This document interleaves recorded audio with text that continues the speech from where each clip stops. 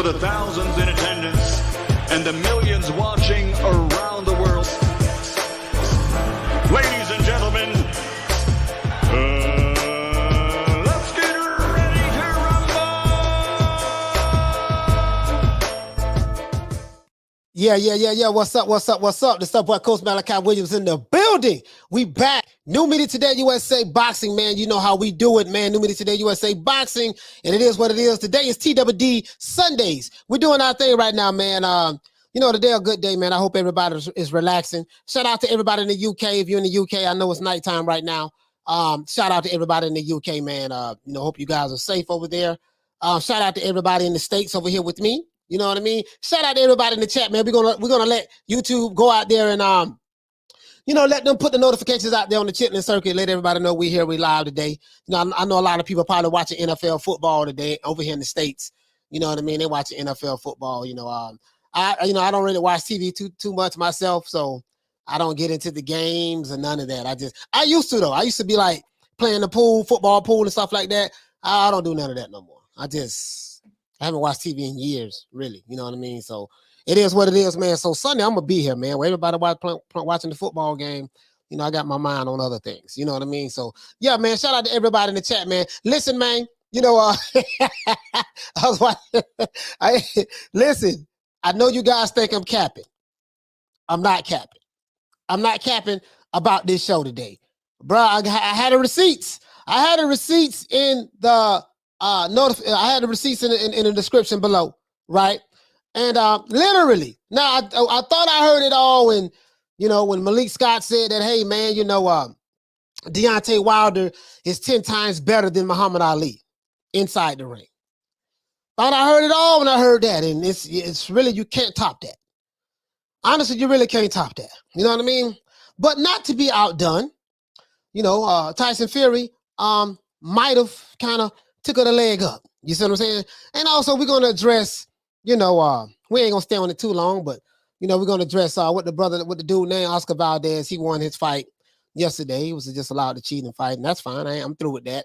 It is what it is. Mauricio Suleiman, Bob Bam, thank you guys for letting us know what time it is. You know what I mean? Just keep that same energy when it's another fighter that may not be as privileged as Oscar Valdez. Anyways, and my main man, Evander Holyfield. I hate to see an old guy go out like that, man, but, you know, the Holyfields, you know, he damn near 60. Then you have Manny Pacquiao. He getting the brakes beat off of him. His wife has to feed him food, you know, because he's so, you know, he got so beat up. You know what I mean? These old guys have to know when it's over. And, you know, they just have to know when it's over, man. You know, you don't have a Bernard Hopkins or nothing like that. B-Hop at least did his thing a little bit. He was still showing that he was at a high level, you know, for so many years, even in his mid-40s. But these guys is they just don't know when to leave it alone. You see what I'm saying? So anyways, man, shout out to everybody in the chat. Let's go ahead and make an introduction. Shout out to my main man with the sleeve. Hey, okay. Shout out to Neil Simpson. Hey, okay. Shout out to Bacon and Eggs. What's going on, fam? Hey, okay. Shout out to Hector Garcia. Hey, okay. Shout out to Furion Survivor. Hey, okay. Shout out to Baltimore Racks. Racks on racks on racks. Hey, okay. Shout out to Halim in the building. What's up, Halim? Hey, okay. Shout out to my brother Charlo. Everybody out in the UK. Hey, okay. Shout out to Thomas Jones. Thomas, what's going on? Hey, okay. Shout out to Major Key Boxing in the building. Major Key in the building. Hey, okay. Shout out to Richard Slutsky and the Queen Arlette. Hey, okay. Shout out to Thomas Jones and Mr. T. Hey, okay. AKA Clubber Lane. Shout out to Imperial Kingdom. Really though. Hey, okay. Shout out to Paul Evans and JBN Boxing. What's going on, brother? Hey, okay. Shout out to Gerald Fields. Hey, okay. Shout out to Boxing Fan. What's going on, fam? Hey, okay. Shout out to Rob Rib Shows with the Lick Reed and Troy's Smoke Alarm. Hey, okay. Shout out to Chick. What's going on? Hey, okay. He said, yo, coach, sup, baby? What's going on, baby boy?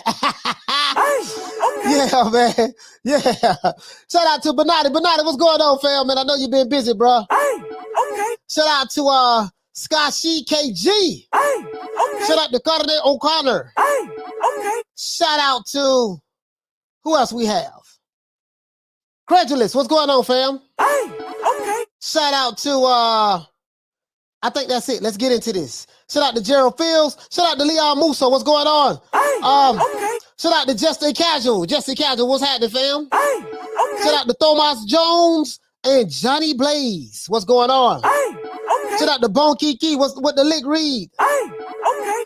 Anyways, man, let's get into this, man. Bro, boxing fan, what's going on, fam? Okay. Yeah, man, listen, man, we had a hell of a weekend this weekend, man. You know, Evander Holyfield, man, bro, I'm gonna just get straight to that right off the ripple. Man, Evander Holyfield ain't got no business boxing again. The fight pretty much turned out the way we all knew it was gonna turn out. Evander Holyfield, man, is a Hall of Famer. You know, you had these old dudes still trying to fight. I mean, not even, you know, at least Mike Tyson, he's smart about it. He's fighting exhibition matches. Shout out to Double A. What's going on, Double A and Emmanuel? Okay. You know, and shout out to my main man, Big Ronald Finkley. What's going on, Big Ron? Okay. You know, normally, man, like these old dudes, you know, Mike Tyson is smart. He said, you know what I'm saying? What we're going to do, baby boy? We're going to do some exhibitions. We ain't going to be taking no real punches. We too old. We in our 50s, man. It's over with. I don't give a damn how bad the Hall of Famer is or how bad of a fighter he was when he was in his teens, 20s, and 30s. But when you 58 pushing 60, bro, all of that leaves out of the window. Shout out to Teach. And this for all you old dudes and old coons out there who think you still got them hands too. You'll run up on some older cats, you know, on the street, and they'll be like, not through the aisle, 2710, what's going on? You know what I mean? You know, you just run up to some old coons on the street. They'll be like, boy, Jitterbug, boy, back in the day, boy, Jitterbug, you better go head on. Now, a couple of them still can throw a little hands because a lot of these young dudes, they can't fight. Anyway, this is why they shooting out there. But, you know, some of these old dudes, they think they still got it. But, man, you ain't 25 no more, homie. You ain't you ain't 25 no more. I know what you used to do back in your day, but today, you know, it's not back in the day. Today, what you used to do don't mean anything anymore. You see what I'm saying? Don't mean anything anymore, bruh. It was like, bruh, I was the highlight of the fight. I think he fought what my man Victor Belfort. The highlight of the fight was when the referee stopped the fight. That was the highlight of the fight. Is when he stopped the fight. You know, and a lot of these casuals these new fans who never watched boxing before, you know, you'll look at Holyfield, you be like, oh man, I heard of that dude. Shout out to Desmond. Shout out to Nikki. What's going on, Queen? You know, a lot of these dudes will be like, Mr. T in the building. A lot of these dudes will be like, oh man, this dude right here, man, this dude getting beat down. He couldn't have been too much of nothing back in his day. Bro, this is an old shrivel up version of Evander Holyfield. This is not the same guy that beat my guy Mike Tyson twice.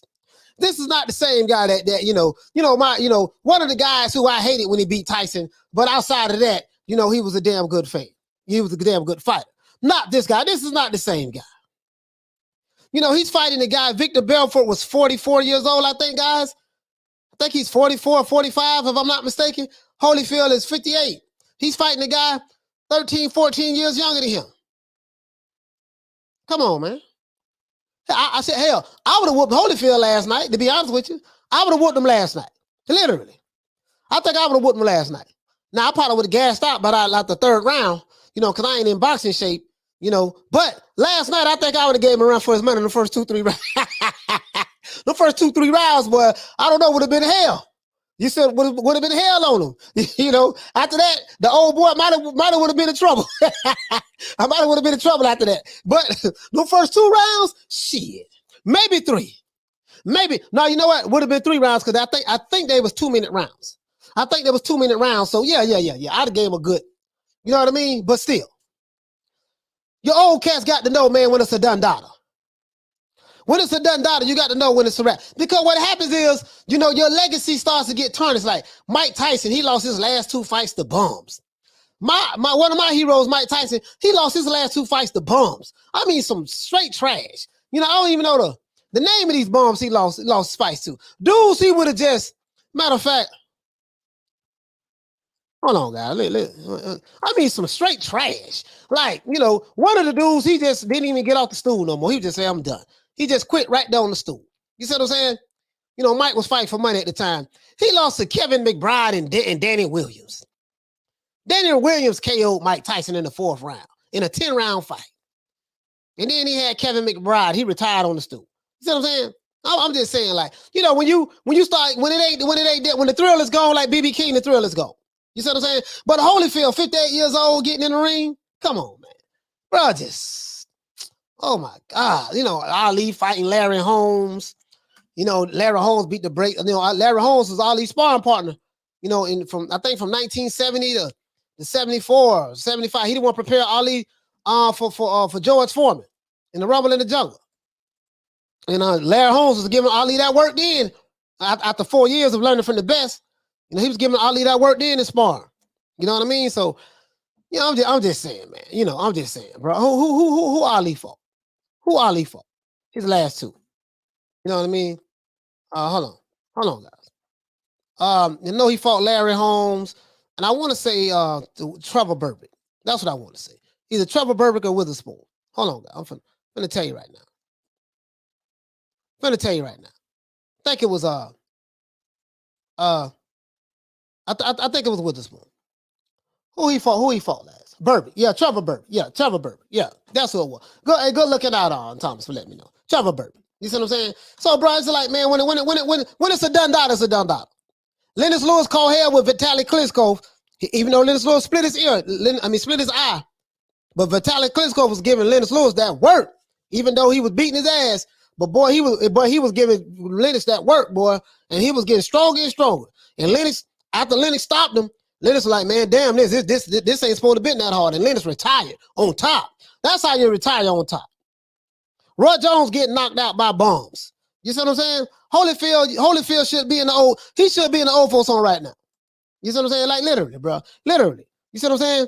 I know, and I hate to see that. It almost brought tears to my eyes. The highlight of the highlight. If you didn't see the fight, you didn't miss nothing. Happened not too far from my house. Shout out to Bone Kiki. Hey, okay. You know what I mean? When you know, the highlight of the fight was when the referee stopped it. That was the highlight of the fight. Now, on to some other news.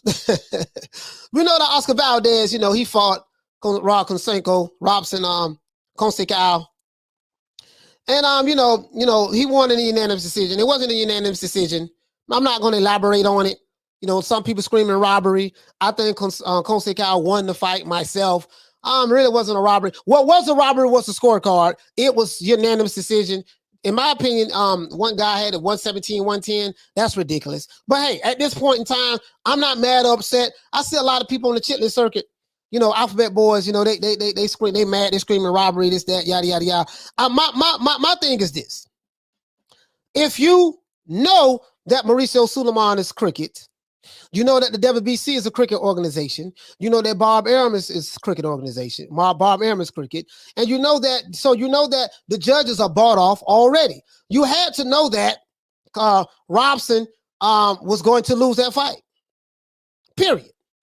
You had to know that. So you can't get mad. You can't say that you know Mauricio is a crook. Bob Arum is a crook. The judges is going to rule in Oscar Valdez's favor. And then when they do the exact same thing that you said, that you knew that was going to happen, you get upset about it. You can't get upset about it. It is what it is. You see what I'm saying? So Oscar Valdez won. He was allowed to cheat and win, and whatever the case may be. No, don't do as we say. Do as we don't do as we do. Do as we say. So it is what it is. They laid the on the groundwork out there, and I'm done with that. I'm done with that. Now, as it relates to the Gypsy King, I can't make this up. Listen, guys, I have the receipts. You know I come with the receipts. I have the receipts. I can't make this up now. You know what I mean? So, you know, the brother say, no way, Valdez won that. Yeah, you know, I mean, I'm not saying he didn't win, but what I'm saying is the actual, the way the scorecards were, you 110 or 117 to 110, that was ridiculous. Valdez wasn't doing nothing hellified like that. You know what I mean? You know, to me, he lost like the first 5 rounds, in my opinion. But that's neither here nor there. It is what it is. Oscar Valdez stayed the hell away from Shakur Stevenson. Stayed the hell away from any elite guy. It is what it is. Now, the Gypsy King, Tyson Fury. Now, I thought I heard it all, guys, when we heard that Malik Scott say that Deontay Wilder was 10 times better than Muhammad Ali inside of the ring. Right? Thought we heard it all, right? And to me, that still might be number one. But I think Tyson Fury said, you know what, I'm not going to let this Dosa, or whatever he called Deontay Wilder, outdo me.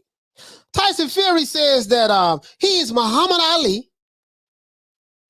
I can't make this up. Mike Tyson, Lennox Lewis, and Wladimir Klitschko wrapped all into one fighter. Literally, he said this. I can't make this up. I had a receipt right here. I'm going to let you hear it. So he's he's Ali, Tyson, Lennox Lewis, and Wladimir Klitschko. He's 4 Hall of Fame fighters rolled up into one. I don't see no Mike Tyson in him. Outside of his name, we know his dad named him after Mike Tyson. So for those guys who pushing that, the race baiting narrative with John Fury and them as racist and yada yada yada, blah, well, goddamn it, he named his son after a black man, Mike Tyson. That's some hell of a racism right there. That's some 52 fake out racism. You know what I mean? But let's move on from that because we know that's a touchy subject among certain people who push these race-based narratives, right?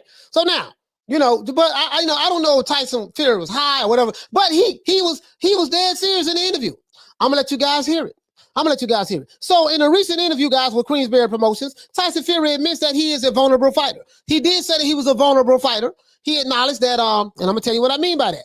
He spoke about how he got knocked down in the past, by blowing up cruiserweight by the name of Steve Cunningham. There's another guy he fought that knocked him down as well that he spoke about. You know what I mean? He also spoke about how Deontay Wilder knocked him down twice in the first fight. So he acknowledged that he's a vulnerable fighter, guys. He's vulnerable.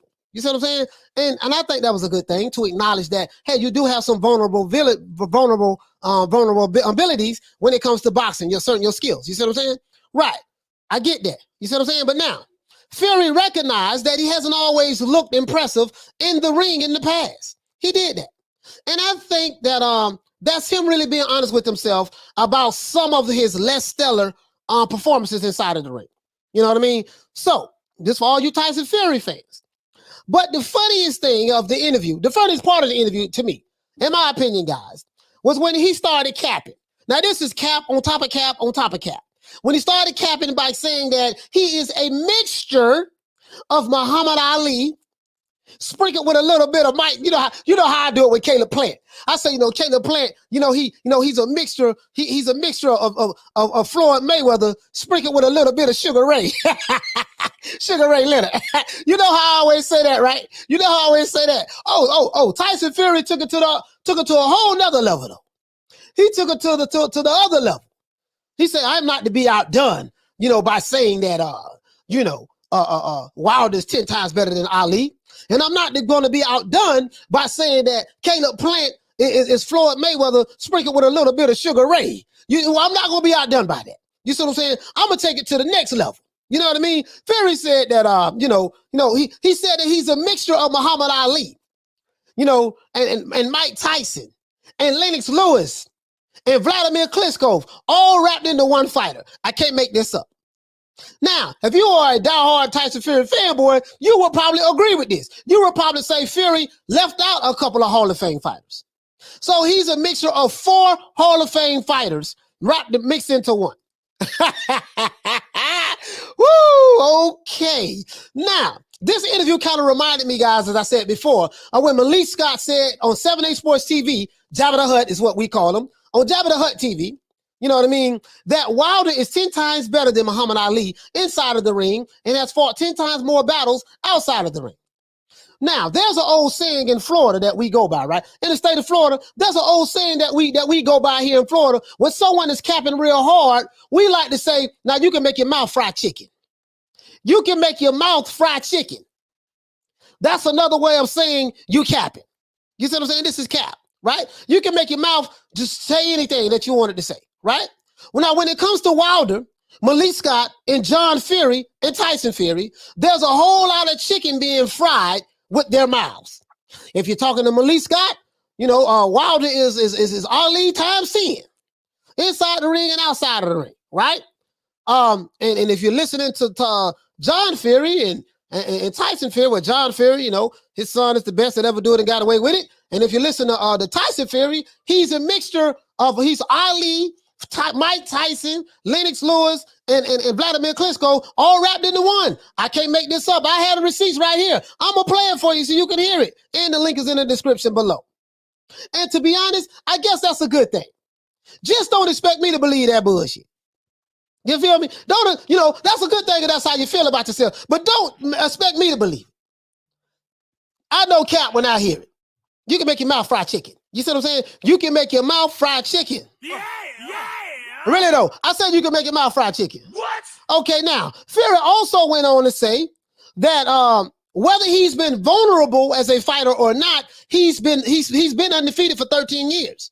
Facts. He's been undefeated for 13 years. No one has beat him yet. You see what I'm saying? And that's why he feels that he is the best heavyweight of this era. And he's the best fighter that ever lived. Cap, and more cap. I cannot make this up. This man said that he's been undefeated for 13 years, which is a fact. And because of that, that makes him the best fighter of his era in the heavyweights. And you might can argue that, say, okay, he's the best. That's debatable, but he hasn't fought AJ yet. But if you want to say that, you can say that for argument's sake, right? But he said that he is the best fighter in his, and I guess he's supposed to say this. He's the best fighter that ever lived. He's supposed to say that. I can't even get mad at him about that because most fighters would say that about themselves. Floyd Mayweather said he the best ever. You know what I mean? Ali said he was the greatest, right? So most fighters will say this. Only problem is your resume has to measure that. Ali fought. He fought quite a few Hall of Famers. You know what I mean? So, but I get where Tyson Fury is coming from. But to me, that's cap, and more cap. Cap on top of cap. Remember that song, Racks on Racks on Racks? Well, we got cap on cap on cap. Cap on cap on cap. Racks on racks on racks. Cap on cap on cap. That's what we got right here. You see what I'm saying? Now, the crazy part about the entire interview is that Tyson Fury was dead serious when he said this. He wasn't smiling. He was dead serious. Like literally, I think he really believes this stuff, right? What? So now, he said that he has the footwork. Now listen to the breakdown. He said he has the footwork of Muhammad Ali. I beg to differ. I think Ali has better footwork, but I can understand that if you want to run with that, so be it. He has the footwork of Muhammad Ali. You see what I'm saying? But he does have footwork from to be a 6'9" heavyweight. He did say that, hey, no one has ever seen anything like him. And that is true. No one has ever seen anybody that big move that light in his feet. That is true. I got to give him that. He has the footwork of Muhammad Ali, and that might be a little stretch. He says he has the speed and the power of a Mike Tyson. I don't see that at all. Mike Tyson in his prime? Nah, I don't see that at all. He said he has the speed and the power of Mike Tyson. He don't have the power of an old Mike Tyson, let alone the young Mike Tyson. He says he has the strength and the guts and the aggression of a Lennox Lewis. Lennox Lewis was a big boy. Boy, Lennox Lewis was a big dude. Boy, he was a big dude. Boy, woo, Lennox can crack, boy. I don't see no Lennox Lewis in. Now, you might say he has the guts of Lennox Lewis. I don't know. That's debatable. You see what I'm saying? But he broke it down. He has the guts of a Lennox Lewis. The strength. I don't know if he's stronger than Lennox Lewis. And he has the aggression of a Lennox Lewis. Nah, you fight mostly on your back foot. So I can't really say that part of it. And he says he has the awkwardness of a Wladimir Klitschko. Now that I agree with. Wladimir Klitschko was a very awkward fighter. I would give him that part of it. I would give him the awkwardness of a Wladimir Klitschko. I'd give him that. And we're going to discuss that, guys, because we can break this down.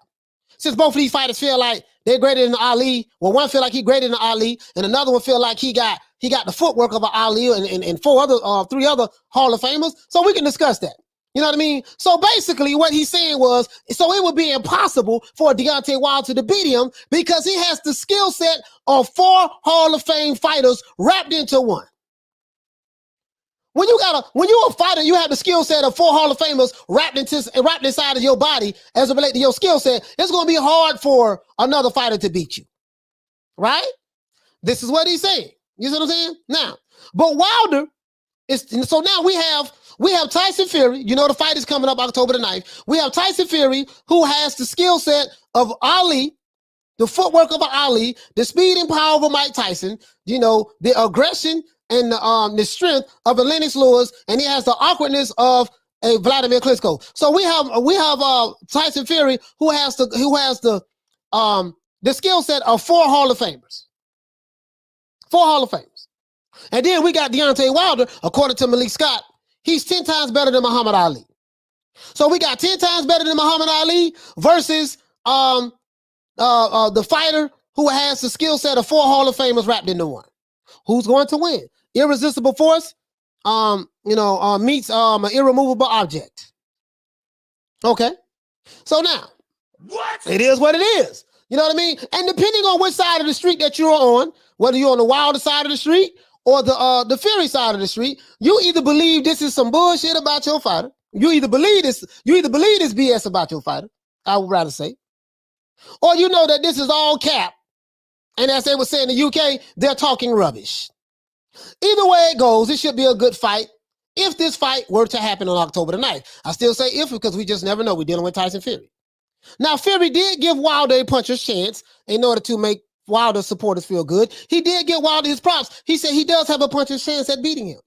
He said, but as he's proven in the past, it's going to be a lot harder to keep him down. And I said this, you can knock him down, but can you keep him down? Right? Now, you see what I'm saying? That's what I got to say about that, guys. So now we gonna see. We're gonna see what's up. You see what I'm saying? Now, I told y'all about the old ass fighters like Evander Holyfield still coming back to fight for the money grab because they probably doing bad. They didn't handle their money right. And this is what happens when you have sideshow, when you have like old fighters like Mike Tyson and Roy Jones coming out doing exhibition matches, which is good. That's exhibition. That's fine. But then you have somebody like Evander Holyfield who's doing a real sanctioned boxing match and he gets stopped in seconds in the first round, 58 seconds or something like that in the first round. This is what happens when you don't have fighters stepping up and fighting the best. This is what happens because you open up the door for YouTubers like Jake Paul and Logan Paul to steal the spotlight from your favorite fighter. And then when we're dealing with the WBC, Mauricio Sulaiman and Bob Arum, they are helping destroy the sport of boxing by allowing drug cheats like Oscar Valdez to continue to fight without punishment. So once you have stuff like this going on, guys, boxing will continue to be a joke in today's time. Pay-per-view numbers will continue to be low because no one is going to pay to see top fighters fight tomato cans, Uber drivers. They're not going to pay to see that. And especially when fights getting canceled and, they're making up rules as the rules go along and yada, yada, yada, yada, yada. And fighters will continue to lose the support of diehard fans like myself because of cherry picking and fighting low-level competition like Jamal Charlo fought on Juan Montiel, right? Like Canelo fought Yildirim, you know what I mean? But at least Canelo fought Billy Joe Saunders and now he's fighting Caleb Plant. But let's talk about it, guys. Let's talk about it. New to the channel, please like, share, and subscribe. And don't forget to click the link in the description below so you can see this actual interview that I'm talking about with Tyson Fury. I want you guys to hear this. I'm not making this up. I swear I'm not making. I know you guys think I'm capping. I know you think I'm capping. I know you do. I know you think I'm capping. I know you think I'm capping. But guess what? I say, no, they're not going to believe this. They're not going to believe. They're going to say, man, Coach smoking. He done been out there smoking that good green and he's trying to sell us his foolishness. Tyson Fury didn't say that. Bro, I got the receipt right here. Matter of fact, I'm going to pull it up right here. I want you guys to see it. I want you guys to see it. And we're going to go on the chitlin circuit too because I want to show you guys something. You know I like showing you guys stuff on the chitlin circuit. When you go out here on these YouTube streets, I like to show you guys stuff. I really do. Like to show you guys stuff. This is the interview right here, guys, so you guys don't think I'm talking.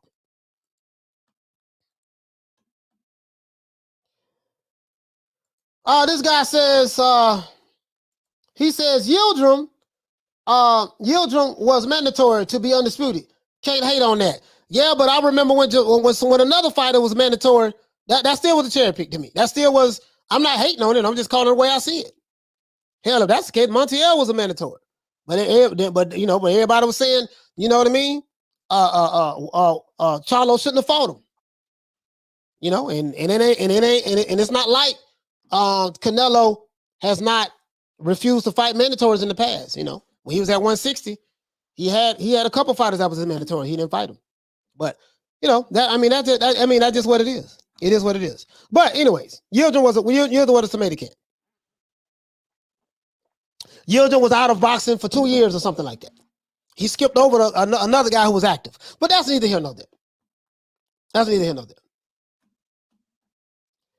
Arlette says, she said Sean Porter says he's fighting Bud on Triller last night. Yeah, I heard what Sean Porter said, but I'm not gonna believe anything until I see it. To be honest with you, Arlette. Sean Porter said a lot of things. I believe it when I see it, because Bob Arum didn't say that. You know what I mean? So we'll see how that play out. We'll see how that play out. Bon Kiki say, Coach, what iPhone is that? This is the iPhone 12. This is the iPhone 12. Double A says, you got YouTube folks coming out fighting and making fights quicker than current boxers. Yeah. William says, if USA don't start making boxing would die over there. The zone don't need USA. Boxers are now they are global. Yeah, boxers are global. Yeah, the US market is going to die. The US boxing market, boxing is not going anywhere as a sport. But the actual US market, yeah, that ain't going. You know. Because you got Canelo Alvarez, he's fighting, he doing what he does, but he's not going to be enough to carry the sport of boxing like that. You know, he'll represent for his people. You know, his Mexican people. He'll represent for the Hispanics and stuff like that. But as it relates to the sport of boxing, nah. You know that. You know, it's going to take multiple fighters. It's going to take the and shout out to Errol Spence. Errol Spence was doing his part. He was doing his part, fighting top fighters. He was doing that, right? It's going to take the Crawfords, the Porter's been fighting top competition. It's going to take top fighters fighting each other on in the lightweight divisions and the featherweights divisions and the the junior welterweights. Josh Taylor did that, and they're gonna have to fight often. You see what I'm saying? I'm gonna show you guys something like back in the day, like a Don King pay-per-view. I'm gonna give you an example. You would get something like Mike Tyson's fighting somebody. He's the main event, so everybody coming to see Mike. But then guess who will be on the undercard? Julio Cesar Chavez will fight somebody like a Pernell Whitaker. Pernell Whitaker wasn't with.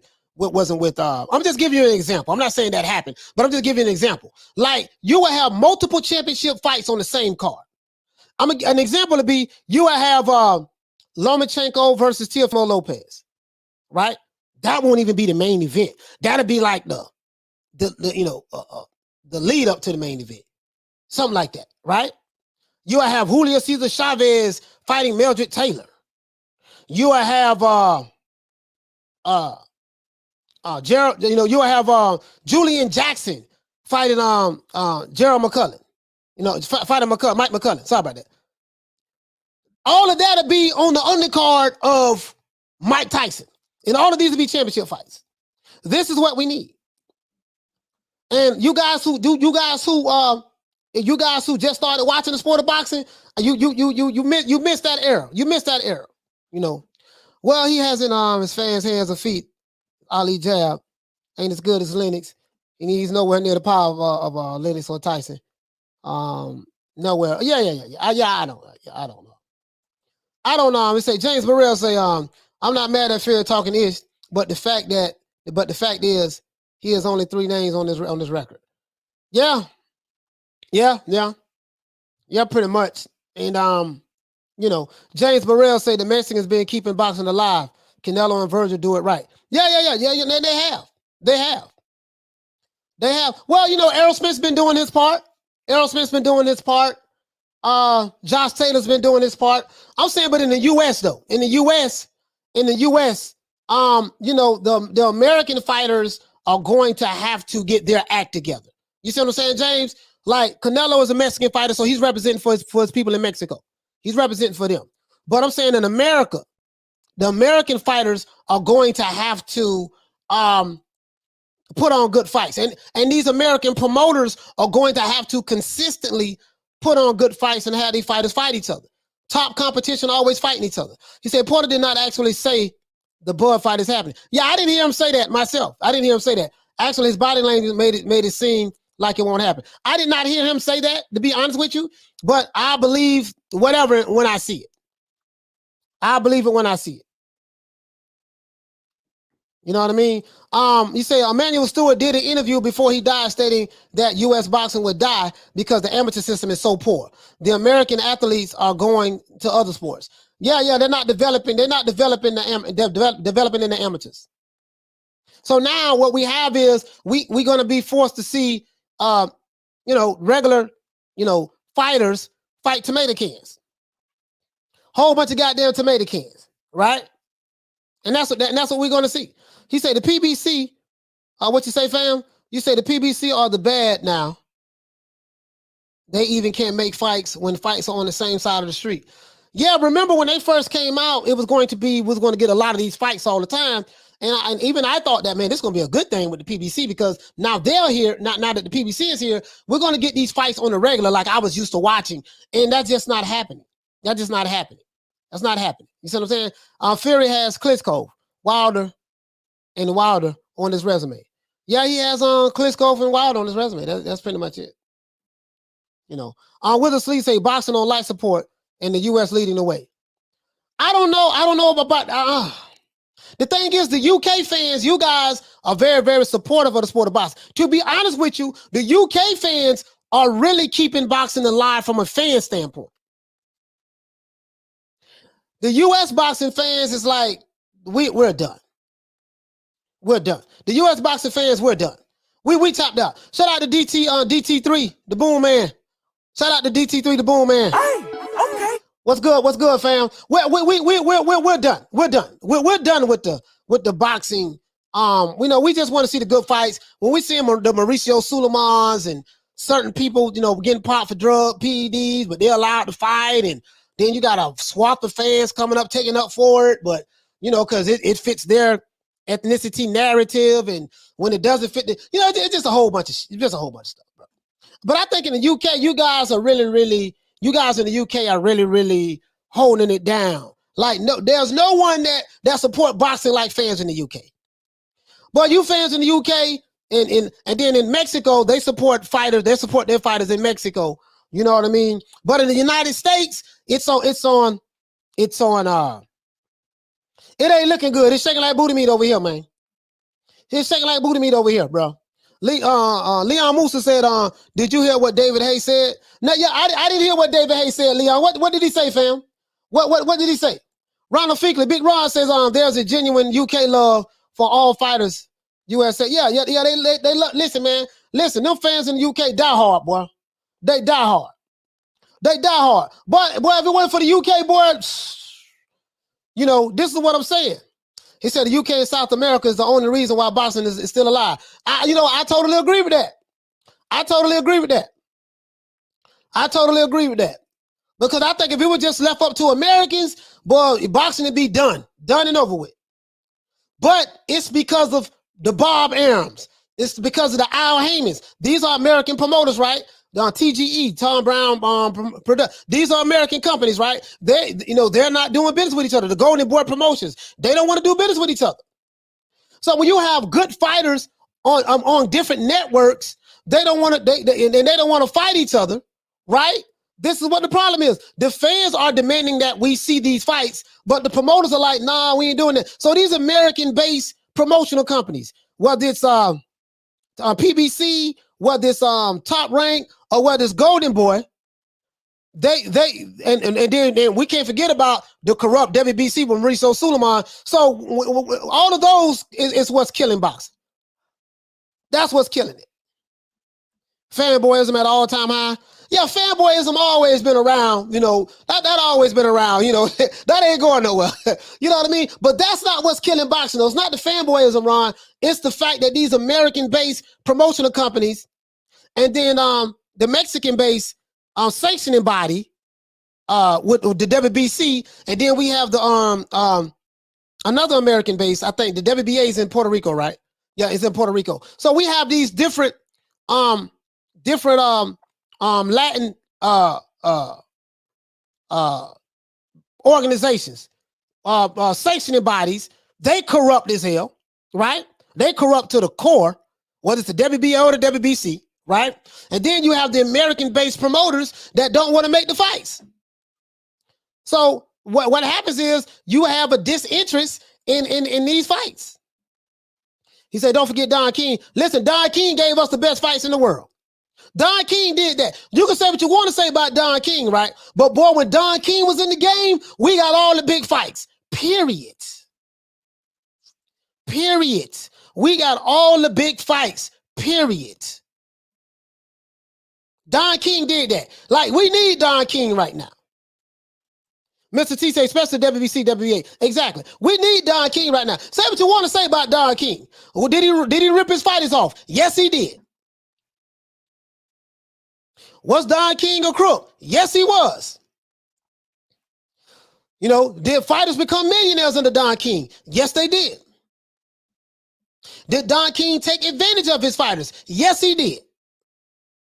This is facts. Don King got sued by a plethora of fighters who fought for him. That is true. But guess what? From a fan standpoint, we got the fights. Period. Yeah, the WBC is in Mexico. We got the fights. From a fan standpoint, we got the fights. That's it. That's it. Plus, American fans don't buy fights anymore. They illegally stream. Exactly. He said if Wilder had not held on to his belt like a virgin, protecting that chair, boxing would be in a better place. It's not all Wilder's fault, though, Bon Scott. It's not all Wilder's fault. The WBC allowed Wilder to not fight his mandatories. We didn't get the Wilder-Dillian White fight because the WBC allowed him to do that. You know, the WBC is pretty much, you know, in Al Haymon's back pocket. And they are in, sanctioning bodies are for sale. Sanctioning bodies are like the prostitutes of boxing. Whoever the highest bidder, they will sell their services to them. To be honest, sanctioning bodies are like the prostitutes of boxing. That's what it is. To be honest with you. You see what I'm saying? The Alphabet Boys have been ordered by 7-8 Obese TV to not talk about Baby Banderson. Oh, okay. Yeah, I don't know. Oh, you say Big Baby Banderson. Helene say, no comment on he was a crook. No proof. No, we got plenty of proof, man. Whole bunch of receipts. Julio Cesar Chavez sued him. Mike Tyson sued him. Vander Holyfield sued him. You know, a whole bunch of his fighters sued him. Larry Holmes. I might want to say Bernard Hawkins might have sued him too. Bro, listen. He has at least 10 or 15 fighters that sued him over the years. A plethora. But guess what? We got the fights in the Don King. We got the fights under Don King. We got the fights under Don King. So say what you want to say about Don, but boy, we got them fights. And guess what? As soon as Don got out of the way, we see what Bob Arum doing. Because we needed somebody to put their foot on Bob Arum's neck. Bob Arum ain't making no big fights no more like he used to. When Don King was here, he was forced to make the big fights because Don put that pressure on his neck. And there's no promoter that can put pressure on Bob Arum. So all of them collectively are doing a bad job in growing the sport of boxing in America. You have a foreigner in Canelo Alvarez that's doing better in America than the American fighters. That's a problem. The fans in the UK support boxing like nobody on the planet. The fans in the UK are some true fans of boxing. Literally. They are some true fans. I take my hat off to the UK. I ain't nothing I can say. There ain't nothing I can say. What can I say? Yeah. What can I say about the UK? Bro, it could be, the UK can have two dudes from an English pub, drunk, getting ready to fight each other on a Saturday night. Guess what? And they could be fighting in the O2 Arena. Guess what? It's the venue gonna be sold out. It's gonna be 20, 30,000. 20 or 30, not 30, 20 or 30,000, maybe 40, not 40,000, 40, maybe 40,000 people in the building to watch two drunk Englishmen stumbling out of a pub, put some gloves on their hands, throw them in the ring. They gonna watch that fight. And they gonna buy it on pay-per-view too. And they gonna buy it on pay-per-view. That's facts. Yeah. This facts right here. Ain't they gonna buy it on pay-per-view? Literally, they gonna buy it on pay-per-view. He says, Don King robbed G-Man. Don King robbed everybody. But we got the fights. We got the fights. So say what you want to say. Say what you want to say about Don. You know, Don said, I'm for the people, by the people. You know, this is the land of liberty. You know, justice for all. You know, Don did that. Shout out to my main man, Big Ron. Hey, okay. For dropping that quarter of a bam. Dizzub on your boy. Hey, Leroy! Super chat received. Playtime's over, boy. Hey, y'all, listen, y'all in the UK know I ain't lying, bro. Jared Anderson got a target on his back from the Alphabet Boy Race Hustle crew. Yeah. He got a target on his back. Bruce Gold say, I ain't watched those drunks fighting. Hey, he said, I watched the illegal streams of drunks fighting on CCTV. Bro, I'm telling you, boy, there ain't no fans out the UK. But the UK, boy, they like a good fight. Oh, y'all, listen, it could be two dudes literally just, literally just sitting in the pub drinking. They don't have a couple of shandies. You know, listen, you ain't gonna outdrink nobody from the UK neither. UK, people from the UK can drink. They drink like a fish. I know. When I lived in Orlando, right, I used to work at this hotel called the Rosen Hotel. Rosen Hotel. If you're from the UK and you ever came to Florida and you vacation in Orlando, a lot of the people from the UK stayed at the Rosen Hotel. They're on International Drive.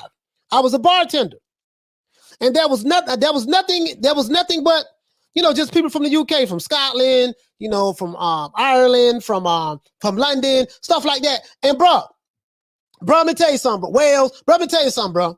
But them people can drink, bro. They can drink a whole damn pitcher of beer, literally. No slurring in their speeches, no stumbling, none of that. And they don't like to tip, but they used to tip the hell out of me. Because I used to tap the kegs and everything. I did everything. Tap the kegs, make the drinks. Hey, well, what you want? I get like 4 or 5 people orders at one time. Make all of the orders. When the keg run out of beer, go to the back. You know, I didn't know what a shandy was. A shandy is a beer with Sprite on top of it. Right. I used to make like Amber Bach. Now we had the Amber Bach beer. I got turned on to that, to the dark lagers. Let's see. I used to Harvey Wallbangers. You know, White Russians, just a lot of little stuff. You see what I'm saying? I'm gonna tell you something, man. You ain't gonna outdrink nobody from the UK. You can forget that. They'll drink your ass under the table. Literally. Not gonna outdrink them. Not gonna outdrink them, and they gonna fight. You know, not whether they can fight tonight, that's neither here nor there, but they gonna fight. They ain't gonna do that. And then when the fight over with, they're gonna pick each other up. We're gonna go back to where we went at, and we're gonna act like ain't nothing went on. Everything okay. Lager dash code. Yeah. Yeah, you see what I'm saying? Bro, I'm telling you, bro, drink like a fish. You see what I'm saying? But anyways, he say, Pastor Keith Thurman fights for free because he do it for charity. Oh, Pastor Keith Thurman, huh? Oh, Pastor. He say, Coach, you deserve, did you serve snake bite? No, I never served a snake bite. Never. No, I never served snake bite. Hey, but listen, let's check this out now. Now, hold on, guys. Hold on. Go on over here. I want y'all to hear this. For all you Tyson Fury fans. Hold on, Arlette, what you say, Queen? Arlette said, I used to charge gratuity when I was a bottle girl, cocktail waitress to coach. Oh, yeah. Listen, when I worked at, hey, Arlette, when I worked at the Rosen Hotel, I used to, the gratuity, we had a 8.5% gratuity that was already included in the drinks. So anything you ordered, I got mine off the rip. You see what I'm saying? And then we had tip jars, and them tip jars used to be packed every night. When I closed the bar, every night I had I made like $200 and I had like $200 in tips, right? $200 in tips with the gratuity and everything. And then I take my 8% out of everything that we made for the night. After I take my 8% out, get all that's me. And everything they put in the jars, that's me. And then I have to turn the money in. $200 a night. Hey, this is 1999, guys. This is in 1999. I was making a stack a week. 5 days a week. I was making a stack a week. That was a lot of money back then in 1999. We're talking about 22 years ago. You see what I'm saying? So he said us Aussies would give Brits a run for their money when it comes to drinking. Boy, I think good fight. We go back into the pub and drink together. Hey, okay. Hey, William, that's true. He said, boss, hey, see that we got to fight the fellas. Hey, William, that's true. Hey, that's true. After a good fight. All right, man, let's go back and he'll finish drinking. That's it, bro. That's it. That's true. Hey, all that said, you made a killing, coach. Yeah, I used to make a killing. But I ain't even lie, boy. I make a killing. I used to be tired because you standing up for like eight hours. But he said once an American boxing channel started hating on a confident boxer like Anderson, this early, history shows they never coming back. Alphabet boys, bad for boxing, too emotional. Hey, listen, bro, I'm trying to tell you. Double A said my oldest sis said back then bartenders was making that money. Not the back end though. Nah, man. Bro, I'm trying to tell you, bro. Bro, I went to ABC bartending school in Orlando off of 1792 in Colonial. I think it's 1792 in Colonial. There was a school right there on the second or third floor, I think. Yeah, I got my license. I got my tips certificate showing that I was a responsible bartender. Because if you see somebody drunk and you got to know when to cut them off. I can't give you no more to drink, bro. But it was hard for me to cut the dudes off from the UK. The people, hey, the women would drink you under the table. Listen, if you're a guy in America, if you think you can drink, no, the women would drink you under the table. Listen, give me your best drinker from America, and I line them up with any female from the UK, and I promise you, drink for drink, she'll drink his ass under the table. And then when it's over with, she'll get up and walk back to the hotel and won't even stumble. Boy, they can drink, boy. They can drink. Me, I have a 2-drink maximum. I drink 2 drinks and I'm done. And they used to buy me drinks. Man, come on, man, drink with me and get mad if I don't drink. They'll buy you a drink and get mad if you don't drink with them. I'm like, man, I can't drink, man. I'm working right now. I'm working right now, baby boy, I'm working right now. I can't drink. Oh, come on, man. I don't want to hear that. Drink with the old boy. Come on, just have one drink with me. And they're like former like a little wall around me. So my manager couldn't come out and see anything. Oh, come on, just have a drink with me. Drink a shandy with me. That's the least you can do. And then, so I'm like, all right, man, damn. So I had to I drank like a quarter of it, right? And then everybody go to screaming and yelling like, hey, throwing their hands up and stuff. I said, all right, man, listen, man, I don't drunk with you now. Let me go. I got to get back to work because, I can't function like you guys. And that was the only way I was able to get out of that. Oh, bro, they don't even play, bro. Bro, they don't even play. Everybody, you guys from the UK, you know exactly what I'm talking about. Bro, buy you a drink, you're going to drink that drink, bro. You're going to drink that drink. He said the Scotsmen's drink a lot more than the English. Yeah. You're right about that. Well, I don't know about all of them, but there was a lot of people from Scotland there. Bro, they can drink, bro. Double A say, Coach 100 on that. Bro, I'm trying to tell you, bro. Bro. He says, take a drink, bro. Teach says, I'm a lightweight. I can only do 1 bottle of beer. Teach, boy, Teach, I can do 2. That's about as far as I can go with it. I can do 2. That's about it for me. You know what I mean? He said, what do you think of, is Malik Scott better in twerking or Wilder? No, I think Wilder got Malik Scott on the door. I ain't never seen a grown man twerk like Wilder. No, I ain't never seen that. The way, I hate even think about it. It's disgusting to me. He say, I went to bartending school. I just couldn't stand the smoke. People allowed to smoke in the club. That is true, man. That's what made me quit. Martin, that's what made me quit. The smoke. He said, they think you're gay if you refuse to drink. Bruh. He said, Coach Brian Flanagan. Hey, YouTube says, believe me, Lonesome Bob is the truth. Is the true Don King. He said, you got to drink. You got to drink it, especially if they buy you a drink. It's mandatory. But that's a mandatory there. But if they buy you a drink, that's your ass. Oh, you going to drink that drink. Martin says, the Irish are white Mexicans. The Irish are white Mexican in drinking. Hey, he said, let's get back to boxing. Y'all going to make me get a 6-pack. Hey, Julio, you right, fam. Hey, sorry about that, man. I didn't mean to get off. Yeah, Julio, you right about that, fam. You right about that, bro. Sorry about that, man. Hey, listen, I want y'all to hear this, though. I want y'all to hear this. Check this out. Hold on, guys. Let me put it on here so you guys can hear. Let me put it on so you guys can hear.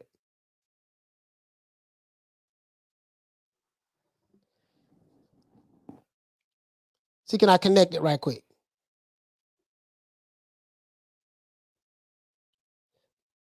All right, it's connected. It's connected, guys. It's connected. Hold on. So let me see, can you guys hear this? We got to hear this because I don't want you guys thinking I'm capping. I know y'all say, coach putting a little yeast on it. I promise you I'm not putting no yeast on it. Enhance your traction. This is a commercial. Helene say, Coach, you served on Iron Brew to Scott's. Yeah, for sure. It'll never be good enough to beat me, ever. Doesn't matter what he brings to the table, it'll never be good enough to beat me, ever. Because no matter how we all chip it up, a Mini Cooper can never beat a Ferrari in a race. And that's the difference in me and Deontay Wilder. Well, I think Malik Scott thinks he's got a Ferrari. Obviously, he's training him, and he says that this time he'll knock you out in 5 rounds. He says that he's been watching your fights, and you look vulnerable in all your fights. What sort of response to that? You know, I am a very vulnerable fighter. So this is the guy that's asking the questions during the interview. As you can see, this is the lowdown. This is actually on Frank Warren's podcast, I think, Queensbury. But I got the link in the description. But here it goes. This is the guy that's doing the interview. I've been put down in the past on a few occasions. Wilder even put me down. What sort of response to that? You know, I am a very vulnerable fighter. I've been put down in the past on a few occasions. Wilder even put me down twice before. Steve Cunningham, a blown-up cruiserweight, couldn't even punch his way out of a paper bag, and Nevin Pajcek wasn't a known puncher. So it's not exactly as I'm invincible. So he's talking about he is a vulnerable fighter, right? Tyson Fury is admitting that he is a vulnerable fighter. He talks about a couple of the fighters like Steve Cunningham and another fighter that knocked him down in the past. He says, I'm a vulnerable fighter. You know, he has been knocked down by lesser opponents. He did say that. You see what I'm saying? He admitted that, right? So when he said that, I'm like, okay, cool. He admit that, you know. So I don't understand, you know, but let's carry on. And it's not like Tyson Fury is an old fighter that's out of his prime. You know, we're talking about a prime Fury who, you know, got knocked down by lesser opponents. But he seems to rise to the occasion. I guess the level, depending on what the level of opposition is in front of him, that's when he rises to the top. Thus far, you know. So let's say that. I have been known to be vulnerable or look vulnerable, but, you know, I'm still undefeated after 13 years. So vulnerable or not, there must be something about me. So you heard what he said. He say vulnerable or not, this must be something about him. He's been undefeated for 13 years. And you heard Fury always say, I've been all over the world, traveling all over the world, trying to find somebody to beat me, and I can't find nobody that can beat me. I've been to Germany, couldn't nobody beat me. You know, I've been in the UK, couldn't nobody beat me. I came to America, couldn't nobody beat me. I've been all over the world, can't nobody beat him. That's what he said. He always say this, right? Guess what? Yeah. Whether you like it or not, right? Whether you say, man, this dude just full of it, I can't stand this dude. This dude just, oh my God, he always capping. Guess what? Ain't nobody beat him. Hey, whether you slicing or dicing, I don't care how you slicing or dicing. At the end of the day, Tyson Fury is undefeated. Ain't nobody beat him. So you can say what you want to say. Whether I like it or not, the fact of the matter is he's undefeated. And guess what? When you say, I've been all over the world. I know I've been to China. I've been to Japan. You know, I've been to Mexico. You know, I've been to Greece. You know, I've been to Antarctica. I tried to fight the Eskimos. I couldn't find no Eskimos to beat me. You know, I went on the space shuttle, went to Mars, fought some Martians. Couldn't find nobody on Mars to beat me. Came back to the Earth. You know what I mean? You know, fought the baddest man on the planet. You know that we know that's cap. Fought the hardest punching heavyweight in the history of a heavyweight boxing. You know, you have no way to measure that. You can't judge that based on knocking out, C-class, C-level fighters. You know, there's no Larry Holmes in this era. There's no Ali's. There's no Tyson's. There's no Lennox Lewis's in this era. There's no Wladimir Klitschko's in this era anymore. There's no Shannon Briggs. There's no Ray Mercer's. There's no Big George Foreman's. There's no Tommy Morrison's. You know what I mean? There's no Iran Barkley's.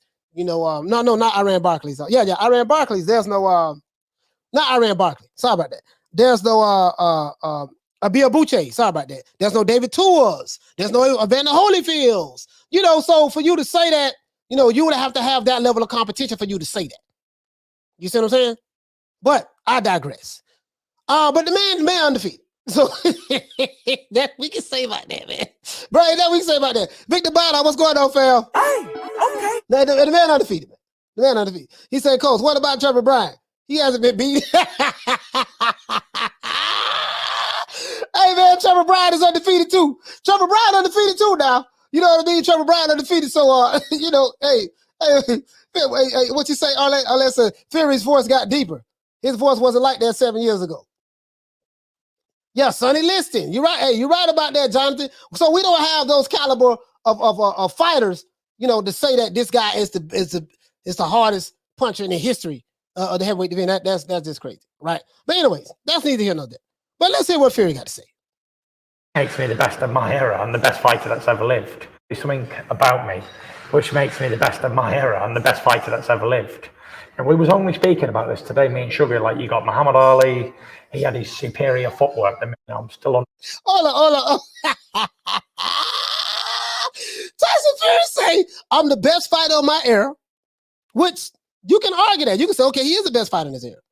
You can argue that. Hey, man, I ain't nothing I can say about that. Hey, listen, he the best fighter in his era. Listen, he was the first, I think out of this era, he was the first unified heavyweight champion, right? He's held every belt, not at one time, but he's held every belt, right? He's been fighting for 13 years, right? And he's undefeated. So, I'm just saying, I'm not making a case for him, but I'm just saying, dude, those are facts. Whether you like them or not, those are the facts. Now, but what else he says is crazy. Hold on. But then he said he's the best fighter that ever lived.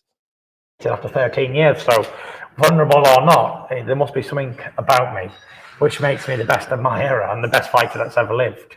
And we was only speaking about this today, me and Sugar, like you got Muhammad Ali, he had his superior footwork that made him special. You got like Mike Tyson, he had that speed and that power, the turn and twists. Then you had like Lennox Lewis, he had his hulking strength and guts, like to go forward and aggression. Then you had Wladimir Klitschko, had all this awkwardness because of his size. Now, if you roll all of them up into one, that makes me.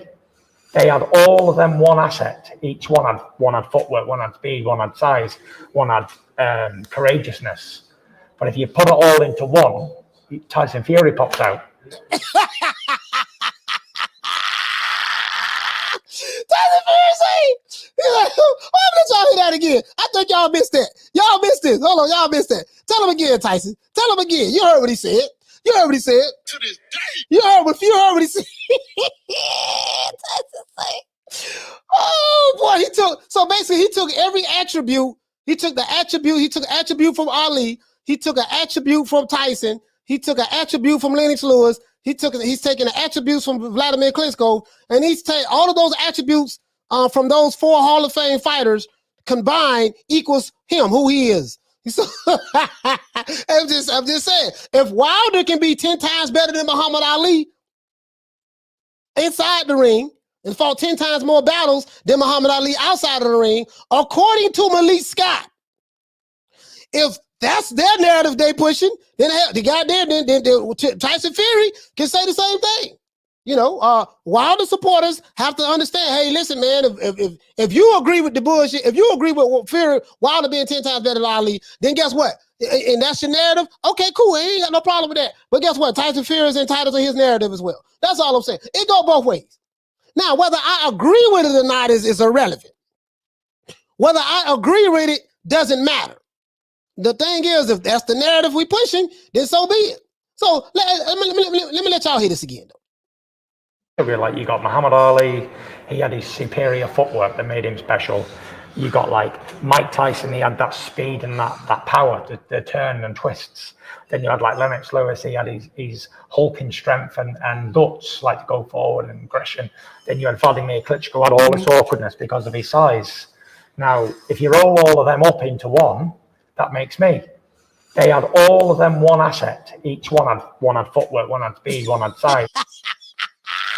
I wish y'all could see the picture. I wish y'all could see the dude who doing the interview. When Tyson Fury said, if you roll all of them up, all of those attributes up into one, then that makes me. I don't see the Tyson. I don't see the Mike Tyson speed and power. I don't agree with that. I don't see the Mike Tyson speed and power. Just like I don't see Wilder being 10 times better than Muhammad Ali inside of the ring. I don't see that. But I can break it down 20 ways from Sunday and show you that ain't the case. And with Fury, I don't see that. I don't see the speed and power of a young Mike Tyson. He's 6'9", 275 pounds. Mike Tyson was 5'10" tall, 218 pounds. I don't see a 6'9" guy, 275, possessing attributes of a 5'10", 218-pound guy. I don't see that. So that's cap right there. Now, the footwork of a Muhammad Ali. Tyson Fury does have damn good footwork to be 6'9". Can't take that away from him. But to say you got the footwork of Muhammad Ali, no. You guys know how I am. I am overly biased when it comes to my old school fighters. I ain't gonna never say no shit like that. Never. I ain't gonna agree with that. Listen, you can put a gun to my head and say, listen, man, you gonna say this or else. I'm gonna say, well, or else. It's gonna be or else then. Sad singing and slow walking on the Saturday morning, because I ain't gonna never say that. But that's how he feels. And that's probably how his fan base feels. She said, if you want to check out the early Wilder promo, Amazing E on YouTube, got one early. Okay, Big Rod. Okay. Hey, okay. He said, Andre Berto said the Fury is the best. Andre Berto never lies. Everybody lies. Everybody. Even the person, and listen, everybody lies, bro. Delusional. He's putting legends who didn't pull out intercessorily all defended titles multiple times. Why he say that? He's on never. Hey, Victor Bono, you got a point there. He never did. Hey, man, listen, man. Listen, man. Hey, man, listen. Hey. Leon Booster, what you say, fam? Fury is the fusion of 4 great fighters. Okay. Hey, okay. You heard Leon. Leon say Tyson Fury is the fusion. Now, if you don't know anything about Dragon Ball Z, fusion, that's what Vegeta and Goku do when they form Vegito. When they form Vegito, they do the fusion technique to where they come together and form this one super Saiyan. You see what I'm saying? So what happened was Tyson Fury fused together with the greats. Woo! Wow. Okay. Hey, okay. Listen, I wish y'all could see that the guy who interviewed him, it's like he did everything in his power to try to keep him laughing. I'm gonna be honest with you. He had a smirk on his face, and then he like, and Tyson Fury was, hold on, let me get to it. I want you guys to see this. Oh, let me see, can we find? Hold on, let me see. The 1 minute and 23 second mark. How about right there?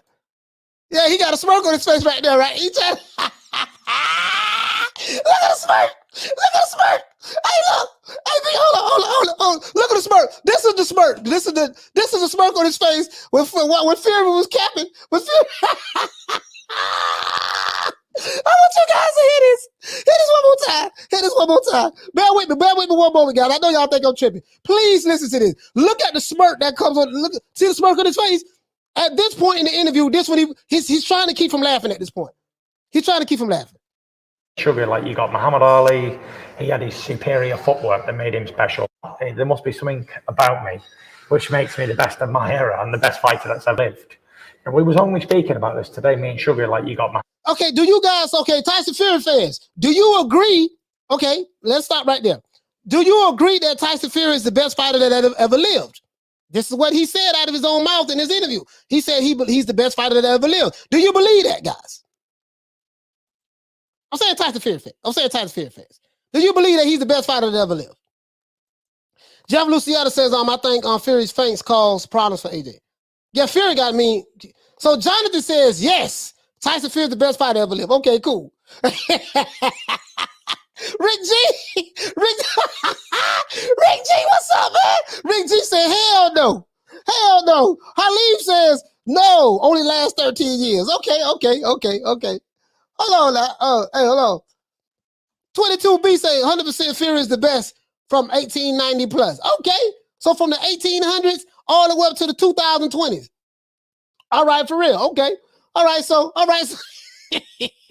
hey, Skashy KG says, most definitely not. Oh, man. Come on, man. All right. Okay. Here you go. Go ahead, Tyson. Go ahead. Ali, he had his superior still undefeated after 13 years. So, vulnerable or not, there must be something about me which makes me the best of my era and the best fighter that's ever lived. And we was only speaking about this today, me and Sugar. Like, you got Muhammad Ali, he had his superior footwork that made him special. You got like Mike Tyson, he had that speed and that power, the turn and twists.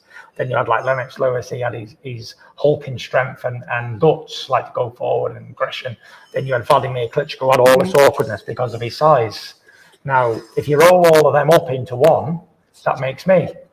They had all of them one asset. Each one had. Hey, listen, when he said if you roll all of them up into one, that makes me. He put the smirk on his face. He was trying to. I wish I could see it. Hey, look, bro. I'm gonna play it a little bit, bro. Listen. He put that smirk on his face, boy. When Fury said that, bro, you could tell it took everything in his power to keep him laughing.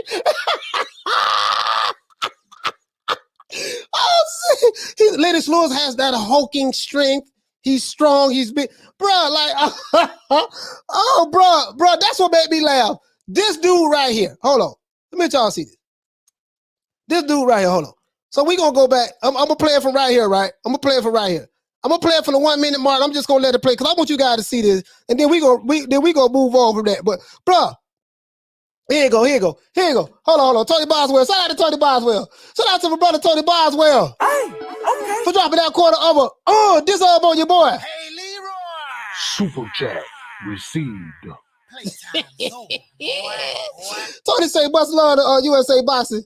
New this day USA Boxing in the chat. Stop in to show some support and hit the like button. Yeah, man, y'all hit the like button, subscribe, man. Hey, man, Tony Boswell, I appreciate that, fam. Yeah. I really appreciate that, bro. Listen, Arlette say he knows he's full of.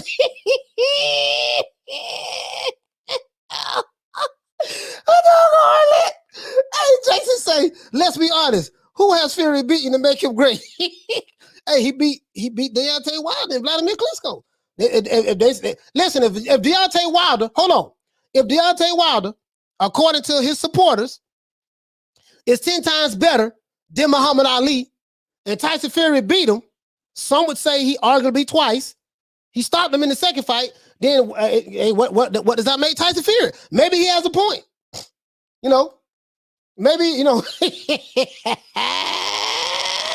I'm just saying, if you are a Wilder supporter, you see what I'm saying, and you believe that Deontay Wilder is 10 times better than Muhammad Ali, and Muhammad Ali is the greatest fighter of all time, according to a lot of casual fans and top professionals. If you believe Ali is the greatest of all time, but you're a Wilder supporter and you believe that Wilder is 10 times better than Muhammad Ali, who was the greatest of all time, then if Tyson Fury beat him, then that makes him the greatest. That makes him greater than all of them, right? And you get what I'm saying? You get what I'm saying? That's all I'm saying. You know what I mean? There's only one Ali. Listen, I totally agree. I don't agree with that. Hey, Bone Kiki, you know I don't agree with that. You know I don't agree with that. You know I know there's only one Ali. You know I know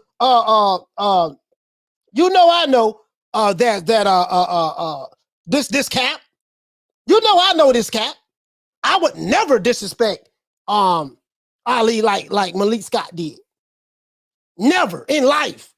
Or Wilder did. Or any of their support. I would never do that in 1,000 years. I never disrespect in the way Fury saying, he ain't saying he's better than him. He's saying he did say that. He said he's the greatest fighter that ever lived. I think every fighter says that, though. I think a lot of fighters say that. I'm the best. I'm this, I'm that. Especially when you're a top fighter. So, I can go for that. But I can go for you being the best fighter this era ever lived, man. Because Mike Tyson never said that. Mike Tyson said that if he fight Ali, Ali will beat him 10 times. He said he'll never beat Ali. He said he'll never look at fighters like Sonny Liston and Joe Frazier and the greats that came before him. He'll never say that he was better than those guys. That's what Mike Tyson says. That's what I love about Mike. And that's how I am. I ain't gonna never say that. But hey, if you believe, back to what I was saying, hear me out. Hear me out. Victor Bottom, what you say, fam? In my opinion, Fury is still untested and unproven until he fights AJ, White, Usyk, and others. He ain't gonna fight none of them. Frankly, Sherry says Wilder's the king. Okay, cool. I can go for that. Wilder's the king, right? But my point is, if you believe that Wilder is 10 times better than Ali, Ali is the best. Wilder's 10 times better than the best. So that means he's way up there, according to his supporters. According to his supporters and Malik Scott, Wilder's 10 times better than the best. So if Fury beat Wilder, what does that make Fury? Arlette said the thing I don't like about Alphabet Boys is that they break down one black man just to uplift another. Disgusting. Yeah, and that's what shoots them in the foot every goddamn time. That's what shoots them in the foot every time. Lisa said, pay homage to the greats. That's right. Yeah, that's right. Absolutely. Jonathan says Ali is the greatest of all time. Fury is the best of this era. Okay. Hey, okay. I can go for that. He said, hold up, I thought Wilder wasn't any good. Fury beats Wilder, then he's the best. Make it make sense. I'm just saying. All I'm saying is, what I'm saying is, according to Wilder's supporters, Deontay Wilder's supporters say that he's 10 times better than Muhammad Ali inside. And a lot of people agree with that, what Malik Scott said. So all I'm saying is this. If, the key word is if we are going to go with that narrative that Deontay Wilder is 10 times better than Ali, Ali is the best according to any fighter who boxes.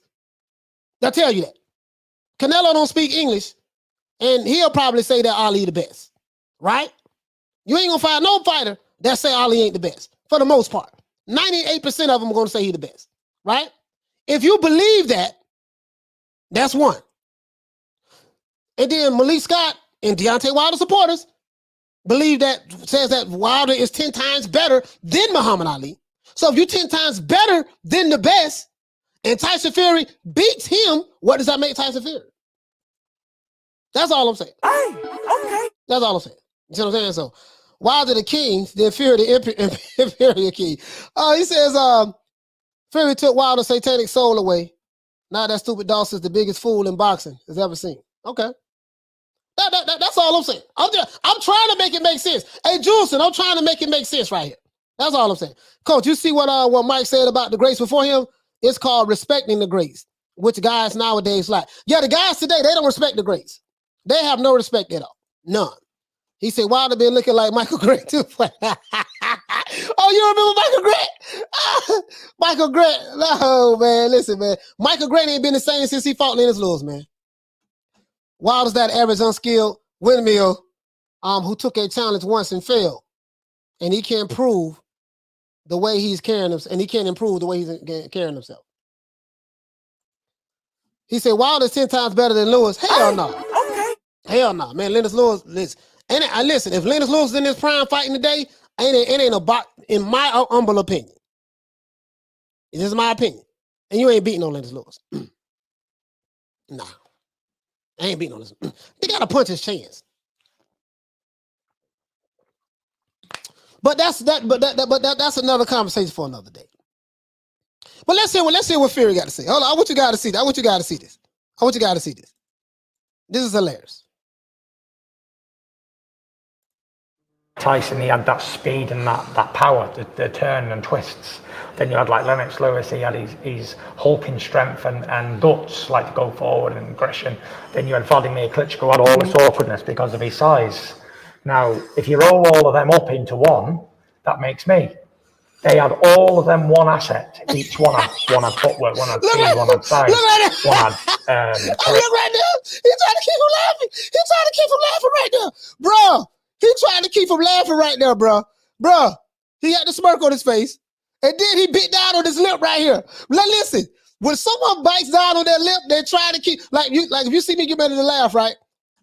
If you see me get ready to laugh, and you see me, and if you see me do this, I'm trying to keep him laughing in your face. Hey, okay. I'm trying to keep him laughing in your face. This dude literally was trying to keep him laughing in Fury's face. Literally. I'm gonna let this play. I want y'all to hear this one more time, and then that's it. I want you to listen, bro. He literally that's just like if I would have caught Malik Scott. If I was on Jabba the Hutt show and he would have said that shit, it probably took everything in my power to keep me from laughing. Jonathan says Fury always said that no one past, present, or future can beat him. That's the mindset you have to have. Okay. All right. Well, you know, okay. Yeah, I ain't got to agree with it, though. I ain't got to agree with it. But hey, I get it, though. I get it. Here we go. Tell him again, Tyson. Like Tyson, he had that speed and that power, the turn and twists. Then you had like Lennox Lewis, he had his hulking strength and guts, like to go forward and aggression. Then you had Wladimir Klitschko, had all this awkwardness because of his size.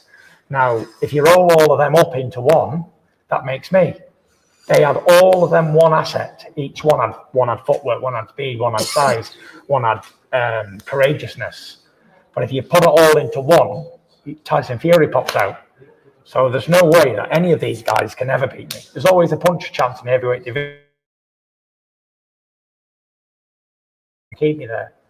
And that's why I will go down as the best fighter that's ever been. Because there's never been anyone at 6'9" tall who could do everything, coming from every angle. It's not even possible. I don't think it's even humanly ethical that this should be able to work. At Loan Depot. And listen. Again, guys, that's his opinion on how he feels. You know, he didn't say that he was 10 times better than Ali. He did say that he's the best fighter that ever lived or whatever. Damn near every fighter say that, for the most part. Like the top level fighters, they say that. A lot of them do. Now the old school fighters, like the Tysons and the Holyfields and stuff like that, they'll never say they're better than Ali. They'll never say it. Never.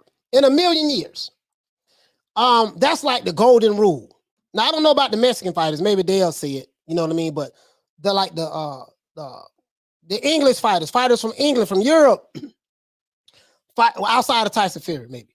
But in the fighters from America, they don't, well, most of them, they used to. They won't say that. You see what I'm saying? But, you know, I don't know. You know what I mean? Fury is an experiment from the boxing gods. Okay. Okay. Victor Bott, I say that'll be a great mindset if he wasn't ducking. Hey, Vic, Vic say he been ducking, huh? George Foreman said that Lewis cemented his place as the GOAT. I mean, yeah, that's his opinion. That's his opinion. That's George Foreman's opinion. I don't agree with a lot of shit for George Foreman say neither. You know what I mean? And then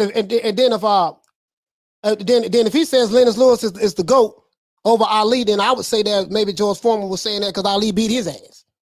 You know what I mean? But that's subjective to him. Never seen a dude as big as Fury move like that. Lisa Bell says, I can't listen to this malarkey. Oh man, listen. He said true Fury rule any era. There they go. Oh man, there they go, boy. Bruce Leroy, what you say? He say Fury is not a good inside fighter. Man, listen. They say, how about Malik Scott fake throwing up in the video? Hey, hold on. Oh, what you talking about? You talking about the body work of that Wilder been doing? They say Wilder been doing good though. They say Wilder been he been hitting the pads pretty good though. I mean the pads don't hit back, but you know, I'm just saying. He said, yeah. Odo Wallin ranked 42 in the world. Took Fury 12 rounds, put it on him and bust his eye, and gave him 48 stitches. If you're that good, you walk through Odo Wallin. Hey, Tony Lyons, what's up? Hold on, man. Odo Wallin, man. Odo Wallin was I ain't never heard of him. I ain't gonna lie to you, dog. I'm gonna be honest with you, dog. I ain't never heard of Odo Wallin, but I can't even, I don't even have a comeback for that. I don't have a comeback for that, bro. The dean says Lennox would have knocked Fury spark out. Man, listen, bro, that dude had a hammer on his arm. He said, Wilder the king of no boxing skills. Hold on, man. No, you can't say that, man. Wilder, Arlette says, you notice he is saying he better than Al, than all the black fighters. Oh, there you go.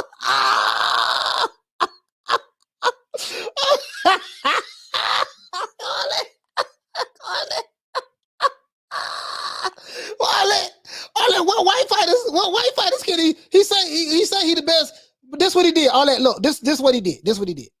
Put it in its proper context. He's saying that you can take the footwork of Ali, take the hulkish strength or size and aggressiveness from Lennox Lewis, take the speed and the quickness, and I guess he's trying to say power. I don't see that of a Mike Tyson, and then the awkwardness of Wladimir Klitschko. Wladimir Klitschko is white. Wladimir Klitschko is white. So he's saying he's better than him too. To be fair, he said Coach Malik Scott, he ducked Anthony Joshua, ducked Dillian White, ducked Pulev, ducked the Klitschko's rematch, ducked Ustinov, declared he ducked Usyk, even ducked Price. Imagine, hey man, listen, man, listen.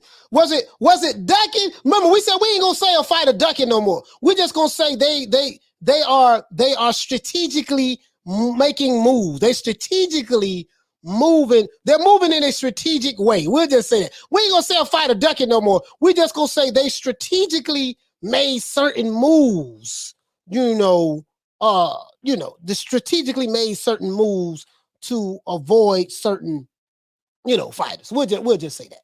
We ain't gonna say they ducking no more. We just gonna say they made strategic moves on the chessboard. You know what I mean? Ali say Tyson Fury, all he needs is plant shoulder roll. Nah, Tyson Fury know how to do the shoulder roll though. He know how to do the shoulder roll. Yeah, he know how to do the shoulder roll. You know what I mean? What you say? He said, I would be shocked if Fury even quit in a fight.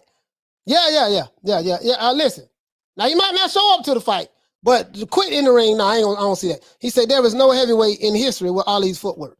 Hey man, listen, I totally agree with you. Hold on. You said heavyweight. Yeah, you're right, heavyweight. Yeah, heavyweight. You're right about that. Yeah, heavyweight. Yeah. Absolutely. Because Ali's favorite fighter was Sugar Ray Robinson.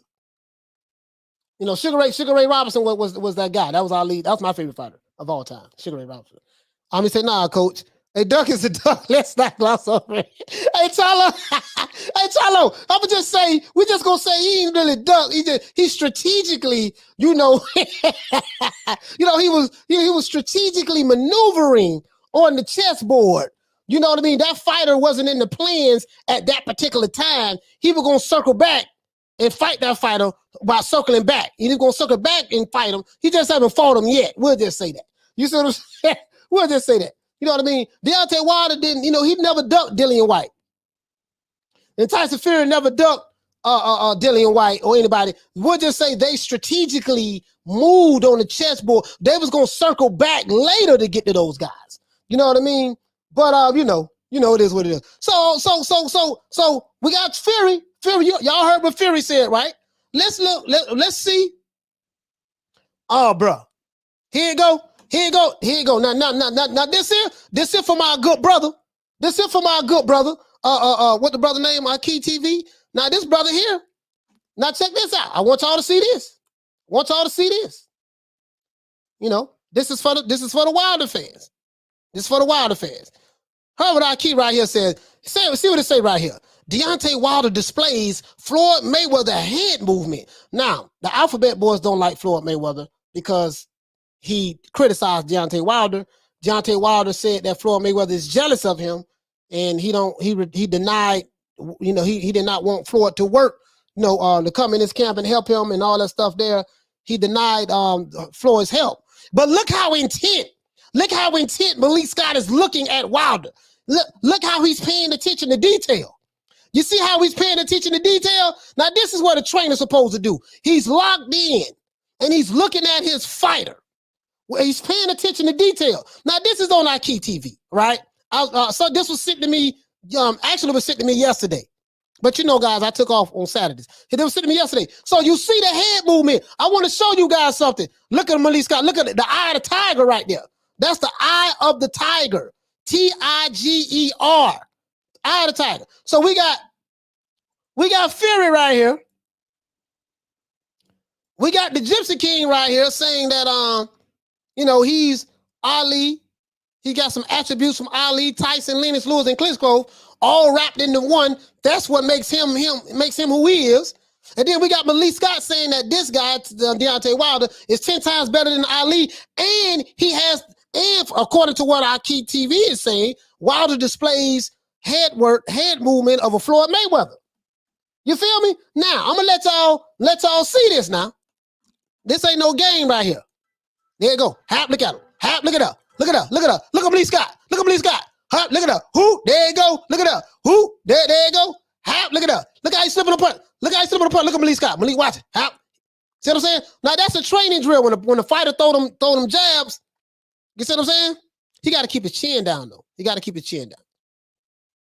He has to keep his chin down, to be honest with you. To be honest with you, he has to keep his chin down. But the head movement, and to be fair, this is in slow motion, guys. To be fair, this is in slow motion. This is in slow motion, to be fair. You see what I'm saying? And look at the eyes. Look at Deontay Wilder's eyes and look at Malik Scott's eyes. This is an intent training session. He's teaching. He's teaching. You see what I'm saying? He's teaching. Got his glasses on right there. Shadow boxing. So listen, say what you want to say. Wilder is taking this fight seriously. Say what you want to say about Wilder. He is taking this fight seriously. And Malik Scott right there with him. You see what I'm saying? Malik Scott right there. There you go. See how you slip that? Oh, that uppercut. Bap. Oh, look at that. There you go. See what I'm saying? There you go. So he's teaching. He's teaching him. You know what I mean? There you go. Pap, pap, pap. See what I'm saying? He's teaching him. Hap, hap. Hap.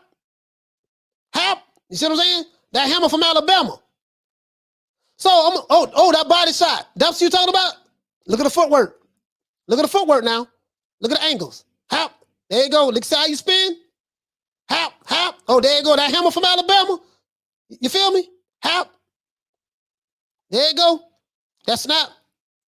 Now, if he can snap that jab now, if Wilder can continue to snap that jab going to be his best friend in the Fury fight. Pop, look at that. Ooh, woo. That jab going to be his best friend in the Fury fight. I can tell you that right now. So you feel me though? So the intensity. Hey man, why y'all laughing? Mr. T, why you laughing? Why y'all laughing? Leon, why y'all laughing, man? He said, Bun Kiki, why Floyd be jealous of Wilder? Hey man, why y'all laughing, man? Hold on, Jeff Luciano say, the Alphabet Boys will hate when I say Fury on the heavyweight Floyd block hella fast. He say Floyd jealous of Wilder. Some stuff is laughable. Jules say Malik doing a great job. Listen, Malik look like he's locked in. He's locked in. He's focused. I'm trying to figure out why y'all laughing though. The only thing in common with Floyd and Wilder is their legs. I'm trying to figure why y'all laughing though, man. What's funny? Why y'all with the key? Like why y'all with the key, man? Like, you know, I'm showing y'all. He said Canelo hardly speaks English, but he brings more crowds than Fury with level command. I'm saying though, like the intensity. As a matter of fact, hold on, guys. You got to admit now. You got to admit now. Hold on. Let's do this. Now you got to admit now. Let me sit up. You got to admit now. Hold on. You feel me? You got to admit now. You know the body shot, the head movement, Let's do this. Let's do this. Hold on. Let's do this, y'all. Let's do this. Oh, no, damn, I don't want to be showing this. This nigga like a damn porn star. Malik Scott be doing some crazy stuff, man. I ain't gonna lie. I you know, y'all want to go to Malik Scott Instagram page, y'all can do that. But he has some crazy stuff on there. I ain't gonna lie. Anyways, there you go. You see what I'm saying? That head move. See that there? Let me see it right. And you see him working. You see him working. He teaching. He teaching. Now, Malik Scott wasn't a good fighter himself, but just because you're not a good fighter does not mean you can't be a great trainer. This might be what Wilder needs. He looks like he's focused. He's determined. He looked like he might come in and fight about 225, maybe 2.25. 2.25 is what we say down here. Instead of 2.25, we say 2.25. See what I'm saying? Look at that. Look at Malik Scott. Got the camera. Look at. You see him talking. Well, what you say, Scott? No comfortable shit over here. We comfortable being uncomfortable. Uncomfortable ain't comfortable. It's comfortable, good. Amen.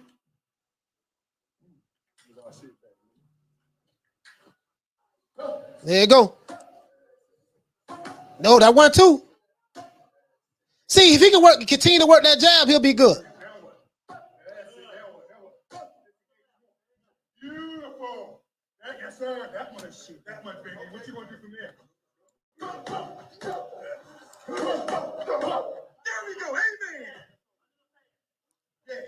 Yes, sir. No comfortable shit. Ain't no. See what I'm saying? But they look like they fired up over there, boy. They look like they fired up over there. I don't know, boy. Leon, why you keep laughing, man? Leon, why you keep hey, why Leon keep laughing, man? He said, what a boxer was Malik Scott. Look at the resume. And you see that, and you see what a trainer is. Hey, listen. Yeah, now there's a lot of fighters that wasn't really good. There's some trainers that wasn't good fighters, but they turned out to be good trainers. Freddie Roach, Tommy Brooks. You feel me? So Martin Ramos says Wilder looks the same. I don't see how good everyone is. How good everyone is talking about. Well, you know, people see what they want to see. You see what I'm saying? He say Leon, he is very slow. That jab is very slow. You know, I'm saying though, right? I'm saying though. He said Halim Boston and Plant should take Andre Ward with him. Oh man. I'm saying. You feel me though? You feel me? Malik Scott was now we do know Malik Scott. We do know Malik Scott took a dive. Now we know that. We know that. Now, I ain't gonna. We know that now. Malik, you Go forward with the two jabs. Here you go. That's Malik teaching right here. We need that shield. Light feet with everything. Your feet light. See what I'm saying? Add on to you being the most dangerous man in the planet. I'll take that end off the line. Right. Light feet. That's it. You heard what he say? See what I'm saying? Malik say light feet. So they working on Wilder becoming light on his feet. Why is it important for you to become light on your feet? Why is it important for you to come light on your feet? That's so when Fury try to bully you and muscle you in the corner, it could be easier for you to get out of the way. It could be easier for you to get out of the way. You see what I'm saying? So he's looking to use a lot of lateral movement in this, a lot of pivoting, working his jab, slipping up under Fury's jab and going to the body. So that's what you're seeing. Now we haven't seen any training footage on Fury. So to be fair, you know, there's no telling if any of this stuff is going to work, to be honest with you. To be fair. You know, because Fury ain't showing nothing. He doing it in training. Jules say, don't tell him nothing, coach. Wilder coming. You heard my dog. Jules say, Wilder coming. He say, pause. He say, was Mayweather Sr., was a better coach than fighter? Man, that's a good question, bro. Hey, let's look at Senior record. That's a good question because Senior fought Sugar Ray Leonard, got his ass beat. Senior was an average fighter, to be honest with you. And as a trainer, he's good at hey, you know what, Bruce Leroy? That's a damn good question, bro. Floyd Senior is a damn good teacher. I don't know how many champions he's made though as a fighter. As a trainer. That's what I'm saying. You know what I mean? Tope and Time say they want to box. Yeah, you're not going to outbox Tyson Fury. I don't think that's the right strategy. To be honest with you, I don't think that's the right strategy. You're not going to box Tyson Fury. No, you damn all that boxing. We just going to come in and we finna get it from the muscle. We're going to come in and get it from the muscle. That's what we're going to do. We're getting it from the muscle. We're going to come in and get it from the muscle. We all that time to box. You can't box Tyson Fury. You have to basically what I think Wilder needs to do, he needs to do what he's been doing, but do it better. Just do what you've been doing better. Understand that this is not Ortiz you're fighting. I think he's understanding that. Understand this is not Dominique slow ass Dominique Brazil. This is not what the dude name is the Haitian guy who he wanted, Bermain Stavern. This is not Arthur Spilka. Understand that. You see what I'm saying? Understand that. But I like to see him working. That's good. Look like he locked in. His ego is changing. Fury. I just to like him. Now I guess you're saying you used to like him. You know what I mean? Let's see Fury's camp, because Fury and his trainer looking good also. Don't forget the fact that Sugar Hill and Fury can't. Yeah, remember Aquarius. I don't think they got any footage out there. I'm seeing like recent footage. Shout out to the Queen, Lady Shan. Hey, okay. Shout out to Lady Shan. Yeah. Y'all please subscribe to the channel. Hey, listen, yeah, I don't think that they, as a matter of fact, let's do that. Let's do that. Hold on. Let's do that, guys. So bear with me one moment. We gonna because that's a good question.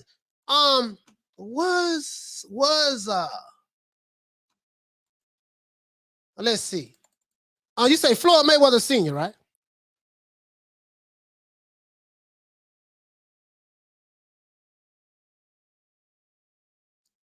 Now, Roger Mayweather was a bad boy. I would say Roger was a bad boy, the Black Mamba. The Black Mamba. Roger Mayweather was a bad boy. Floyd Mayweather Sr. Floyd Joy.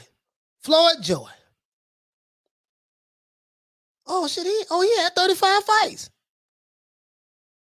Oh, okay. All right. Oh, let's see. No, I know he fought up.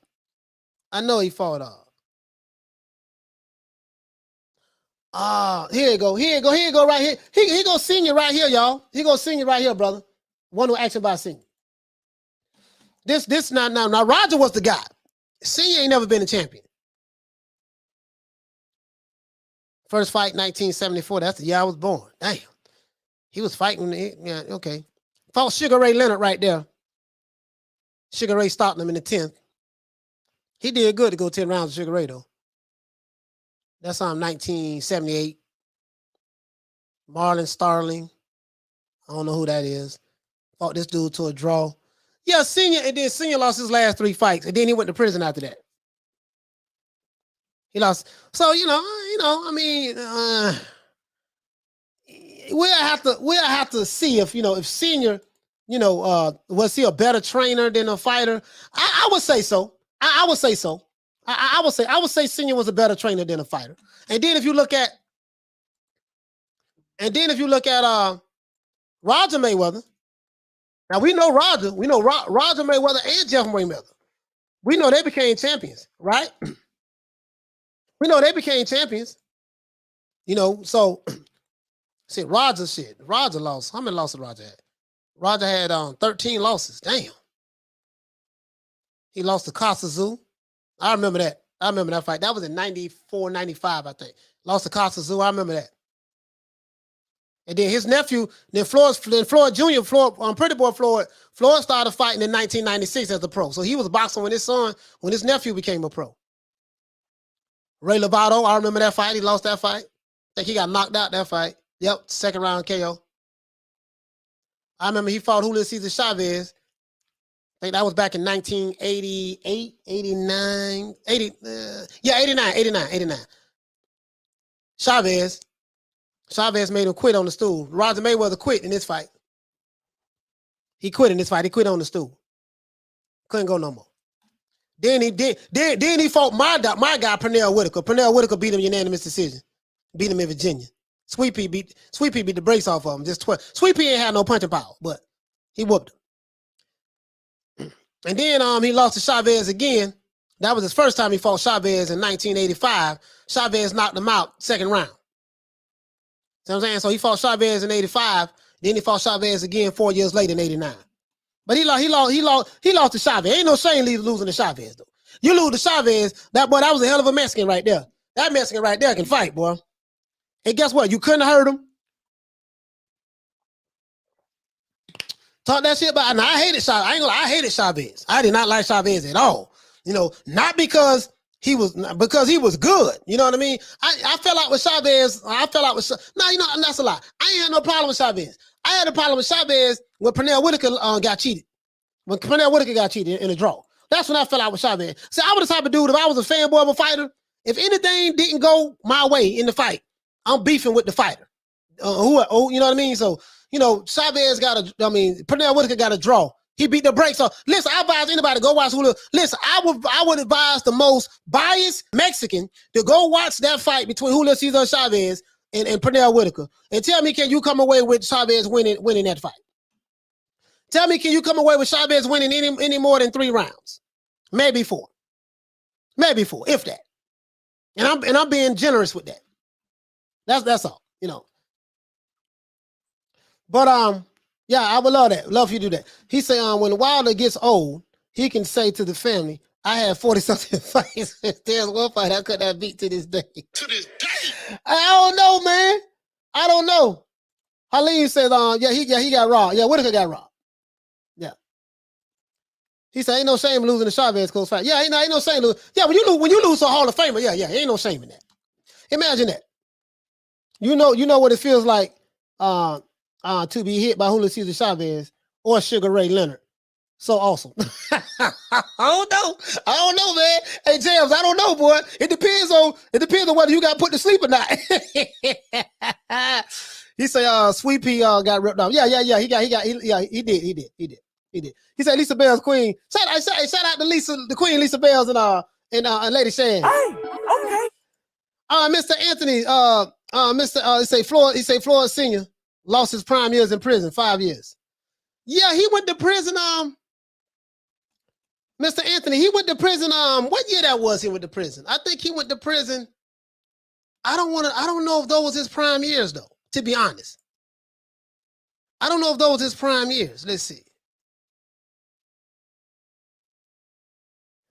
Oh, you mean right here? He went to prison in 85? He went to prison in 85 because he didn't fight no more until 1990. He went to prison. Hold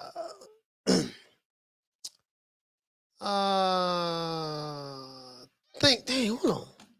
No, man, no. When did Floyd Sr. go to prison? Nah, when did he go to prison? Because I think he was in prison when Floyd Jr. was a pro. When Floyd Mayweather Jr. was a pro, he was Floyd Sr. was in prison. So I don't want to say, you know what he did? I don't know if this was his prime years, 74, 1980. I don't know if that was his prime years, Anthony, to be honest with you, brother. I don't know if that was his prime years when he went to prison. To be honest. Not in his prime. I don't want to say that was his prime. Because I think he went to prison a couple of times. Yeah, that wasn't his prime. He said in and out, both of them, all 3 went to prison. Yeah, that wasn't his prime when Floyd Sr. went to prison, that wasn't his prime. Kaboom says, when you going to start looting again? Looting what? Looting what? Halim said, what was that the early 80s when he went to prison? No, I think he went in 85 and I think he went again. Because I know when Floyd was, as a matter of fact, let's see. I'm going to tell you right now.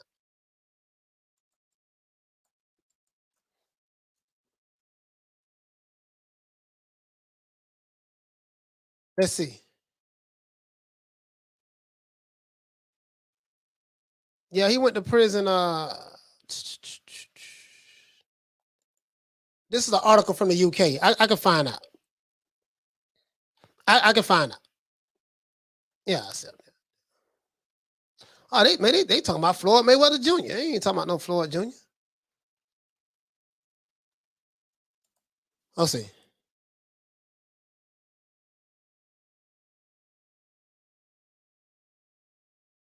Let's do that.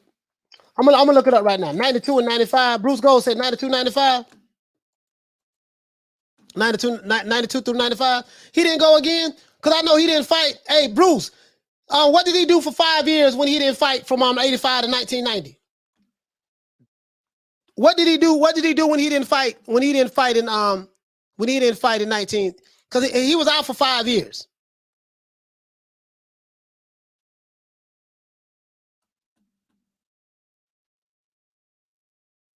He was out for 5 years.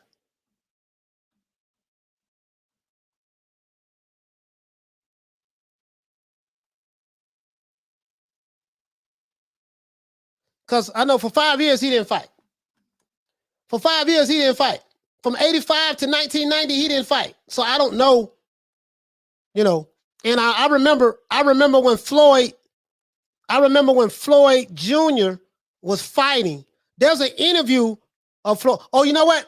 It wasn't when he was a pro. My bad. It was when Floyd was an amateur. I was wrong about that. When Floyd was an amateur, Floyd Jr., he was saying that he want to become pro, make a lot of money so he can get his dad out of prison. So he can get his dad out of prison. I remember that. So this was before Floyd became pro. Floyd Jr. came pro in 1996. He got robbed in the Olympics for the gold medal. We know that. And Floyd Sr. Was in prison. Yeah. This one Floyd was an amateur. You see what I'm saying? So you know how, pal, keep speaking the truth. No one talks about Joe Calzaghe. He beat Roy Jones Jr. and Bernard Hopkins and never lost for 10 years. Hey, you know what? I can't deny that. He beat Roy Jones. I'm not a fan of Calzaghe, to be honest. I'm not gonna lie to you. He was a great fighter. He did beat Roy Bernard. He didn't fight him in their prime, but he beat him. He did beat him. And ain't no excuses. He beat him. Facts. Nothing I can say about that.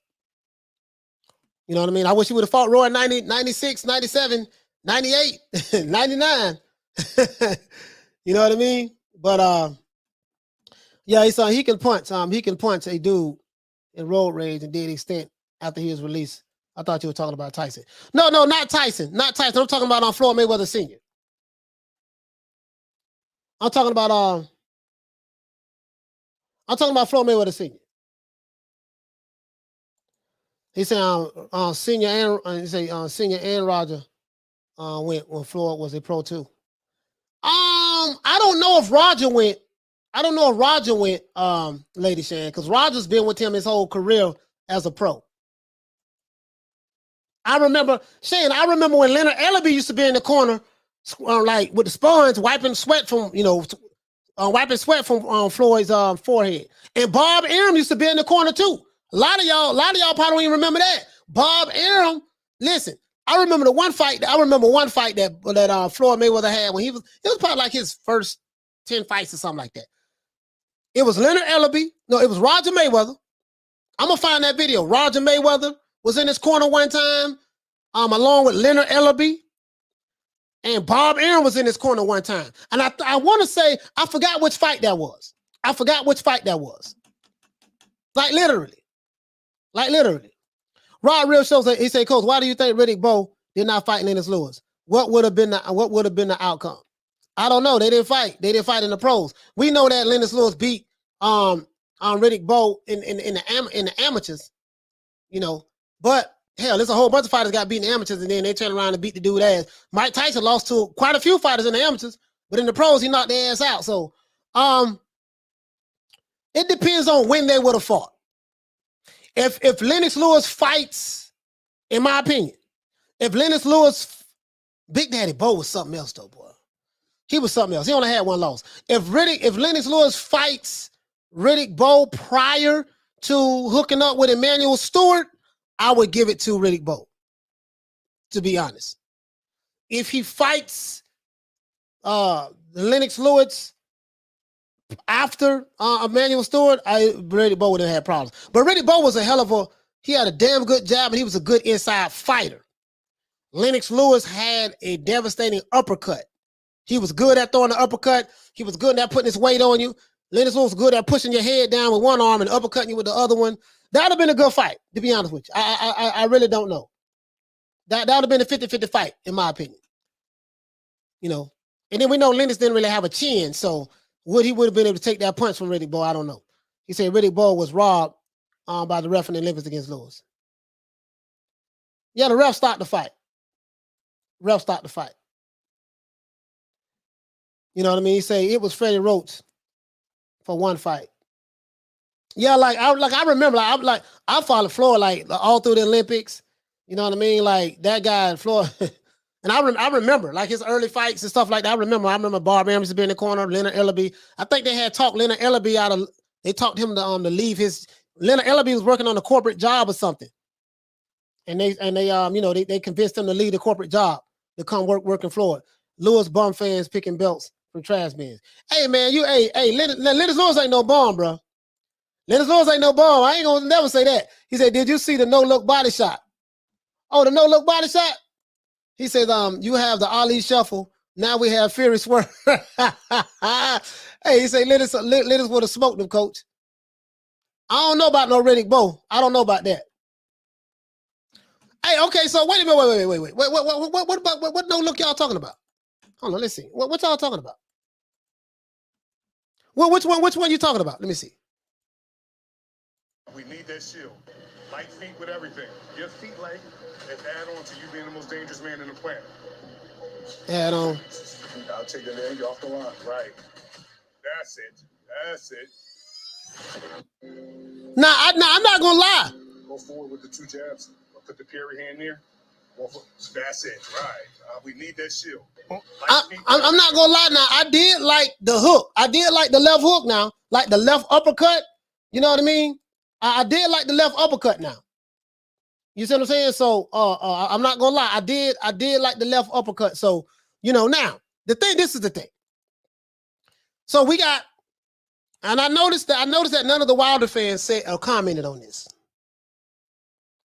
But again, Tyson Fury says that he is the he's a sprinkle of Muhammad Ali footwork, Mike Tyson's quickness and power, Lennox Lewis Hulk strength and aggressiveness, and Wladimir Klitschko awkwardness. Whether you agree with that or not, let's put that on the side right here. This is what Tyson Fury said. I played it. Link it in the video. The link is in the description. Malik Scott, this guy says that Wilder is 10 times better than Muhammad Ali. Okay, cool. So if you are a Wilder fan and you believe that Deontay Wilder is 10 times better than Muhammad Ali, and if which I know that's some bullshit. We definitely know that's some bullshit. Malik Scott is smoking too many cigars. We'll just say that. We'll just say Malik Scott is smoking too many cigars. Cocaine is a hell of a drug. Whatever he's smoking, cocaine is a hell of a drug. He need to leave that shit alone. Cocaine is a hell of a drug. That's all I'm saying. That's all I'm saying. He need to leave that alone. Pound for pound, Sugar Ray Robinson, the greatest fighter ever lived. You see what I'm saying? So that's all I'm saying, guys. That's all I'm saying. Okay. He could be smoking some of that. The stickiest of the icky. You want to smoke with the old boy Rick James? Smoke with the old boy Rick James. R.I.P. to Rick James. R.I.P. to the champ, greatest all time, Muhammad Ali. All that other stuff about somebody being 10 times better than you, that's some bullshit. I'm down here, champ, fighting the good fight over here. Fighting a good fight over here, champ. They saying blasphemy. See what I'm saying? So now, one dude is 10 times better than the champ. The other dude is 4 Hall of Fame fighters all rolled up into one.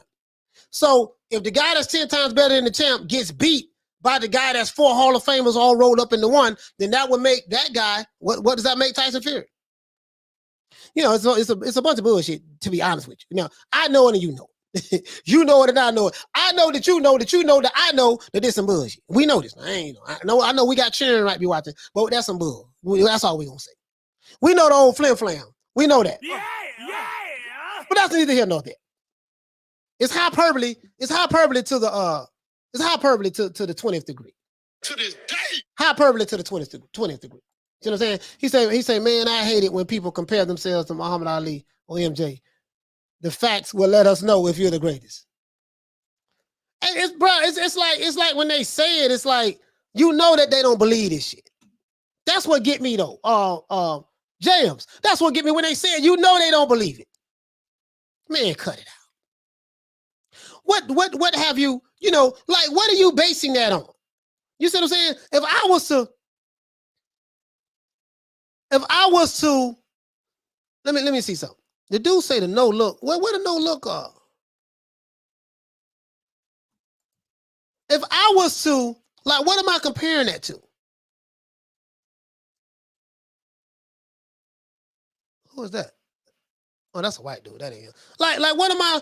Nah, you gotta like the head movement though. Hap. Hold on. Hey, y'all, you gotta like the head movement though. Listen, I know this slow motion. Now. But, Lady Shan, Lisa, y'all gotta, Double A, y'all, you gotta let me know now.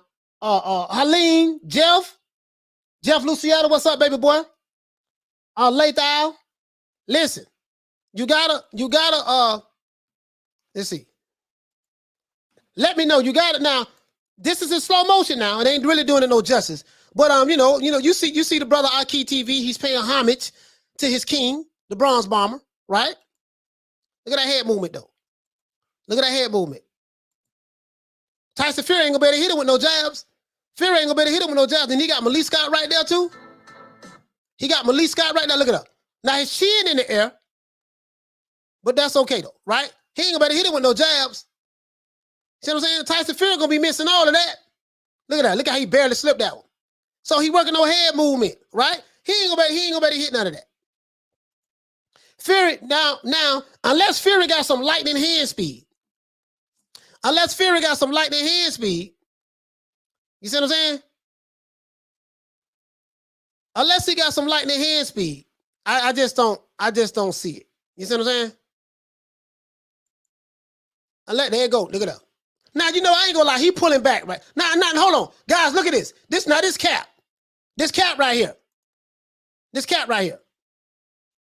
So, hey, hold on. Now, I think probably all trainers do this, but notice when he hit on the right hand, he do like that. He's just like, he's getting the Academy Award right there. And look at his eyes right here. He's looking like, what does that look tell you? He said, what happens in slow motion? It's like, okay. What does that look tell you? Is that the eye of the tiger look, guys? Or, Just Blaze. He said, what's good, coach? Hope you and everyone in the chat is having a tremendous weekend. Yes, sir, Just Blaze. Shout out to Just Blaze. Hey, okay. He said, 7 out of 10 for why. 7 out of 10 for why. Oh, but that's what I'm saying, though. He says, Wilder is Wilder. Focus on being yourself. All of these fighters are disrespectful. I guess he's saying are disrespectful and full of S's. The Ali was more than just boxing. Mike Tyson changed the game. Lewis mastered the art. Okay. But you see what I'm saying though? I ain't trying to like criticize Malik Scott, but that is what he's doing. He's pulling it back, making it look like, theatrical. Hop. There you go. He's saying that's it. You know what I mean? But look at while the eyes is looking, he's looking at his trainer. He's focused. So I don't know, maybe there you go the Fanks. There you go. He don't got a little better since then. The head movement. Yeah, so I don't see. See what I'm saying? Like, I don't know, man. Tyson Fury might be in trouble. You feel me? Tyson Fury might be in trouble, y'all. You Tyson Fury fans, I know Fury is 4 Hall of Famers wrapped up into one, but this is the guy, according to his fans, he's 10 times better than Ali. So you got 10 times better than Ali versus 4 Hall of Fame fighters wrapped into one. Who's going to win? Who knows? Oh, look at that body shot. Oh. Now, if he dig to the body like that,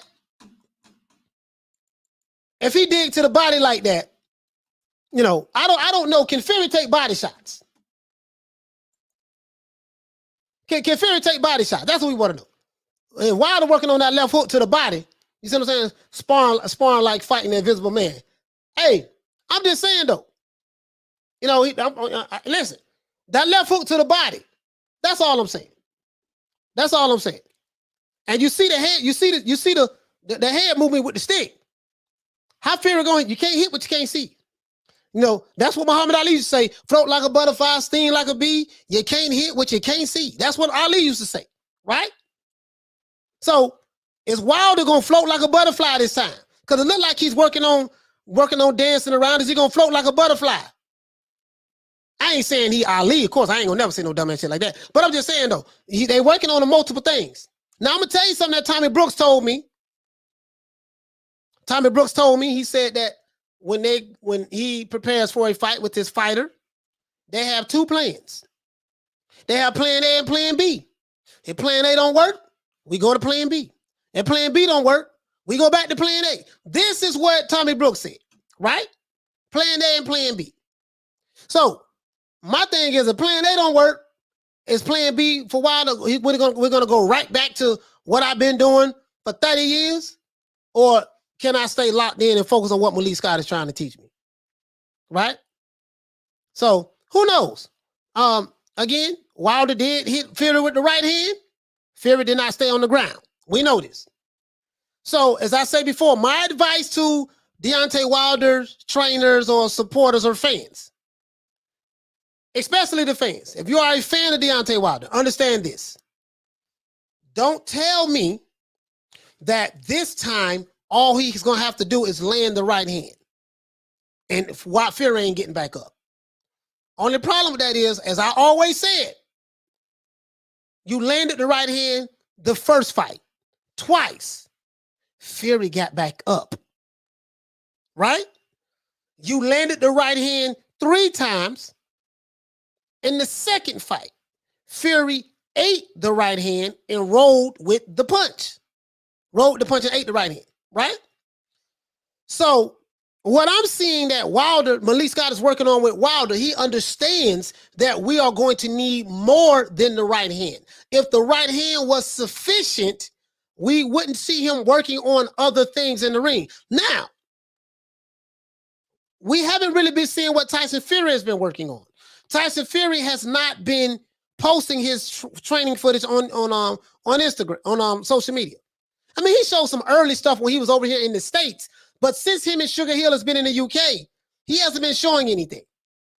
He hasn't been showing anything at all, right? It looks like he's going to come into this fight about 270 pounds. It looked like he's going to come in the fight about 270, maybe 275, somewhere up in there. Between 270 and 275. It looks like he's going to come into the fight like that size, right? So, he said Kawasaki gets credit for beating Roy when he was 39 and Hawkins at 43. So Holmes can get credit for beating a 38-year-old Ali and Ugas 43-year-old Manny Pacquiao. Yeah. Listen, hey, man, it go both ways. It go both ways. I totally agree. You know, I'm not going to take credit for nobody. You know what I mean? So that's all I'm saying. So now we don't know what Tyson Fury is doing. Remember they were saying that Sugar Hill was fired and Tyson Fury got rid of Sugar Hill. No, he didn't. That was the narrative that was being pushed by the Alphabet Boys. Maybe that was something that they was hoping that happened. Maybe they was hoping that something like that happened and they want to see Sugar Hill going. As long as Sugar Hill is in Fury's corner, that's gonna be some problems. That's gonna be some problems. That's gonna be some problems, right? So you're gonna have to have a better game plan than just landing the right hand. That's all I'm saying. He said, some say Fury been working on a bag, or disco dust. Yeah. I've been hearing that too. We heard Tyson Fury back on that, when he was over here in the United States in Vegas. He was in Miami drinking with Adrian Broner. In Vegas, him and Sugar Hill partying and dancing, and was on that. I heard a lot of stuff. We've been hearing by Wilder's camp that Fury got knocked out in sparring. I don't believe nothing that comes from Wilder's camp as it relates to what happened to someone else in sparring. Of course they're gonna say that. I don't know if he got knocked out in sparring or not. I don't know. Have they shown any proof? No, we have no proof of that. So we ain't seen no proof. I just can't take, I just want to see Fury come out in his ring walk with that 40-pound costume. That would be funny. But you see what I'm saying? They say it's on the channel will soon belong to the Bond family. Coach is only buying time. He said, hey man. Hey man, Jules, what you say, Phil? He said Fear working on his PD cycle. Hey, why you say that? Why you say that, Jules? Why you think Fear working on his PD cycle? I mean, anything is possible. You know what I mean? But do you have any proof on that though? That's all I'm saying. He said, if this fight happens, this time, I never want to hear about them fighting each other again. Hey, Joe, you don't want to hear about the fight, the fourth? You want to hear about the fourth fight? And the fifth and the sixth fight? Hey, no, man, yeah, I'm done with this. I'm done with this too. I'm done with this too. I'm done with this too. I mean, I think after these two fight each other, there's no other fights. Like, who are you going to fight after this? Tyson Fury talking crazy, saying he's Mike Tyson, Ali, Lennox Lewis, and Klitschko rolled up in one. I don't see any of those attributes, but hey, that's what he's saying. That's what he feels. Wilder and his team saying he's 10 times better than Muhammad Ali. So, hey man, if that's how they feel, that's how they feel. I can't tell a man how to feel about themselves personally. To be honest with you, can't tell a man how he's supposed to feel about himself. I'm gonna watch the fight. I'm gonna watch the fight. I might go live that night. As a matter of fact, I might go live that night, watch the fight. You know what I mean? I might do that. I'm gonna watch the fight. I'm gonna report it. He said, if Wilder wins, the narrative from the fanboys would be that Fury cheated in the second fight and the first fight. That's be it. That's what they're going to say. You are a Mad Dog H. You already know that. That's what they're going to say. They're going to say he cheated, he was coked up, doped up, and this only shows that if you fight me on a fair playing field, this is what I can do. You automatically know that's what's going to happen. You already know what's going to happen. You know he failed the drug test with UConn in the UK already. You already know that's going to happen. Once to cheat, always to cheat. You already know that's going to happen. He had loaded gloves. His gloves was flapping in the first fight. He had loaded gloves in the second fight while ignoring the crab in the bucket referee and Nevada Athletic Commission conspired against the conspiracy. The referee, the costume wearing your legs out. Mark Breland sabotaging himself by spiking the water of his fighter who he made a champion. That makes no sense, but so you ought to know that's coming. That's coming. You ought to know that's what's going to be the narrative, and that's fine. That's fine. He say Fury talks rubbish. We don't respect him over here. He a duck tart. He ducked AJ. Okay. Hey, okay. He said Fury's hilarious, especially when he said it with a straight face. Yeah, he said it with a straight face too. He said it with a straight face. That's what got me. It wasn't the fact of what he said. It was the fact that he said it with a straight face. Even when Malik Scott said that, even when Malik Scott said that, Wilder is 10 times better than Muhammad Ali. He said it with a straight face. He said it with a straight face.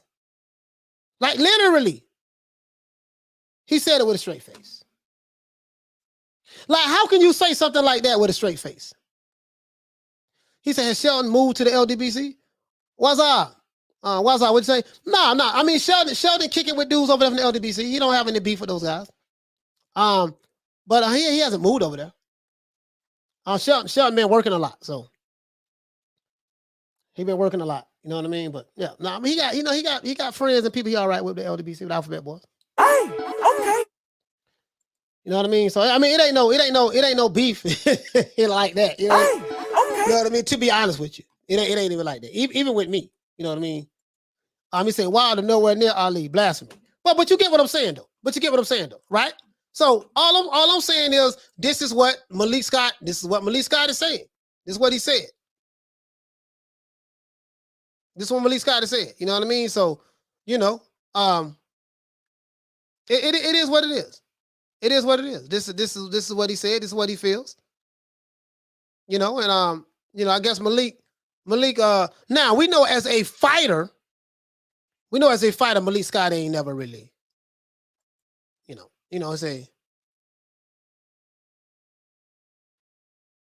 it's the things he did to be that side of the ring. You know what I mean?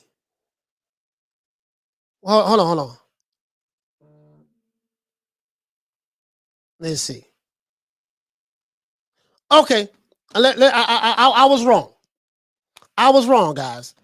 I was wrong about this. Malik Scott did not say that Deontay Wilder was 10. Because I wanted to make sure, I don't want to misquote him. He did not say that Deontay Wilder was 10 times better than Muhammad Ali inside the ring. This is what he said. He said, Deontay Wilder's new trainer. He said, Muhammad Ali is one of my greatest fighters of all time. He was very magical in the ring. Magic. Remember that word. But it was the things he beat outside of the ring that truly got my attention. Remember that. Deontay Wilder is the closest thing to that in this time. Now, this was a quote from Jabba the Hutt. Malik Scott right here, guys, clarified the record. Because I don't want you guys thinking that I'm making this up. He clarified the record by saying that human media always misquoting me for the sake of clickbait. So basically what he's saying right here is Jabba the Hutt misquoted him with clickbait, right? This is what he's saying. Because this is the only thing that I see that he said. Lady Shan said he also said 10 times better. I got it right here, Shan. He said human media always misquoting me for the sake of clickbait and because they know their fellow humans are the most easiest creatures to finesse. Well, I would say that would go for the Alphabet Boy community. I would say that would go for any race baiting organization, whether it's Hispanic race baiters or black race baiters or white race baiters, politics, doesn't matter. Race baiters there are always fellow human beings who are very easy to be finessed, whether it's for super chats, likes, subscribers, whatever. So Malik Scott says, I never said that the Bronze Bomber was the closest thing to Muhammad Ali in this time. Of course, this is what Jabba the Hutt said. Jabba the Hutt said that the things he did, one of his greatest fighters of all time, you know what I mean? So this is what he said right here. Closest thing to that in this time. This is a misquote. So he's saying that Jabba the Hutt misquoted him. This is what he said now. Not my words, you got it right here. This is Malik Scott's Instagram page, right? He hasn't taken it down. He said my exact words was Deontay Wilder is 10 times more skilled in the ring than Muhammad Ali ever was. That's what he said. 10 times more skilled. So I pondered on that with laughter. Then I got offended. I said, what the hell is this nigga talking about? 10 times more skilled. I said, okay, Ali had excellent reflexes.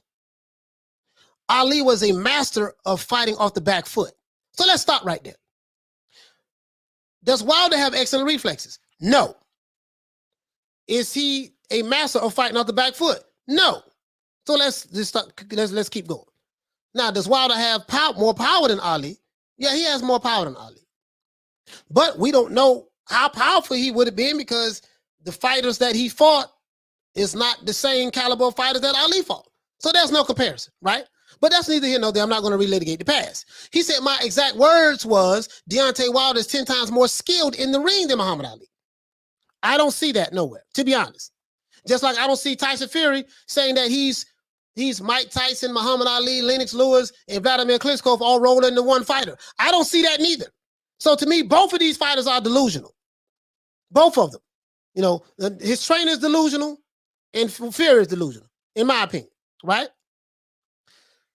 He said that he's 10 times more skilled in the ring than Muhammad Ali ever was, and he has beaten 10 times more battles outside of the ring than Muhammad Ali ever did. Now, go right about that ish. Middle finger in the air. We on our side. Okay. That's what he said. Shan, you're right about that. That's what he said. That's what he said. The crazy part about it, he clarified the record. He clarified the record. He said, Bon Scott said, Coach, can we have a poll as to whether Ronald Finkley should change his name to Ron Bond or Bond Finkley? Nah, man, we what y'all got going on? Oh, yeah, what y'all got going on, man? Martin Ramos said Marlon Sterling is the former WBA welterweight champion. He beat Mark Breland for his title, Coach. Yeah, he did. And that guy spoke real good, real good about Mark Breland. Spoke real good about Mark Breland. Everybody who I've spoken with in interviews had high remarks about Mark Breland. Jam said, damn, Wilder's giving Malik Scott concussions. He must have slid brain damage. Saying that smack. Bro, I don't, bro. You get what I'm saying? You get what I'm saying? I like Bond Finkley. Bond Finkley. Okay, yo. Shout out to Carmen Serene. Hey, okay. The Queen Carmen Serene. Coach, it's Sunday, and we having a blast in the chat. They want to change Ronald Finkley name. Big Ron. Wait, I like Big Ron, though. I like Big Ron. I like Big Ron. So, my thing is this here. I say, okay. He's fought 10 times more battles than Muhammad Ali. He's fought 10 times more battles than Muhammad Ali. Okay.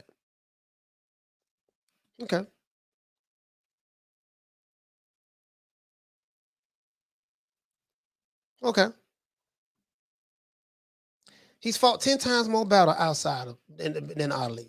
Well, what I'm looking at right now, guys, me and Muhammad Ali was born on the same day. Exact same day. Looking at, the battles that he had outside of the ring. The stuff he went through outside of the ring. I don't know what the hell Malik Scott was smoking. Just like I don't know what Tyson Fury was smoking. Right? And inside of the ring, you know what I mean? So,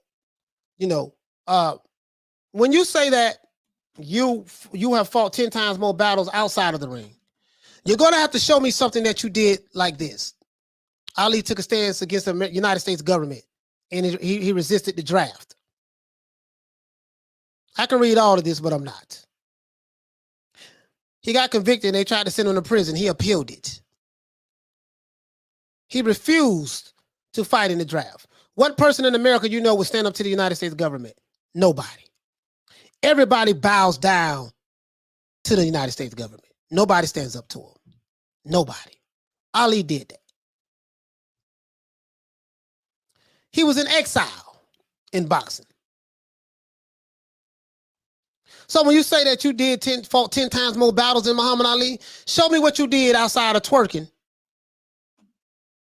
and saying To this day. that you fought 10 times more battles than Muhammad Ali.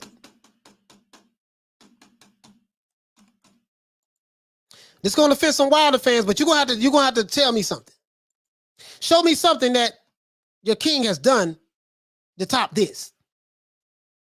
Stood up to the United States government for what he believed in. And got convicted. And was sentenced to go to prison. And stayed out on appeal. Show me that. Just show me that. That's all I'm saying. Show me that. Went up and you say we fight racism and white supremacy. Well, he fought racism and white supremacy head on. So that's all I'm saying. You're going to have to show me that. So this is the measuring stick. When anybody tell me that you're better than Ali, you're 10 times better skilled, fought 10 times more battles, this is what I bring up right here.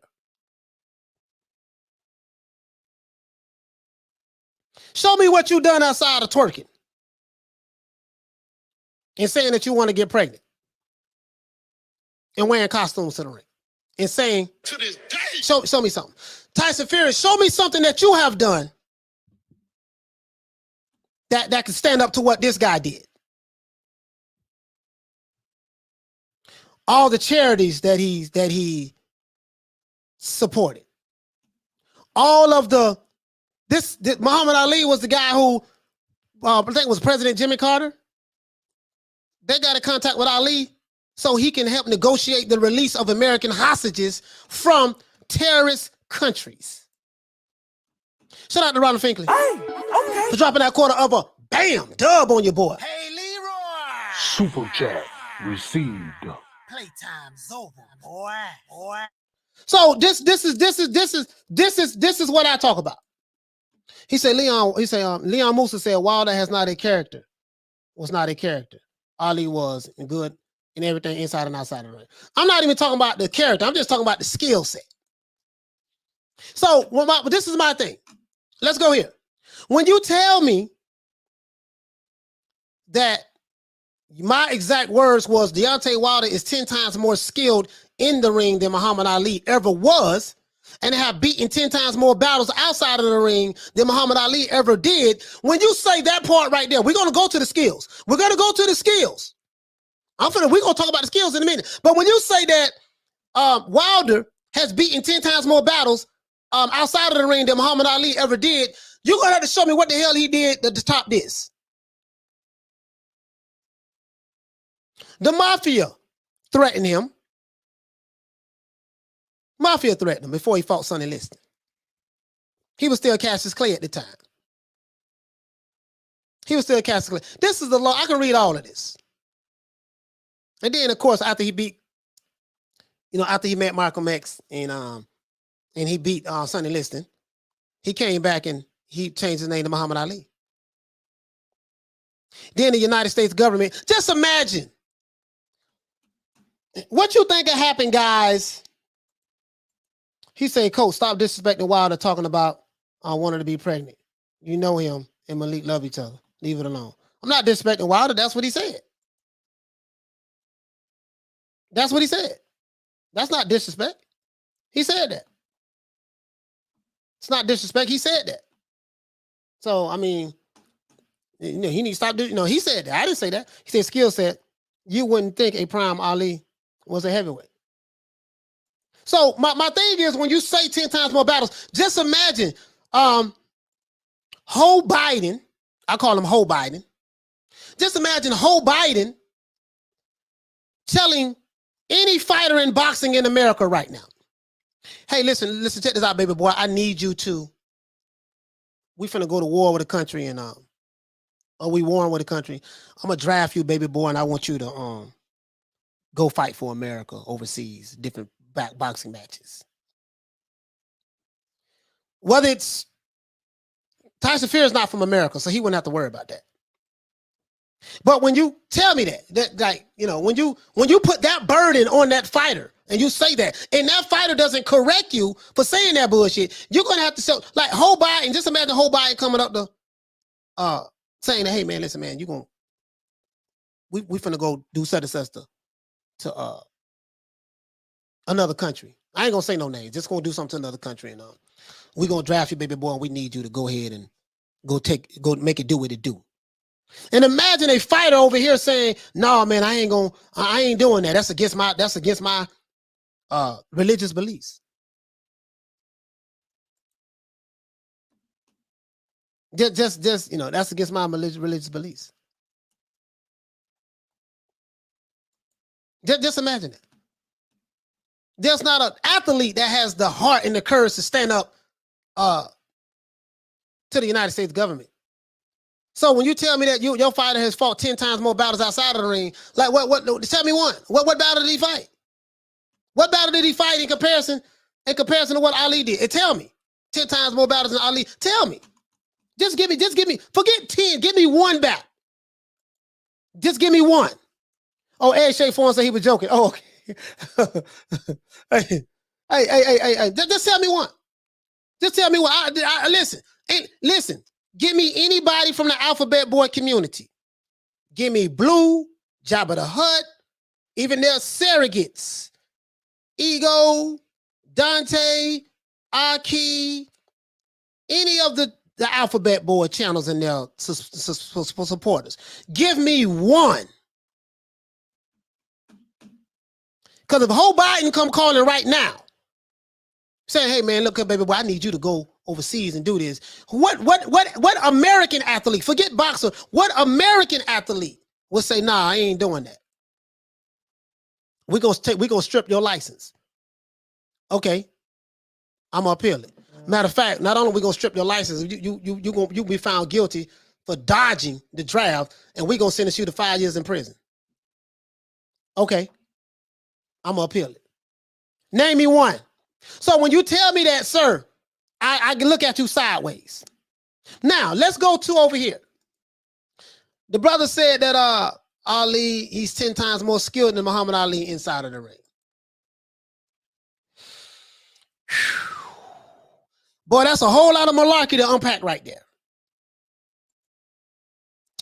Now, the only problem with this is you can say that to a bunch of casuals, because a bunch of casuals who just started watching boxing 2-3 years ago, they would believe this because they know nothing about Muhammad Ali. Hey, okay.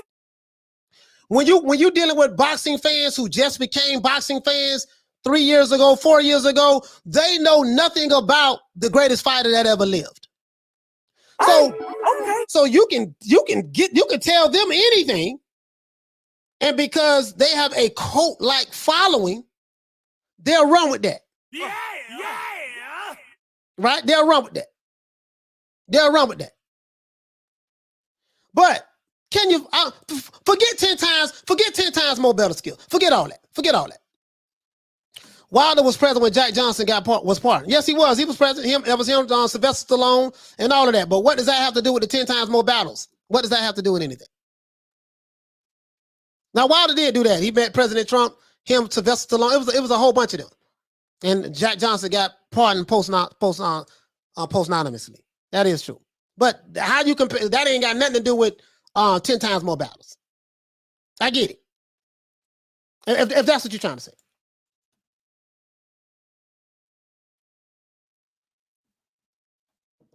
No, what I'm saying is I don't. Both of them, it's the same two wings of the same bird. That's all I'm saying. Democrats, Republicans, the same shit. Same thing. Both of them friends at the end of the day. He say, I would not give up my favorite decoration like Captain Solo. Where is he? So when you say that, you know, this is the eye that I'm looking at you at.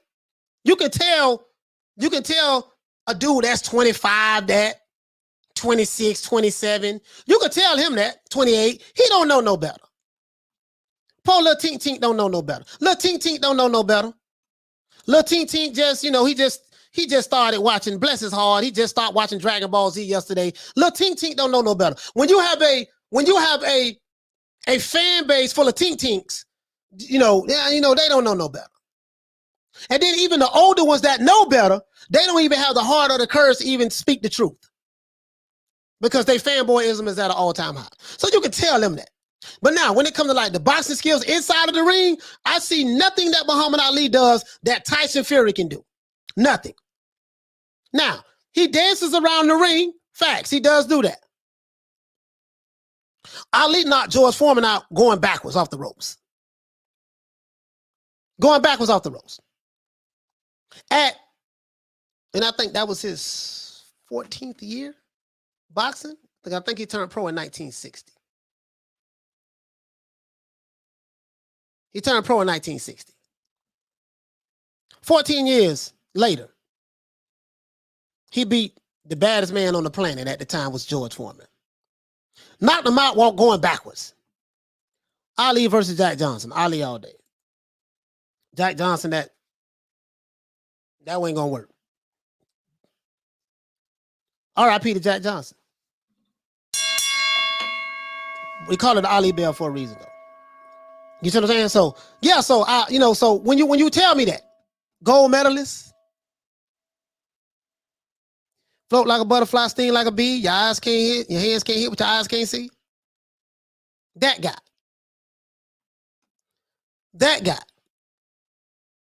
You say he's 10 times more skill set, 10 times more skills outside of the ring. Inside of the ring. And when you look at the career, you can tell those fanboys there. And you got fanboys over there, they're in their 50s and 60s and 40s. You can tell them that because they're gonna go along. They old enough to know better, but they ain't gonna They can't speak the truth over there. So when you tell me that, I'm looking at you sideways.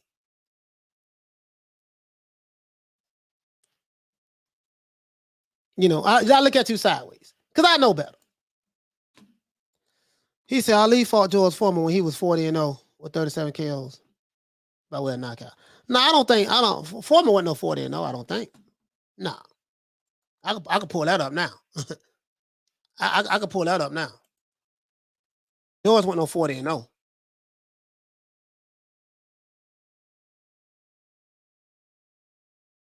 Yeah, George wasn't no 40-0 when he fought Ali.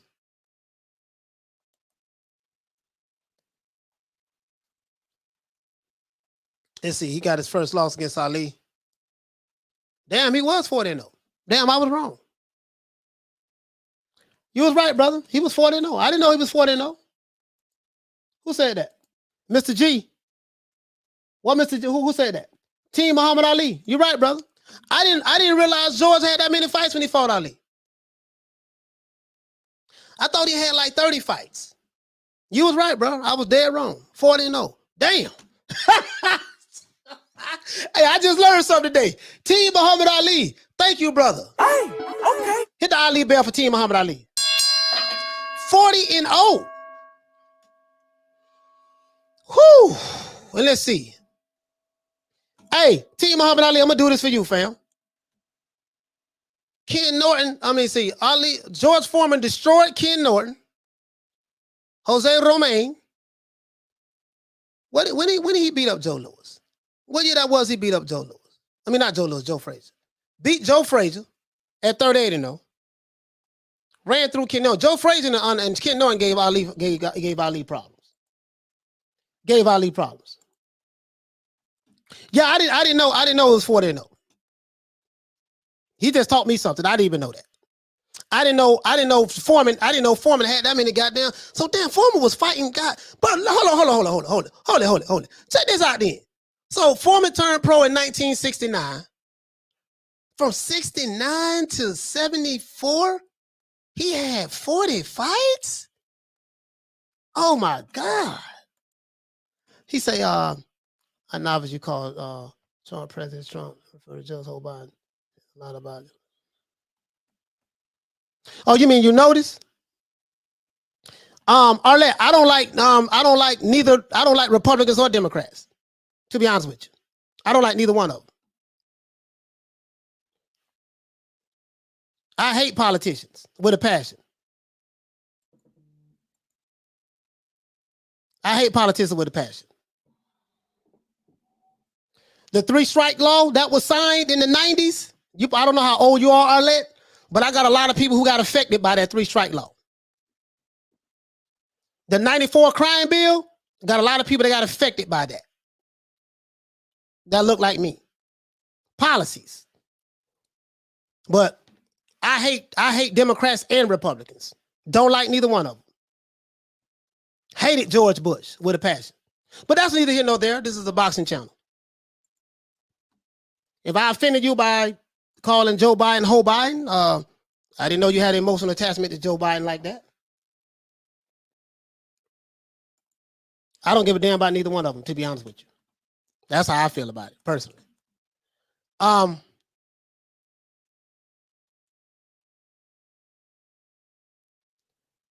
Let's see. This man fought from 69 to 74. Damn. Bro, that's like so in 5 years, this man was fighting like crazy, bro. Like, this is ridiculous. 1969, he fought 1, 2, 3, 4, 5, 6, 7, 8, 9, 10, 11, 12. This man fought 13 times in 1969. George Foreman. 1, 2, 3, 4, 5, 6, 7, 8, 9, 10, 11, 12. He fought 12 times in 1970. 1, 2, 3, 4, 5, 6, 7. 7 times in 1971. 1, 2, 3, 4, 5, 6. 6 times in 1972. 2 times in 1973. And 2 times in 1974. Bruh, who fights like that? Who fights like that? Then he fought Ron Lyle, Joe Frazier. He said he fought Ron Lyle, fought Joe Frazier again, Jimmy Young. Man, George Foreman, man, god damn. Bruh, you will never see nothing like that again.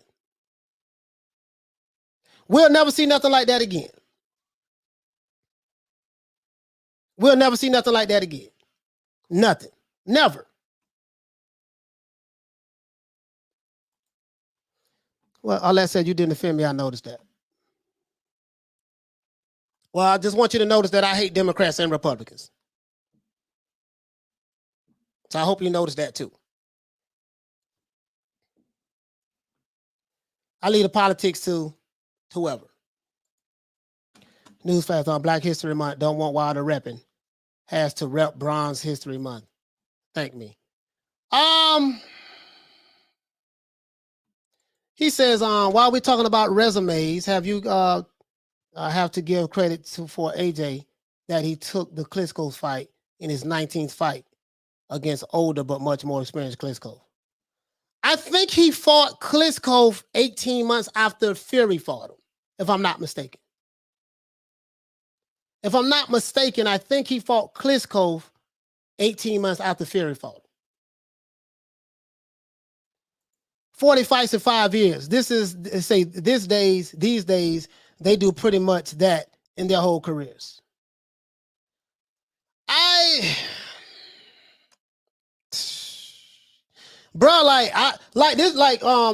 Muhammad Ali, what a brother at? Literally, I didn't even realize George Foreman had 40 fights in 5 years.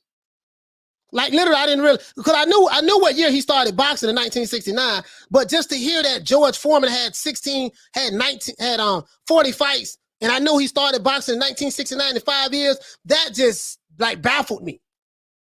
Honestly, that really baffled me. I mean, just imagine that. Mike Tyson fought 15 times his first year. Hold on. As a matter of fact, listen, not only that, but Foreman, listen, check this out. Let's look at some of these dudes' resumes. Foreman had a fight in June 23rd. He had another fight July the 1st. He had another fight July 14th. He had another fight August the 18th. He had another fight 4 weeks after that. He had another fight 5 days after that. September the 18th, September the 23rd. So he had another fight 5 days after that. He had a fight October the 7th. He had another fight October the 31st. He had another fight November the 5th. He had another fight November the 18th. So he had a fight 13 days after. Bro, like, who fighting like that? Now, I'm not going to say all of them were top-notch fights, but my thing is, who fighting like that?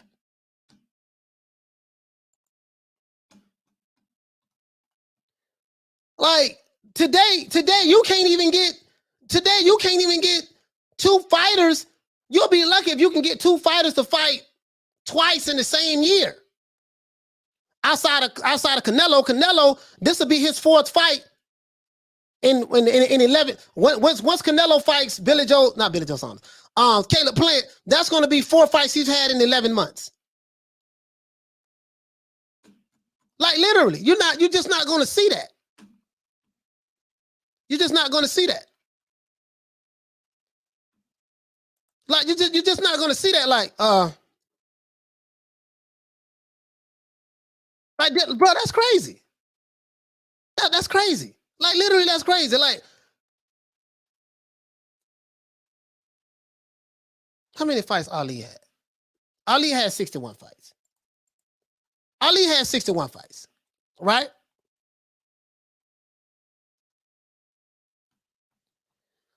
Ali had 61 fights. He had a fight, his first fight. Well, no, these first fights, you ain't really, you're doing a whole bunch of fighting. But my point is, like, this is ridiculous. From 1960 to 1967, 7 years, Ali had 28 fights. Okay. 28 fights. That ain't, no, he had 29 fights in 7 years. 29 fights in 7 years, right? 7 years he had 29 fights. That's a lot. That's a lot. That'll be a lot in today's time. 29 fights in 7 years. That'll be a lot. Foreman had 40 in 5 years. So he fought more than Ali did. And then we know Ali, got sentenced to go to prison for refusing to go to the draft. The Supreme Court overturned his conviction 3 years later. And then he fought Jerry Quarry in 1970. And then 2 months later, he fought Oscar Bonavena. I think he fought him in Canada. Well, Oscar Bonavena was from Canada, I think, if I'm not mistaken. I could be wrong. They fought in Madison Square Garden, for the saying here. And then he fought Joe Frazier. So 70, 2 fights in 70, and he had 4 fights in 1971. 1, 2, 3, 4. Bro, you just don't see that. You just don't see that. Bro, you just don't see that, dog. Like today, like the only fighter that we see that's fighting random, like a lot like that is Canelo Alvarez. He's the only fighter that's really fighting like that. 3 days ago, a white adult male boxer showed up at the house next door. He would not leave the area and has even made a huge bed of a yard brush in the backyard. We think he has abandoned it. I don't know who you're talking about, brother. Bon Scott. I don't. Double A said we don't have anything like George Foreman. We don't have anything like. He said I am Dave says on Coach. Imagine Foreman on the PBC. Inactivity would reduce him to 1 fight in 2 years. Hey, listen. If he fought on the PBC, he would not. Yeah, he would probably have only 1 fight a year. Pugilism, what you say, fam? You say Usyk is in a style identity crisis at heavyweight, compromised mobility for his in and out style with weight gain. Usyk not an elite. He said Usyk not an inside pocket fighter. As smaller fighter, Usyk needs to fight inside on AJ. I don't know if the weight that Usyk is putting on pugilism is going to I don't know. Usyk is a damn good fighter, so I don't know if that's going to stop him or slow him down, or maybe he's trying to get power against Anthony Joshua. Maybe he feels like by bulking up, he'll be able to hit harder. I don't know what it is at this point, to be honest with you. Con Shonery says, at this point, we won't even be alive to see if a fighter get a career high 100 fights. It's just different now. Mr. G says Republicans and Democrats remind me of LDBC channels and their haters. Both sides push their agendas. I mean, that's all it is. That's all it is. And depending on which side you're on, you think you're on the winning team. But the only people win is them. So that's why I don't like neither one of them. He said, yeah, boxer dogs do gathering leagues. Yeah, I just don't, you know what I mean? I just don't, you feel me? Like, I don't. Like if you look at, okay, we look at, let's see. Just any fighter. Like who fighter you want to see? I think, now Wilder been fighting. Now Wilder have a lot of fights. Yeah, and I think Deontay Wilder has more fights than all of the heavyweights right now. Wilder has more fights than all of the heavyweights. So he's been fighting. Wilder's been fighting. It's amazing. 2008. So from 2008 to 2013, if this is George Foreman, he would have had 40 fights by now. If this was Ali, he would have had 27 fights, which is what Wilder had right here. I think Ali had 27 fights in 5 years. Remember, he would have had, but he was out for 3 years. So Wilder had quite a few fights. In today's time, guys, this will be considered a lot of fights in today's time. For Wilder. And then if we look at Canelo,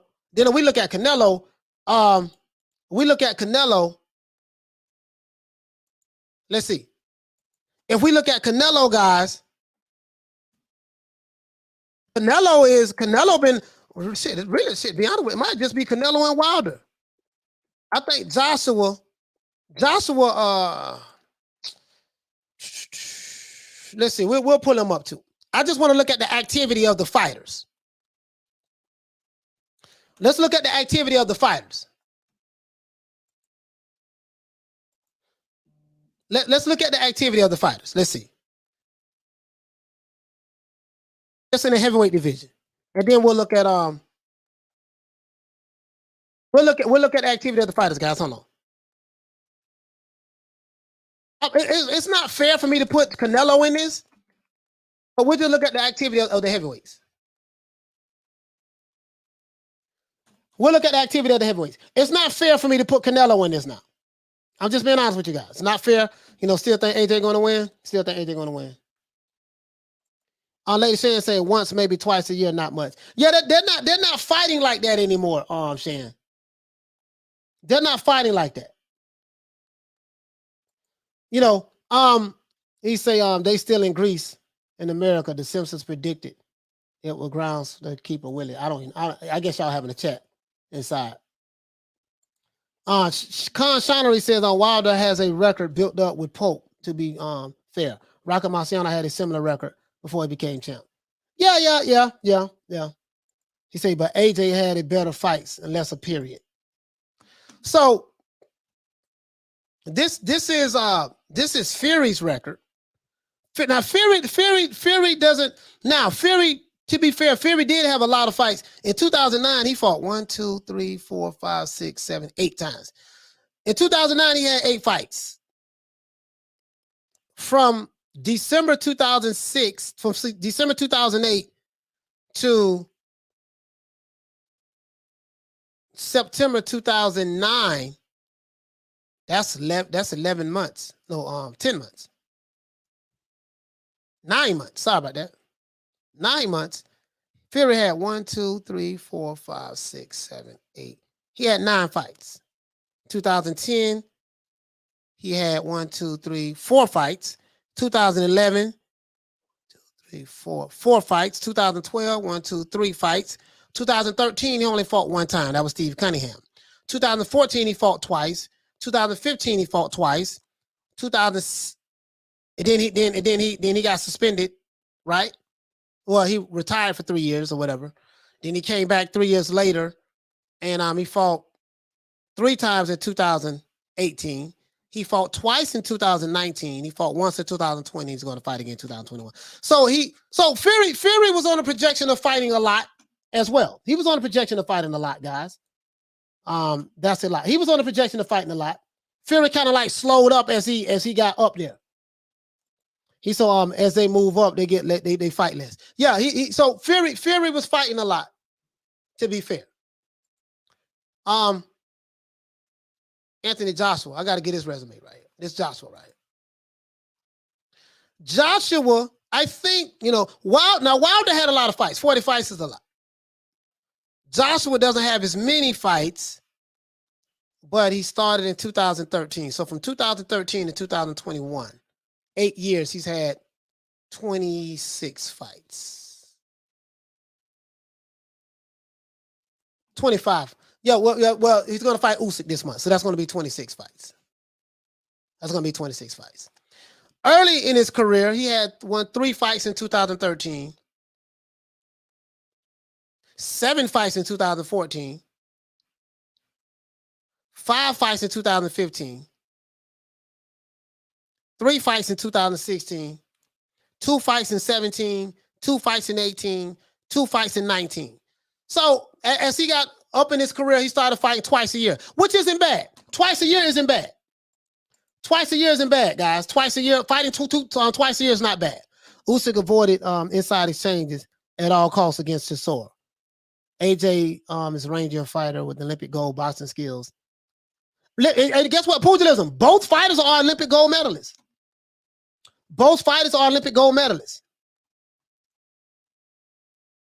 He said, for instance, Bruce Ennis has 27 fights, but Virgil Ortiz had lesser fights, but quality opponents. Yeah, I think Virgil Ortiz, especially the last fights he's had, like his last 3-4 fights, have been more quality opponents than Boots. I will agree with that. I am Dave. I totally agree with that. Ronald Fickler said AJ resume is incredible. Shout out to the UK and heavyweights. You see what I'm saying? So, Fury has had a lot of fights. Especially early in his career. AJ started averaging 2 fights a year. This is a COVID year, 2019, so that's COVID. And then this is going to be his first fight during COVID again in 2021. To be fair, right? His last 10 fights, his last 11 fights were no walks in the park. Dillian White, Charles Martin. Charles Martin only have 1 loss, I think, if I'm not mistaken. Let's see. How many losses does Charles Martin have? Well, he has 2 losses now. When he fought AJ, he had no losses. So he was undefeated fighter when he fought. I think he was a champion. So, but his last 10, Dillian White, that ain't no walk in the park. Charles Martin, Dominique Brazil, Wilder sparked him. Wilder knocked him out in the second round, I think.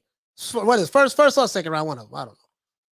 Eric Molina, I don't know what his skill set was at that time. Mexican-American fighter. Wladimir Klitschko.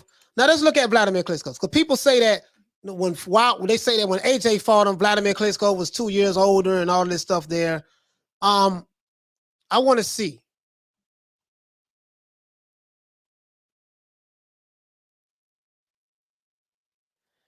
He fought Tyson Fury in November 2015. And he fought Anthony Joshua 18 months later in 2017.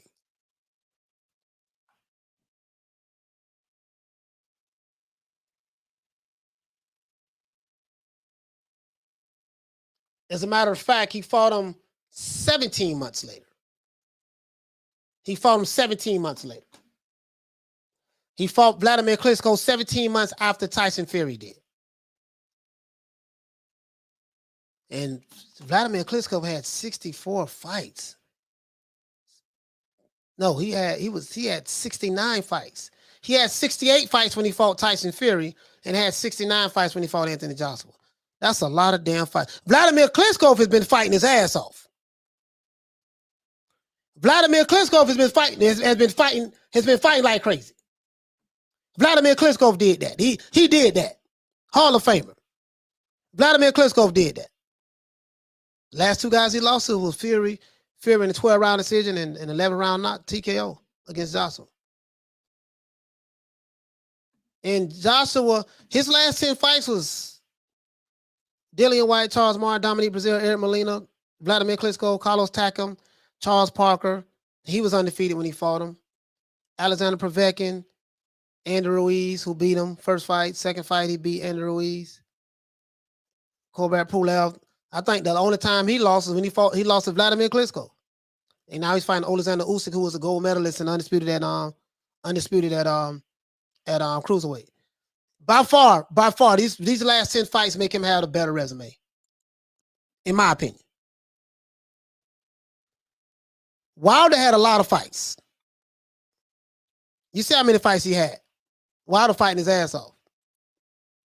So he was busy with Golden Boy. I think he was with Golden Boy too. I think he was with Golden Boy, right? Wilder was with Golden Boy, right? Arlette, less than 18 months, Fury fans are liars. Like their hero, saying 2-3 years later. Well, Arlette, listen. Yeah, they fought 15 months later. Less than 18 months. It was 17 months, right? They fought 17 months later. And the only reason why, Arlette, and I'm going to be honest, the only reason why Wladimir Klitschko took that long to fight, remember, he was supposed to fight Tyson Fury like 4 months later, but Tyson Fury pulled out of the fight. He pulled out of the fight and then he just retired. And, and he got popped with a banned substance or something in his system from UCAD or something like that. Something like that. You guys in the UK know a little bit more about it than I do. But that's a lot of damn, but you get what I'm saying? That's Woo! Now, Wilder last 10 fights, he's fought Arlette. Wilder's last 10 fights, says to be fair to Wilder, I want to be fair as possible. He's fought. Hold on, Arlette. Let's do this. He fought Bermane Stiverne. That's when he won the title. Bermane Stiverne won the belt. He was the email champion, right? He didn't. How did Bermane Stiverne get this belt? Let's see how did Bermane Stiverne get this belt. How did he get this? Won the vacant WBC silver heavyweight title. Won the vacant heavyweight title. So this belt was vacant. This belt was vacant. Bermane Stiverne fought Chris Arreola to get this belt, starting him in the 6th round. Bermane Stiverne started him in the 6th round. He fought for a vacant title. Arlette, he fought for a vacant title. Bermane Stiverne. Wilder's never been a champion. The guy's a bum. Con Shiner said Wilder's record gets better in his last 6-7 fights. Arlette says he likes pulling out of fights, but not pulling out of other things. Oh yeah. I ain't gonna talk about this. You know me, Arlette. I leave women and children off limits. But he says Ortiz twice, Fury 3 times, Stiverne twice. Okay, hold on. So who is this? This is this Bermane Stiverne. That's Bermane Stiverne. Wilder fought Bermane Stiverne, Eric Molina, John Duhaupas. Anybody know a lot about John Duhaupas, guys? I don't know a lot about him, to be fair, to be honest with you. I don't know a lot about John Duhaupas. I just don't. I wonder, did he fight Malik Scott? Malik Scott ain't never fought John Duhaupas, huh? Where Malik at? Where Malik Scott at? Emmanuel Char, okay. Gerald Miller. All right, so Wilder fought John Duhaupas. I don't, do you know anything about him, guys? Duhaupas hot garbage. Hey, he's a hot garbage, coach. Hey, man. But what I'm saying, Wilder has fought 3-4 fighters 2 and 3 times. Yeah, that's true. That is true. He fought Bermane Stiverne twice. So he fought Bermane Stiverne, Eric Molina, John Duhaupas, Arthur Spilker. Do anybody know who Arthur Spilker is? I remember seeing this fight. He ran right into the right hand of Wilder. 25 wins, 4 losses. He lost to Bryant Jennings. Deontay Wilder KO'd him in the 9th round at the Barclays Center. And what about Arthur Spilker? Bruce Leroy says Duhaupas is a tough journeyman who's a garbage fighter. Okay. Ronald Fickley. Lady Shane said, nope. She never heard of Arthur Spilker. Or John Duhaupas. Sorry about that. Egg Shake 4 said, after Wilder loses to Fury, get ready for Stiverne 3 and Ortiz 3 and Brazil 2. No, I don't see Wilder. To be honest, I don't see Wilder fighting those guys because he's not going to he won't make the kind of money that he want to make to fight those guys, to be honest. The Ortiz fights were bro fights as well as Malik Scott with Wilder. He was facilitating a paycheck for friends. Michael Buffer says, Coach, that was Wilder's toughest fight. I'm saying, yeah, you talking about Arthur Spilker? Yeah. Not listen, Arthur Spilker was giving Wilder that work. I don't know if that was his toughest fight, though. I would say, you saying it's the Stiverne fight. The Stiverne fight, that was a tough fight, the first fight. That was a tough fight. That was a tough fight. The Stiverne fight was a tough fight for Wilder. That was a tough fight. That was a tough fight. Jeff Luciano say Spilker folded like Alonso. Yes, he did. Yes, he did. I am Dave. What you say? He said, Coach, is that the last fight? Is that the last fight? No. Yeah. When Wilder, no, that's Arthur Spilker. Yeah. Let's move on from here. I don't look at it. Y'all don't know Arthur Spilker. Chris Arreola. Y'all know who Chris Arreola is. Gerald Washington. I think you guys know who Gerald Washington is. Did Malik Scott fight any of these guys? That's what I want to know. Malik Scott ain't fought Gerald Miller, Wilder. This is Gerald Washington.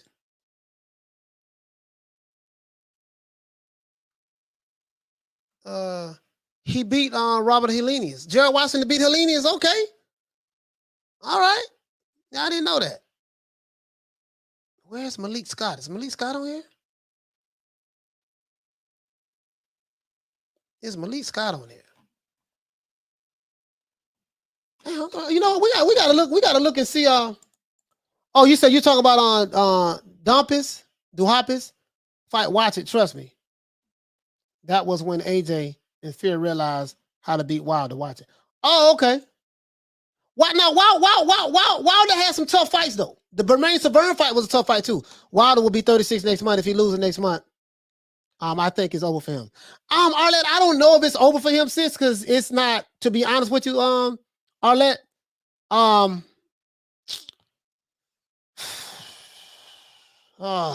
damn, who? You know what, Arlette? Who can he fight then? If he wins, he still got maybe I don't know. I want to say maybe the AJ fight. I just don't think that fight will materialize because of Eddie Hearn. Because to be truthful, Arlette and Shan, Al Heyman hates Eddie Hearn, so I don't see that fight happening. So Severn was KO'd by a journeyman with 20 losses long before Wilder. For real? Wait a minute. He got KO? Nah, he got KO by no journeyman. You sure? Let me look at Bermain-Severn. You sure about that? Oh, that's Gerald Washington. So he fought Gerald Washington, Bermain-Severn again. So wait a minute. So he fought from 33. All right, let's look at his last 9 fights. Well, he fought Malik Scott right here. Hey, we saw that. Hey, we saw that now. We saw that. Hey, we saw that now. Listen, he fought Bermain-Severn. He fought Malik Scott right here. So we saw Malik Scott take the dive right now. Malik Scott was he got a gold medal. He fought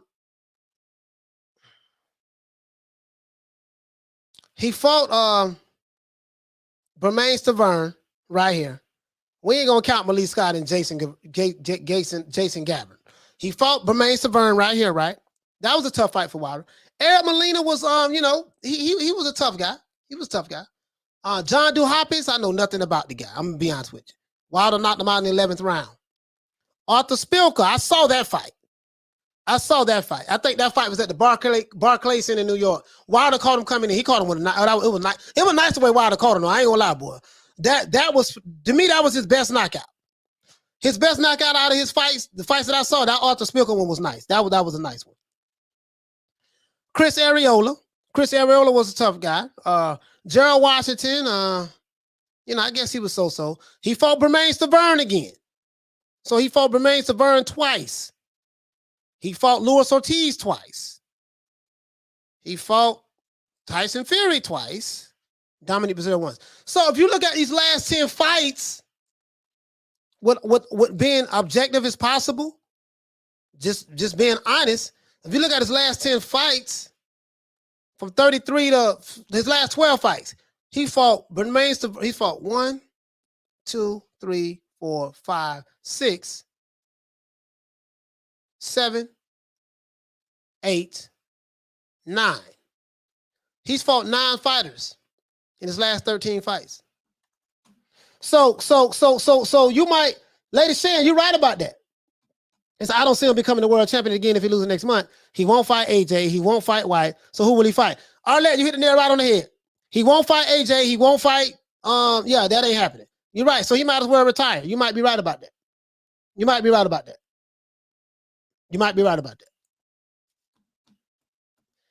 Because his last Hell, he's fighting Fury.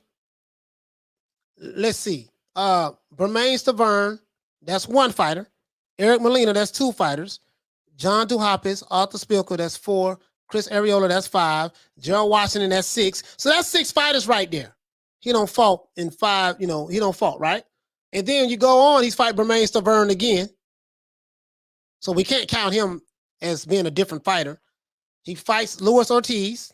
That's a different fighter. He fights Tyson Fury. That's a different fighter. Fights Dominic Brazil. That's a different fighter. But then he fights Ortiz again. He fights Fury again. And he's fighting Fury again. So 1, 2, 3 times he's fighting Fury in a 2-year span, almost 2-year span. No, in a 3-year span, he's fighting Fury twice. He's fought Ortiz twice. So between Ortiz, Fury, Brazil, Ortiz, Fury. He's fought 1, 2, 3. 3 fighters in a 3-year span. The same 3 fighters in a 3-year span. Rematches though. These are rematches, guys. So you get what I'm saying? These are rematches. So Pugilism said that and if they don't take a fight with Wilder, they just be called scared to fight a one-trick pony. Wilder is a draw in the heavyweight division and champion caliber threat.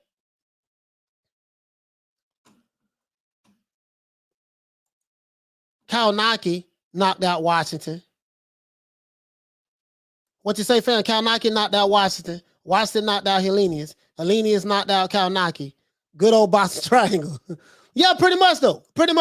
And so, but what I'm saying is Wilder had a lot of fights. Wilder's been active. He's probably the most active fighter in the heavyweight division. Wilder has. And, his record speaks, his record is showing that. He's the most active fighter in the heavyweight division. But he started in 2008. So Wilder and Fury turned pro. Both of them turned pro in 2008. Wilder and Fury both turned pro in 2008. Joshua turned pro 5 years later. Then Wladimir Klitschko, we all know Wladimir Klitschko. Wladimir Klitschko been fighting since, then when did he turn pro? Wladimir Klitschko turned pro in 1996. He turned pro the same year Floyd Mayweather turned pro. You see what I'm saying? Mr. G says Wilder has not taken a lot of punishment, so he's a young 35. Yeah, he hasn't really taken no punishment. That is true. He hasn't really taken any punishment. He say, please let this fight happen. Wilder versus Dinosaurs, Fury 3, Ortiz 3. Hey, you know what, Arlette? I just thought about that. The brother just said it. Wilder can fight Ortiz again. He can fight Ortiz again. If he don't, after this Fury fight, he can fight Ortiz again. Go fight Bermain Stavern again. Maybe fight Dominic Brazil again. Because he's not going to fight Joshua and he's not going to fight Dillian White. Al Heyman won't do business with Eddie Hearn. And we know they feel like Eddie Hearn is the devil and Al Heyman is the angel. I get it, but they don't do business together. They don't do it together. American heavyweights suck. And F.A. Jabbar and Jared Anderson should be praised, not torn down. Maybe they don't have the complexion for the protection with the people who have the same protection as them. Active, but he's only knocking down paint cans. He said, Wilder and Fury haven't fought for almost 2 years. That is true. They haven't fought for almost 2 years. This is why that neither one of them has an advantage. Strip out all the tomato cans and the American heavyweight scene is trash. Even he, the next big thing, Coffee, got beat by Rice. Yeah, we seen what happened to Coffee. He said, Jeff Lucietta says, Effie looks like something. Dude can crack. You know what, though? Jeff, let me ask you a question. Does F.A. Jabbar, is he kind of like another Wilder to you, though? Does he seem look like another Deontay Wilder? You know what I mean? Coach, as long as no one else beats Ortiz, Wilder can keep. Oh, you know what? I forgot all about Ortiz, Dave. Thank you for bringing that up. Arlette, Wilder can fight Ortiz, too. He can fight Ortiz. No, sorry about that. Damn. I meant to say Andrew Ruiz. He can fight Andrew Ruiz. Again. So, regardless of what happens in this fight, whether he wins this fight with Fury or not, Wilder can fight Andrew Ruiz. He can fight Ortiz again. He can fight Damn. I would say Bermain Stavern, but I don't think Bermain Stavern is fighting. Maybe he could try to get a fight with Trevor Bryan, but Trevor Bryan is with Don King. Well, he could work that out. He could fight Chris Arreola. He could fight Dominique Brazil again. You see what I'm saying? Ronald Finkley say Bossy is something special in the UK. Yeah, I like that dude Bossy. That dude Bossy the real deal. I like Bossy. I like Bossy. I like Bossy a lot. I really like him. You know, I think he's ready. I think he's ready to fight he's ready to fight Bivol. I think he's ready to fight Bivol. All these people calling Wilder a bum, but fail to forget the late great Emmanuel Stewart projected Wilder and Fury to be where they are at right now, fighting each other. Yeah, he did predict that. He did predict that. I mean, because Emmanuel Stewart, RIP to the great Emmanuel Stewart. Wilder Fury has to wait for each other because that's their last big payday. Yeah, you know what, Terry? That is their last big payday. I totally agree with that because I think Wilder, if Wilder can win, again, I don't see him fighting AJ. Al Heyman and Eddie Hearn don't do business with each other. They don't like each other. Al Heyman hates Eddie Hearn. He won't do business with him. They'll try to entertain some stuff, but it ain't gonna happen, bro. It ain't gonna happen. So that ain't gonna happen. And Wilder ain't gonna fight Dillian White. So Wilder can continue to fight. Again, he can fight Andrew Ruiz. That'll be a good fight for him. Now, he won't make the kind of money that he would have made fighting Fury in the second fight. But because Andrew Ruiz is a one-hit wonder. To me, he's just a one-hit wonder. You know, he beat Anthony Joshua fair and square, and he lost the second fight. He got dropped against Chris Arreola. Got dropped in that fight, had to dig deep to win that. So, I just don't see the same Andrew Ruiz. I would love to see Andrew Ruiz and Wilder fight each other. I would love to see that, Terry, to be honest with you. I would love to see F.A. Jabbar Nigerian. Yeah. F.A. needs to work on his defense. He leaves himself wide open too much. Yeah, you're right about that, Carm. To me, F.A. reminds me a lot of Wilder. It seemed like he got, you get what I'm saying? Like just with the right hand, he got the one right hand, but I don't really see nothing. I got to probably look at some more F.A. Jabbar fights. I don't really see nothing special about him. Like, he's a big guy, but you see what I'm saying? Yeah, it's some fights for Wilder like Michael Hunter out there. Michael Hunter, I'm gonna be honest with you guys. I haven't seen a lot of Michael Hunter fights. I'm just gonna be honest. Emmanuel Stewart also said the American heavyweight picture is horrible. Yeah. Emmanuel Stewart knew that there was nothing coming out of the amateurs, Arlette. He knew that damn Tyson, he done. Lennox Lewis gonna retire. Rockman, the old guard is gonna be going. What's coming up after them? It didn't look good. And he was right. He was right, Arlette. I believe F.A. said he would spark Wilder and commented on Wilder and his excuses. Smoke.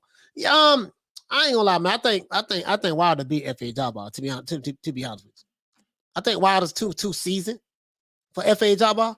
Anderson's about that life, and people trying to mess his confidence up. I think Jared Anderson is I think he's gonna be the next American heavyweight champion of the world, to be honest with you. She said, no, Emmanuel Stewart said that Wilder would be great if he learned the fundamentals, which he didn't. Well, he's learning the fundamentals now. With Malik Scott. He said you can't beat a UK crowd. All the fights should be over here. Much better atmosphere. Bro, you know what? Steve Tyson, I totally agree with that. If it was up to me, Terence Crawford, go fight in the UK. All of you fighters who struggling, go from the PBC or whatever, go to the UK and fight. The UK is like, fan base is crazy. It's crazy. He said, you can't be a beer truck driver. Pick up boxing late. They say, you can't be a beer truck driver, pick up boxing late, make it to the bronze medal in the Olympics without knowing how to box at a competitive level. Yeah, can't know anybody do that. I totally agree with that. Can't know anybody do that. Odo Wallin said some days ago he is close to getting a fight against someone living in the USA. Maybe not American then, maybe Ortiz. You know what? Hey, Jay, I would love to see Odo Wallin and Andrew Ruiz fight. I would love to see that fight there, bro. Andrew Ruiz and I would love to see Andrew Ruiz fight Wilder. I would love to see Andrew Ruiz fight Odo Wallin. I would love to see F.A. Jabbar and Andrew Ruiz. Now, Andrew Ruiz has a lot of fights out there that he can fight. Now I don't know if he's going to make the kind of money that he wants to make because he got spoiled with the AJ fight. He ain't gonna never see that kind of money again, never. I like Michael Hunter until he ran from Ergovich. Yeah, he needs to redeem himself. Yeah, I don't know a lot about Michael Hunter, to be honest with you. I'm just being honest with you guys. We're not looking forward to AJ versus Wilder anytime soon. Oh, no, that ain't happening. That ain't happening. Yeah, that ain't happening. That ain't gonna happen. We can forget that. Ada said FA was calling Wilder a fake Nigerian when Wilder was doing that African promo stuff. Yeah, Wilder's not a Nigerian. He's from Alabama. He's an American. F.A. Jabba is a direct descendant from that country. Wilder closed the distance much quicker in times. His sniper power right hand with superior timing. Yeah, he got that. He got that from Mark Breland. Mark Breland showed him that. Nobody watching how Wilder is timing and setting up those shots. Yeah, no, he sets them up really good. The only thing is he sets them up against flat-footed fighters who stand right in front of him too long. Yeah, I see that. I see that. Mark Breland was a master at that. But I definitely see that pugilism. I see that. But we got to keep it in its proper context. He's doing it against guys who just sitting there. You know, to be fair. You know, so but he has to fight what's in front of him. So bronze is gold. I think you are happy being mediocre.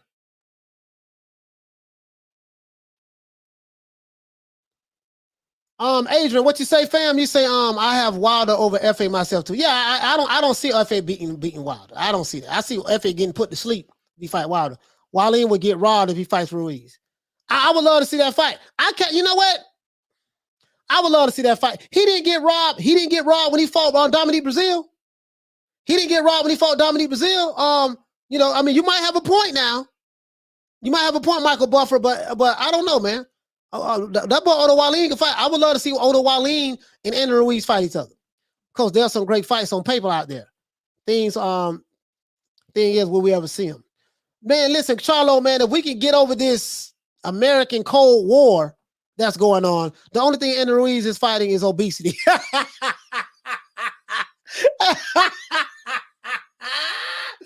That doggone Harlot. She said the only thing Andy Ruiz is fighting is obesity. Hey,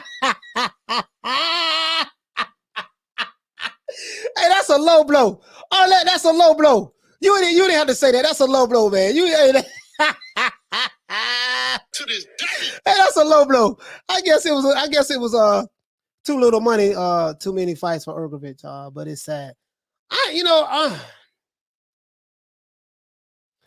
Oh man,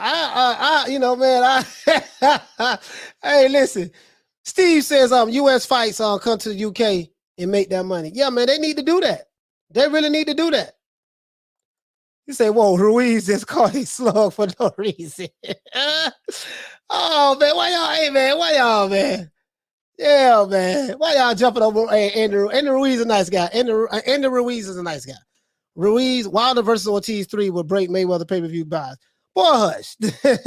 Boy, hush. Oh, my God.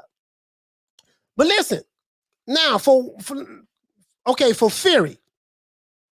If Fury loses to Wilder, where does he go at?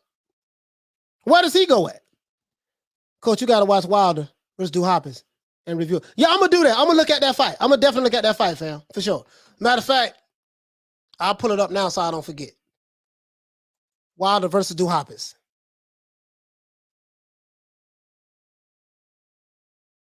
Yep. Yeah, I'll pull it up now. I'll pull it up now so I don't forget. I'll pull it up now so I don't forget. Mark Breland over there. I see it. I just pulled it up, fam, so I don't forget. I'm gonna check that fight out. I'm gonna check that fight out, bro, for real. Absolutely. Closing all these windows. Yeah, I'm gonna check that fight out. Bruce Leroy says Duhaupas walked Wilder down for 11 rounds. He say a lot of heavies coming through. I want to see step up soon. Ergovics, FA, yep. Anderson, Yoka. Yeah. Listen. Check this out. Yeah. If you're new to the channel, please subscribe and hit the like button. Listen. I'm gonna say something. Karma, Serene, Carm, Lady Shan, Arlette, Elisa, even everybody in the chat, Double A, Jeff. If Fury loses against Wilder, Fury still can fight Dillian White. He still have fights that he can make, right?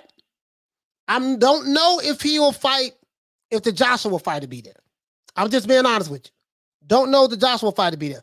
The Joshua fight might be there because that might be the money fight. That might be the money fight. AJ gonna get paid regardless. We know that. AJ can fight me and get 40 million. 40 million pounds. We know that. AJ can fight me right now, 40 million pounds. We know that. We know that, right? We know that. But maybe AJ make a career, maybe he make a big payday.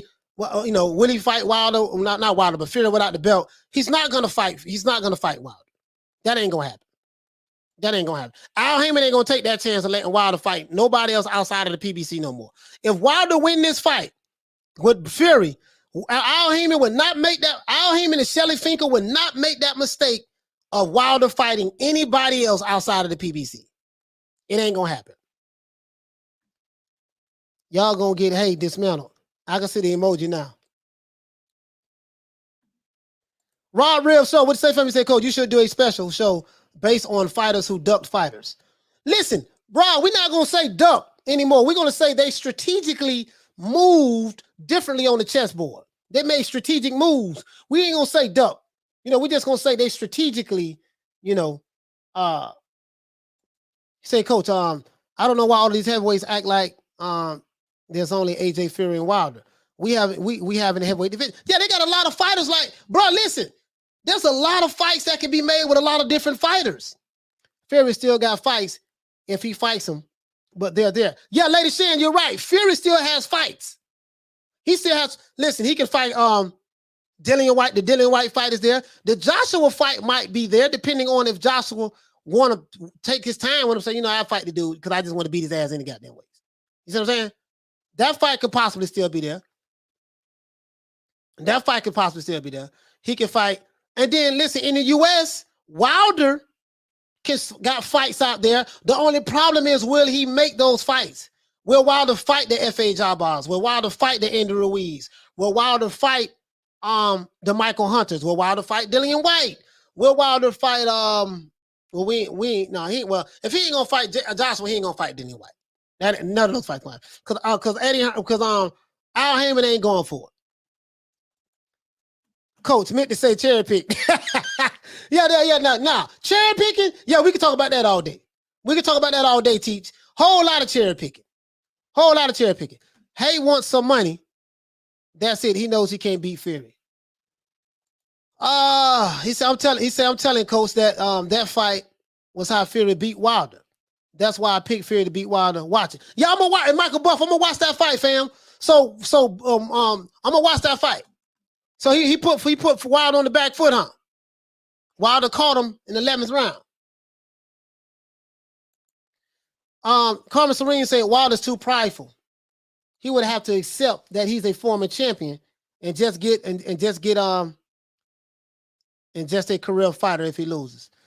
Carm, I'm gonna be honest with you. If Wilder loses, he'll never have to worry about getting the belt again, unless he fight Trevor Bryan. If he fight Trevor Bryan now, he can say I'm the WBA regular heavyweight champion of the world. He can say that. He can't say that now. He can't say that. I believe Hay needs money.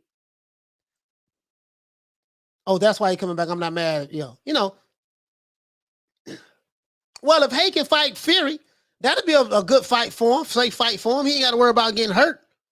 Because they say Fury got pillow fist, so he can just fight Fury and just, get hit with the pillows. Wilder ego won't let him stop boxing. Yeah, but this is what I'm saying, Steve. Like, he's not going to get this payday come from Tyson Fury. After the Tyson Fury after he finishes his Tyson Fury series, I don't think he'll see any more fights, no more big payday fights after that. The networks are losing money on them. You know what I mean? ESPN didn't make their money back. Fox didn't make their money back on the Fury Wilder 2 fight. So where do you go from here after the Fury fight? And now, if Wilder wins, he's the champ. We're not going to see AJ and Wilder, so throw that in the garbage. We're not going to see Wilder and Dillian White. Dillian White has been Deontay Wilder's mandatory for 20 years.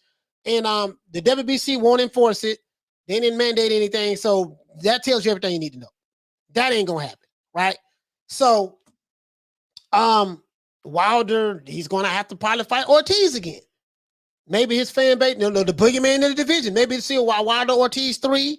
You'll probably see a Wilder Dominique Brazil 2. You'll probably see a Wilder, maybe an Andrew Ruiz.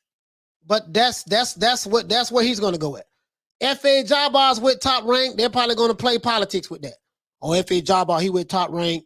We ain't gonna cross the other side of the street no more. You're not gonna see Wilder fight any more cross promotion to fight. That's over with.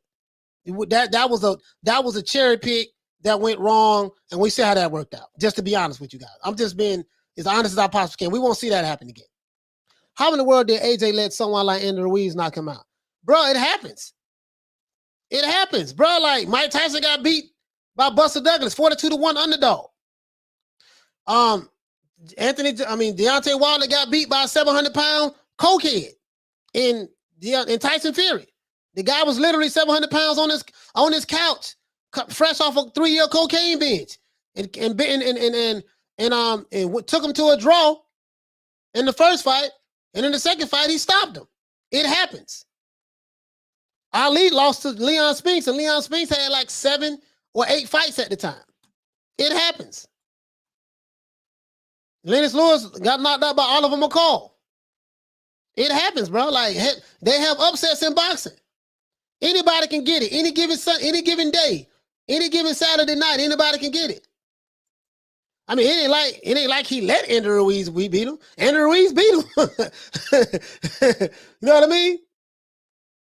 But then Andrew Ruiz got the brace beat off of for 12 rounds in the second fight.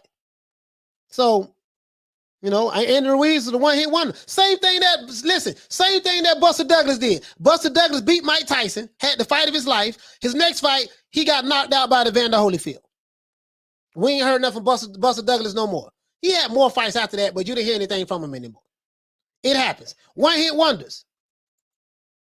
Say my favorite athlete is is losing. I'm so sad. I hope there's a comeback. Djokovic is losing in tennis. Yeah, at the U.S. Open. He'll be good with that. AJ lost to Andrew Ruiz.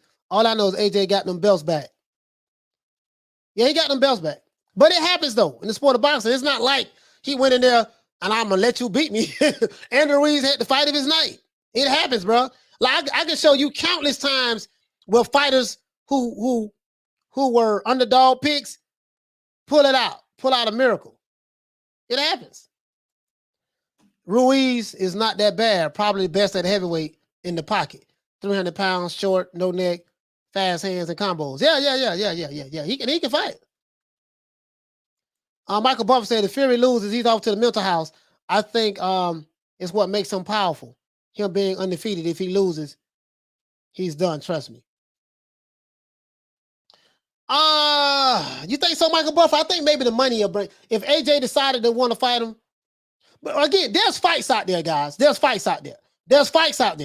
Some of these fighters are going to have to say, hey, you know what, man? Because Anthony Joshua is the cash cow of the heavyweight division. Period. He said, White cannot lose to Areola or else he's cooked. Are they fighting? Is him and Chris Areola fighting? Ronald Fiegler, I heard football back. I haven't watched football in 5 years. Yeah, me neither. Not 5 years, but I haven't watched television, in years. So I think that's why the WBC president don't want to make decisions until after the fight. Maybe if Wilder they will find a way to discard White. Yeah, they've been doing it for years. It's not going to happen. It's not going to happen. WBC is cricket. Mauricio Sulaiman is a cricket sanctioning body. Him and the WBC, they're crooked as hell, man. They got drug cheats, people getting popped for PEDs and making excuses and saying, well, he really didn't get popped. It ain't a banned substance on this, such and such. But we use this, and so it is what it is. Like, I ain't tripping. So I'm glad they just come out. I'm glad he's out in the open with it. I like when they come out in the open and let you know what time it is. Yeah, around the figure, my Vikings lost today. Yeah, I like when they come out in the open. Say football, the biggest sport in the world by far. Soccer. Well, football, football in the UK, it is. Yeah, it is. Not American football. American football is not the biggest sport in the world. Ronald Fiegler said White loses to Areola. That's bananas. Man, bro, you just never know, bro. He said, I think whoever loses between Fury and Wilder will be the end for them. In my opinion, they both too fragile for a loss in the next fight.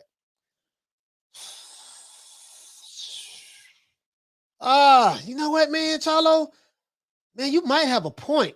Because I think both of Wilder and Fury are very similar from a psychological standpoint. The only thing is we don't know how Fury will handle it if he loses. We know how Wilder handled it. So we know where he's at psychologically. You know what I mean? So Fury, we don't know yet. But you might have a point. He said it was such a bad idea for Ruiz to lose weight. I don't think another heavyweight has fast hands like him. Fast hands combined with the weight made him hard to beat. Yeah. But I think he lost weight because he realized, if someone decided to box him, there's nothing that he would be able to do. Wilder should fight Ruiz and can. Yeah. Listen, I think that'd be a good fight. All jokes aside, Conor, Wilder and Ruiz would be a good fight. Because you have Ruiz, the former unified heavyweight champion of the world. He done something that Deontay Wilder didn't do. Now, you notice how when Wilder and Anthony Joshua was trying to fight each other, whatever the case may be, it was a whole lot of flim-flam or buffoonery. And if you went Wilder's side, you say that Joshua didn't want to fight and he was being a Uncle Tom and a slave to Eddie Hearn and all that stuff there. And then if you're on the Joshua side, Wilder and them, they didn't really want to fight. And, they making outrageous claims and demand, all kind of stuff. And Wilder handlers like Shelley Winkle, Bullwinkle is trying to run stuff. You know what I mean? Remember that, right? But notice, that's an Al Heyman fighter. Wilder is an Al Heyman fighter. He's an Al Heyman fighter, guys. But did you notice this? Andrew Ruiz is an Al Heyman fighter as well. Hey, okay. Shout out to Ryder of the Storm for dropping that quarter of a dub on your boy. Hey, Leroy. Super chat received. Playtime's over, boy. Ryder of the Storm says, I'm late, but I'm here. Salute, coach. Salute to everyone. Man, shout out to Ryder of the Storm. Yeah. Arlette, what you say, Queen? You said Mauricio doesn't want all of the belts in the UK. So if Fury and Wilder goes to the scorecard, Fury has to look Percy to get the decision. Okay. Arlette, you know what? Fury's gonna damn. I'm trying to think about what you're saying, right? Fury's gonna have to know in his mind that I might get robbed. Even if it's not true. You get what I'm saying, Arlette? The WBC is the judges are gonna be paid off. We don't know which way they're going to go. You see what I'm saying? Depending on how the fight goes. So you might have a point. But if you're on Wilder's side of the fence, they believe that the Mauricio Sulaimán, the WBC, the judges, Las Vegas is crooked and conspired against them. So they may feel like they won't get a fair shake themselves as well. So, you got both sides thinking that they won't get a fair shake. And then, Wilder saying that, well, Fury got the complexion for the protection, which, so, you get what I'm saying, though, sis. I think Wilder loses the rubber match. He should get out. I am Dave. What you say, family? Say, coach. Fury can't even handle win. How much more of a loss? I just want to hear the excuses and the lies that Wilder gets beat by Fury. He'll blame aliens and anal probes. But you get what I'm saying, though. Like, there's fights out there. Told you, coach. Think about Fury's mental status, how he struggles. I think if he loses his edge and confidence, he will never be the same. You might be right about that, Michael Buff. You might be right about that. The thing is, we never seen him lose, so but if Fury, listen, I'm gonna tell you what I would do. If Fury wins the fight, I've been, and Fury now. I've been all over the world. I don't fault everybody. I've been to the Antarctica.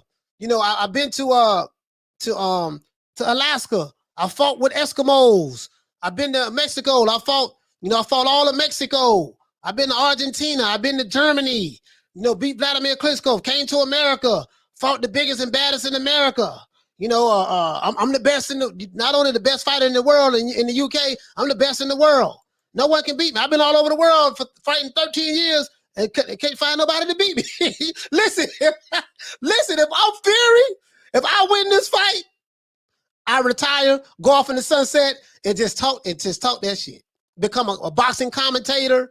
Because that's going to be money out there for Fury to become a boxing commentator. He can go to WWF, WWE and wrestle. Yeah, listen, bruh. Fury gonna steamroll Wilder.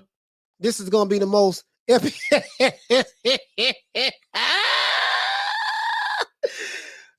I need to cut that out. He say, Mr. G say intellectual say fabricate, really say lie. Intellectual say embezzle, really say steal. Intellectual say strategic decisions, really say duck.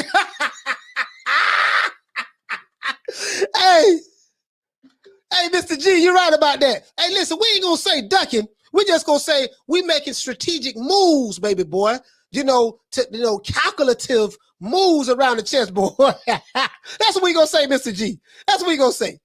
He said, question is, Malik Scott throw in the towel? Or will he throw in the towel? No.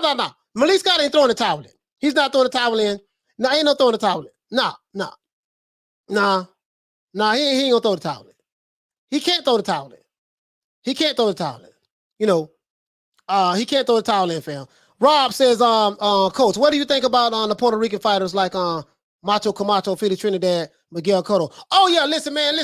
Trinidad was a bad boy. One-trick pony. He was a one-trick pony with the left hook, but he was a bad boy. Trinidad was a bad boy now. Trinidad was a bad boy. Trinidad was one of my favorite fighters. Don King fighter, too. Miguel Cotto. You got to love Miguel Cotto. I like Trinidad better, to be honest with you, to be fair. Macho Camacho was very flashy. Love the Macho Man. R.I.P. to Macho Camacho.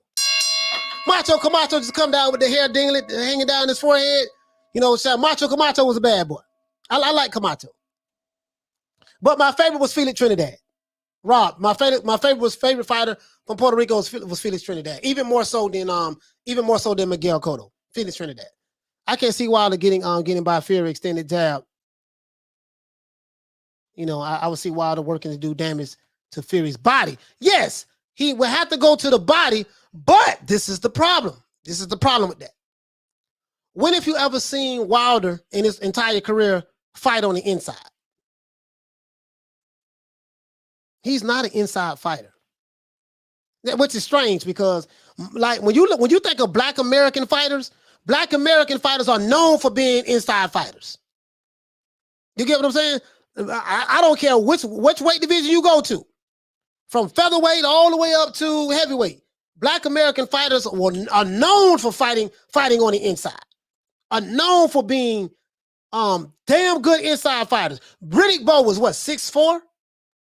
Something like that. Riddick Bowe, Big Daddy Bowe can fight on the inside, fight in the pocket. Holyfield can fight in the pocket. Tyson can fight in the pocket. You see what I'm saying? I got to look at some fights. Wilder's not. He's more of like, I got to get range and distance to get my shots off. He's not a pocket fighter. Gerald Big Baby Miller, he's a pocket fighter. He can fight in the pocket too. You get what I'm saying? You get what I'm saying? On Ryder on the Storm, what you say, family? So I want Wilder to win and Usyk to win. If they both do, the possibility of a unification is more than likely if AJ win. If AJ stated he doesn't want to fight Wilder, which sucks for us. Listen, has nothing to do with AJ and Wilder. It's just that Al Heyman and Eddie Hearn don't get along. It ain't gonna happen. It's not gonna happen. It's just not gonna happen. He said, I thought Oscar beat Tito. I thought Oscar beat Tito too. Lisa Bells, the Queen, say Michael Buffer. Is that true? Really? That was their champ for 5 years. What happened? Carmen Serene said, I think the fix is in for Wilder to win. Oh, that rhyme. Hey, Carl, that rhyme. I think the fix is in for Wilder to win. That rhymes. That rhymes. He said Malik only throw towels, but only throw his towel off his OnlyFans. Yeah, I think Malik got an OnlyFans. Steve said Fury is white when he says Wilder just would just revert back to what he Always does. I believe that too. Can Malik Scott change him in one training camp? This is what you guys got to realize too. Well, you're gonna say, well, Malik Scott been here all the time, so it's not like one training camp. He's been there the whole time, but I don't know, man. I don't know. I don't know. All I'm saying is, regardless of what happened in this fight, Wilder and Fury both still have fights. Wilder has a plethora of fights he can fight. We know he's not going to fight any matchroom fighter, so let's forget that. But this is what I was going to say, though. This is what I was going to say. I have forgot. Karma, what you say, Karma? What Karma said?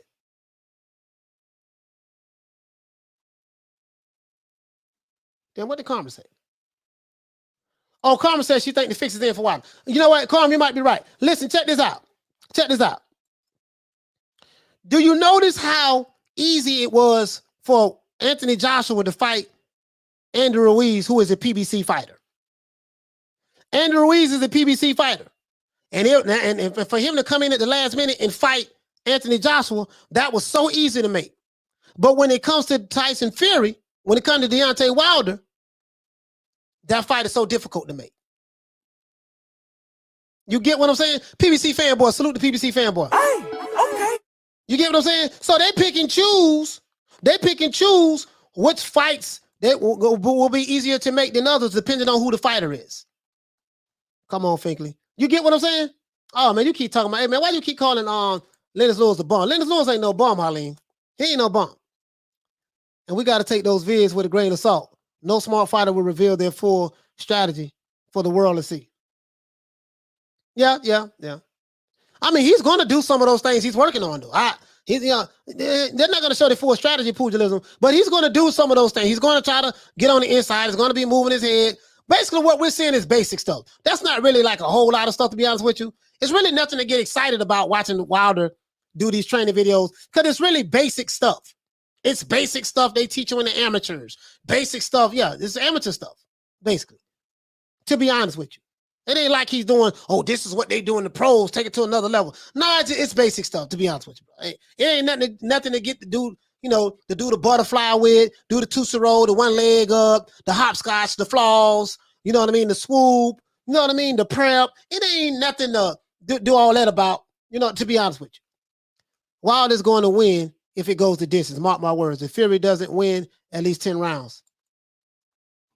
Andrew Ruiz wasn't a champ at the time, and they had everything to gain. Yeah, but exactly. You see what I'm saying, though, Philly Fly? But that's what I'm saying. But they made that fight like it was nothing.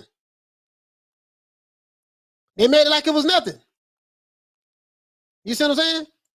Con Shonery says Wilder will have limited prospects, but Fury will have money fights left.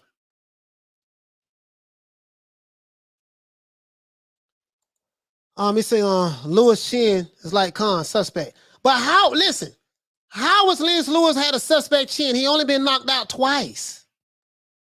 How? Listen, let's do this, man. Y'all be killing me with this, man. Y'all be killing me with this.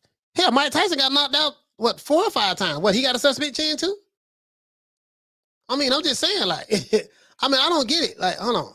So, what qualifies as a suspect chin? Let's get that right.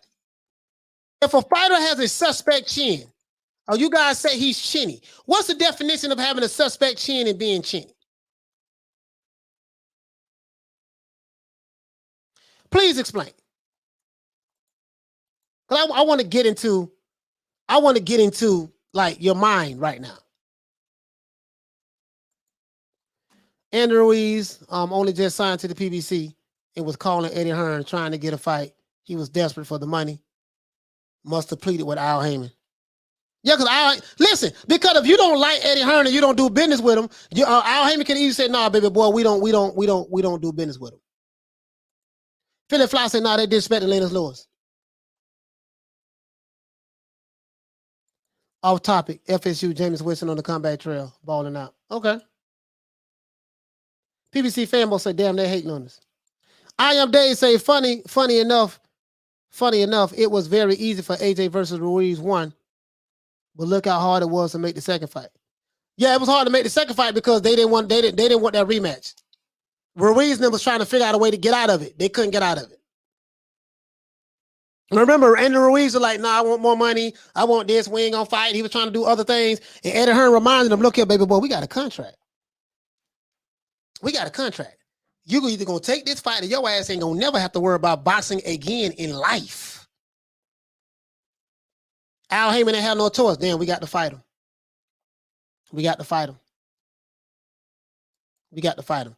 You know, they saying that be it that is what they heard follows. But you get what I'm saying though.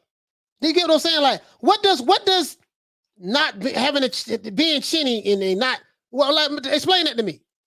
Mike got hit by a number of punches, but Lewis got hit with one shot twice, and he was done.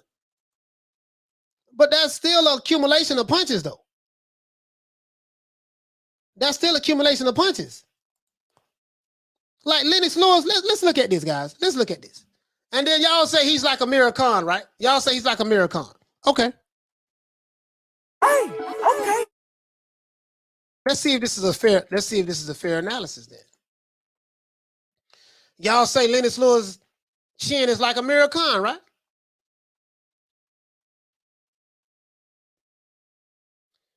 Amir Khan got knocked out by somebody named Breedis Prescott. Amir Khan he lost to a split decision to Lamont Peterson. I think this was the fight that Lamont Peterson failed the drug test. He got popped dirty. Amir Khan got TKO'd by Danny Garcia. Amir Khan got KO'd by Canelo. And, Amir Khan got TKO'd by Terrence Crawford. He didn't want to fight no more. That was the fight he got hit in the groin. And Crawford accidentally hit him in the groin. And he said he didn't want to fight no more. So this is the fight he got knocked down in the first round too. So I mean, okay, so we ain't gonna count the Crawford fight. Canelo knocked him out, but that's Canelo. Danny Garcia TKO'd him. Prescott KO'd him. So I'm like when you say that Lennox Lewis is shinny, like what he can't take a I don't get it. I know what you're saying. You're saying that that Lennox Lewis got hit with one punch, right? Lennox Lewis got hit with one punch. He said, Coach, Buster Douglas gave Mike a 4-punch combo for the KO. No. Buster Douglas beat Mike Tyson for 10 rounds. That is true. Mike Tyson don't get hit one time and go to that is true. Mike Tyson got beat by accumulation of punches. That's facts. That's facts. But I'm trying to get into like when you say Lennox Lewis can't take a punch, like what does I'm trying to, you know what I mean? Rob says, what is your favorite fight? And why is your favorite fight? My favorite fight was Pernell Whitaker and Julio Cesar Chavez. That was my favorite fight. Because Julio Cesar Chavez was like 86 or 87 or 500-0 at the time. And Chavez was supposed to be that one that was going to knock Pernell Whitaker out. And Pernell Whitaker gave him the business, beat the brakes off of him. Like literally. You know what I mean? That was my favorite fight.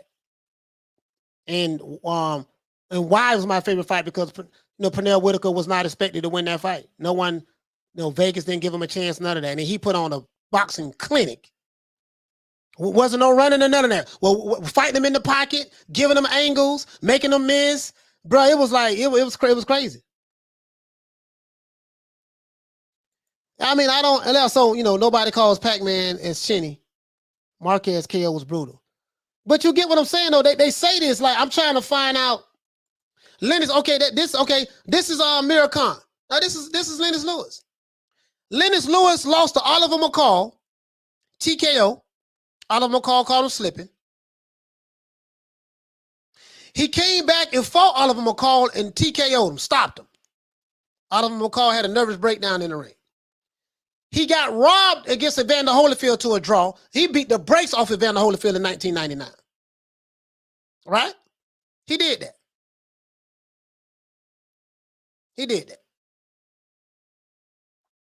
He came back, unanimous decision, beat Evander Holyfield. He knocked out Michael Grant, knocked out Francis Botha, and then he got caught with a punch to Hasim Rahman. Hasim Rahman got 41 knockouts. Bro, you got 40. Hakeem Rahman got 41 knockouts. Like, I'm trying to figure out, like, Lennox Lewis can't, he you know, he had a weak chin, his chin like Amir Khan. There's no comparison.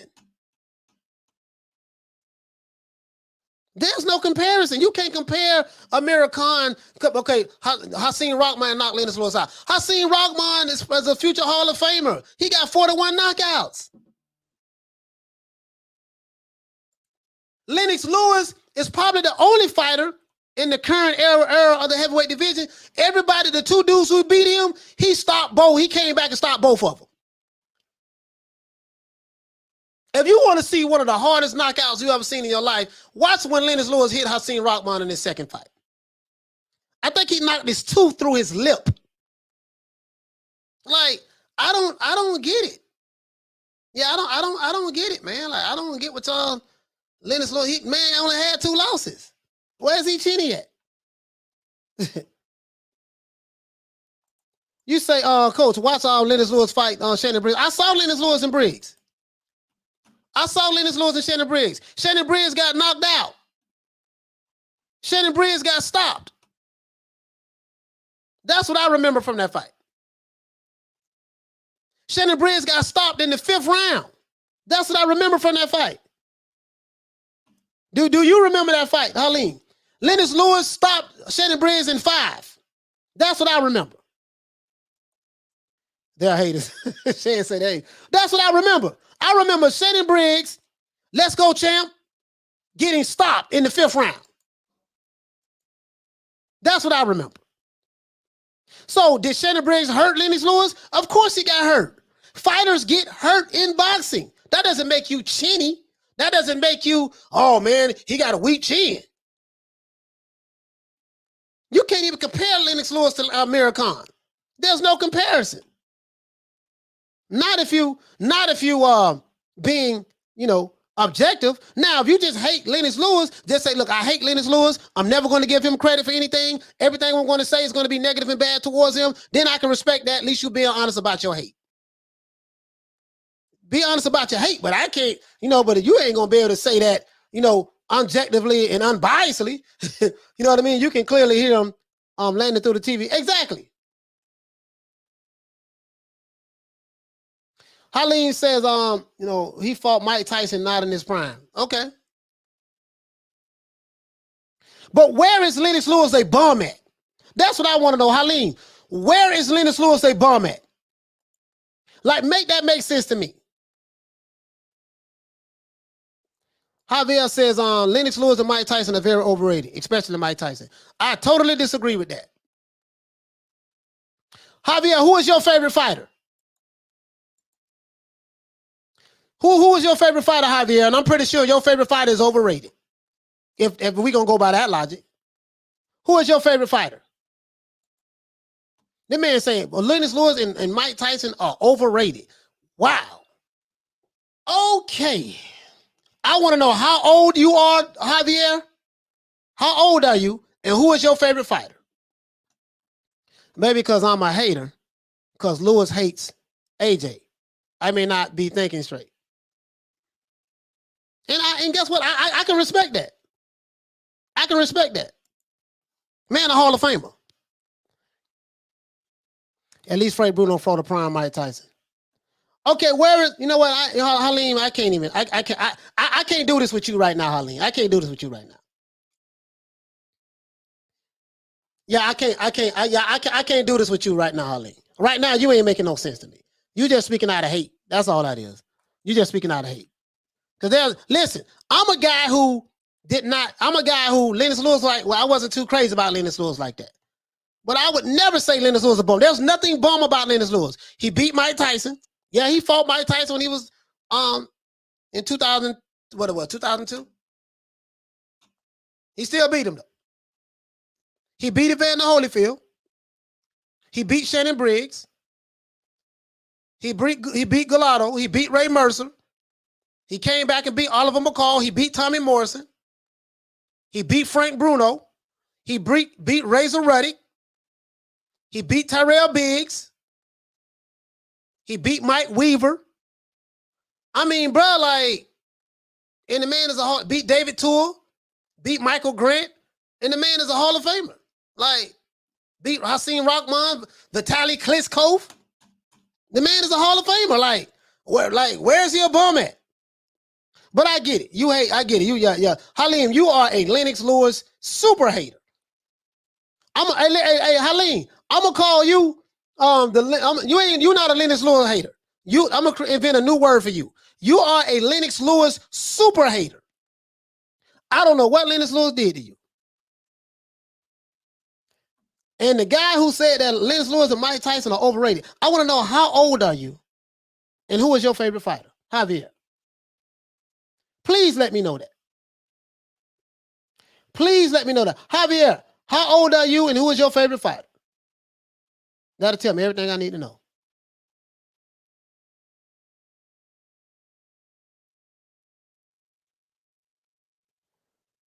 How old are you and who is your favorite fighter? Lewis and Tyson are Hall of Famers. Exactly. Exactly. How old are you, Javier, and who is your favorite fighter, sir?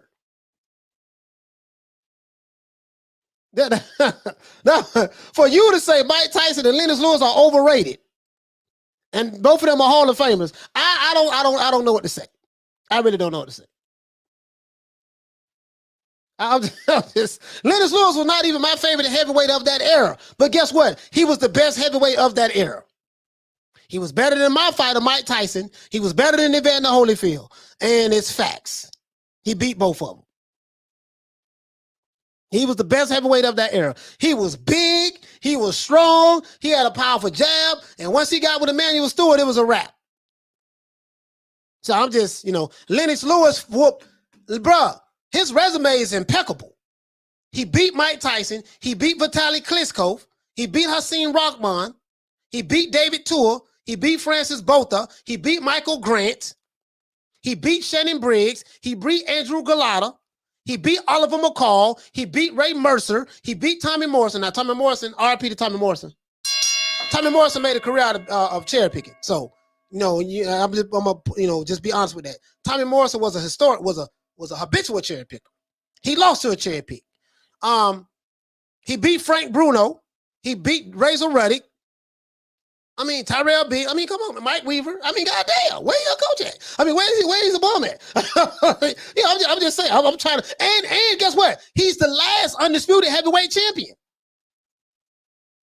And he's the last undisputed heavyweight champion. Lennox Lewis, the same guy that you called a bum.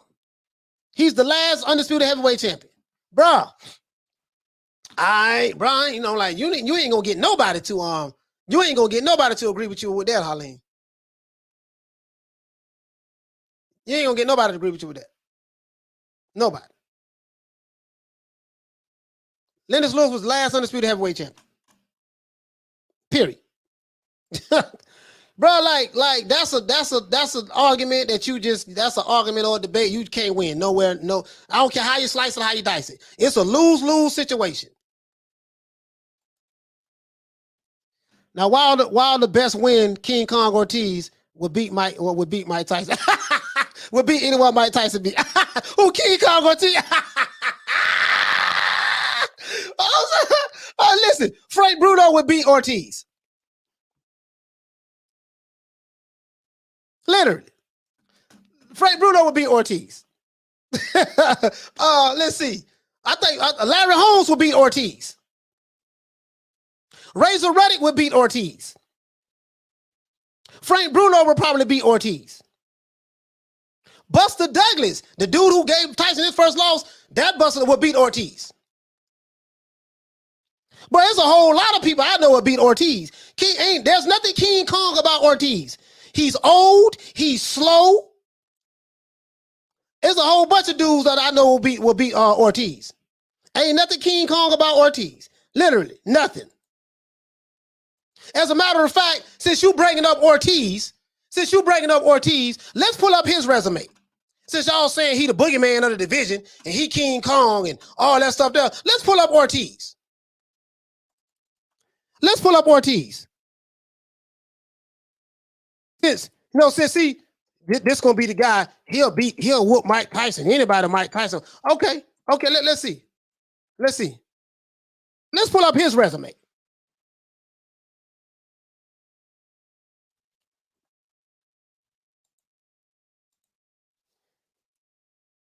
Let's pull up King, what's it? King Kong Ortiz. That's what y'all call him, King Kong, right? Beating on his chest like a gorilla.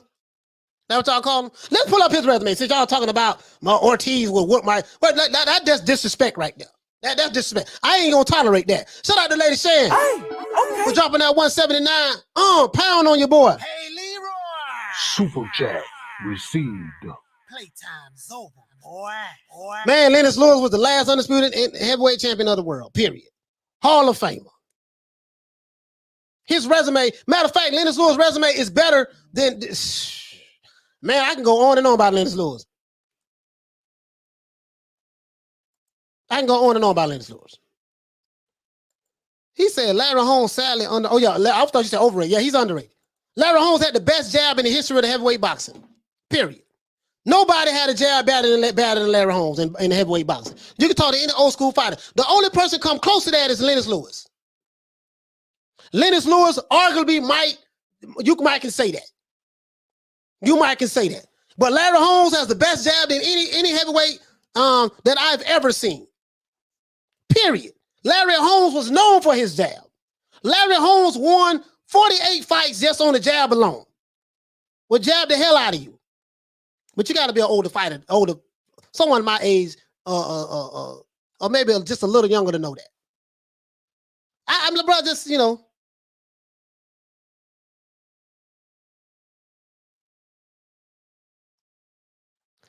Okay, he beat him. Okay, well, you know, he said that's not who Mike Tyson beat. He beat fat Larry Holmes. Well, I just like, what's the name saying that, you know, Mike, you know, Lennox Lewis beat out of his prime, Mike Tyson. It still count. It still count. I get it. You don't like, matter of fact, pugilism. That pugilism. Who is your favorite fighter? Hold on, was it who that was said that? Yeah, I got to put you guys on the spot. No, I have Candy. Well, who is your favorite fighter? Rod Real Shows. I had Hagler beating Sugar Ray too.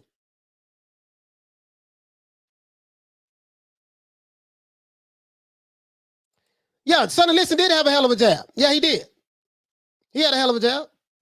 Absolutely. Y'all talking about King Kong Ortiz and you talking about Mike Tyson overrated and this and that, yada, yada, yada. Who y'all favorite fighters is? These dudes who saying this, who your favorite fighter is? Let's pull them up.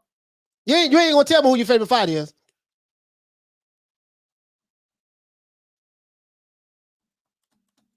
Talking about King Kong Ortiz. Boy, hush. Ain't nothing King Kong about no damn Ortiz. This your guy who you talking about? The boogeyman of the division? He fought Burt Cooper. Now, Burt Cooper fought Evander Holyfield. Let's look at this here. Burt Cooper been fighting a long goddamn time. Burt Cooper fought Evander Holyfield back when Holyfield was a cruiserweight. When this was? When did he fight Evander Holyfield? Ray Mercer. He fought Evander Holyfield right here.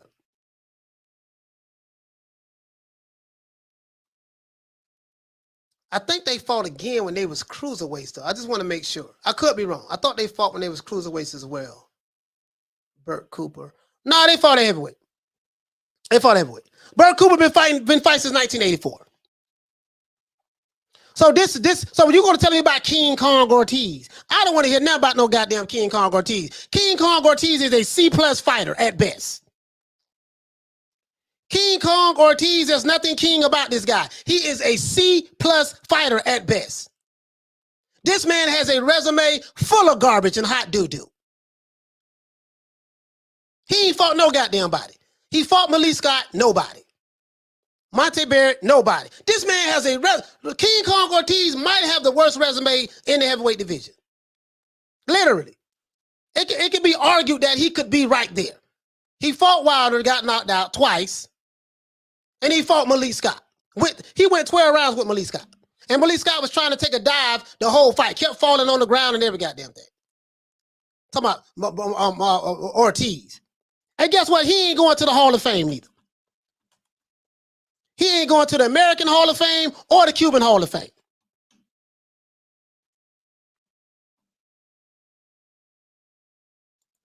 Michael Buffer said, Coach, Blue said Ortiz will beat Mike Tyson. Where he'll beat him at? Where he'll beat him at? Where? Last I saw, King Kong got shot down by plane, so he took it. Like, where would he beat him at?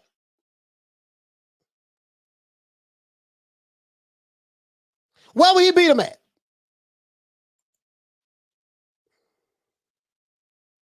I'm just saying, like, King Kong Ortiz, this man is trash. Literally. King Kong Ortiz is probably one of the most garbage heavyweights in the division. Literally. He's a C-class fighter. His resume speaks for itself. This man ain't fought nothing but bums. You know that song, Racks on Racks on Racks? Got a campaign going so strong. Getting brain when I'm talking on the phone. Getting money when I'm running this strong. Remember that? I fought bums on bums on bums. Bums on bums on bums. This guy got a resume full of bums. Literally, King Kong Ortiz. So when they sit back and try to tell me, man, Ortiz, he the boogeyman of the division. Don't nobody want to fight him. Boy, hush. Boy, hush. Literally. Tell me nothing about no damn King Kong Ortiz. He'll beat all the fighters that Mike Tyson fought. Where? Where he'll beat him at? Where he'll beat him at? And what you basing that on? On this shit? On this? He fought Malik Scott? Like he fought Bryant Jennings? He fought Tony Thompson? He fought David Allen? He fought Daniel Martz? Got beat by Wilder twice? He fought Christian Hammer? He fought Raz Vaughn? Kohanu? Based on this, yeah, he'll beat the dudes that Mike Tyson fought. Boy, hush. This nigga garbage. Ortiz is garbage. Listen, man. Listen, forget it. I'm taking the gloves off. Ortiz is garbage. He was garbage when Wilder said that he the boogeyman of the division. He was garbage when the Alphabet Boy said that he'll beat Mike Tyson, and his ass garbage right now today. Ortiz is trash. Bottom line. If you are a fan of Ortiz, you should be ashamed of yourself. Find you somebody else to be a fan of. Ortiz ain't what's happening. Period. I'm a Dillian White fan, but I would sound crazy if I said he can beat everyone on Mike Tyson's fault. Now, I'm not saying that, no, Dillian White is a damn good fighter now. I'm not saying that Ortiz won't beat somebody on Mike Tyson's resume. Of course he would. He'll beat somebody. But for you to sit back and tell me that, oh, man, he'll beat all those, man, boy, hush. Boy, hush. Shit, man, OT, man, boy, hush. Boy, y'all need to cut this out. This Ortiz, this man resume is hot doo-doo. I mean, doo-doo brown. This man resume is just that trash. Ortiz. They don't tell me nothing about no damn Ortiz. You feel me? Don't tell me nothing about no Ortiz. He the boogeyman of the division. Don't nobody want to fight him. Boy, hush.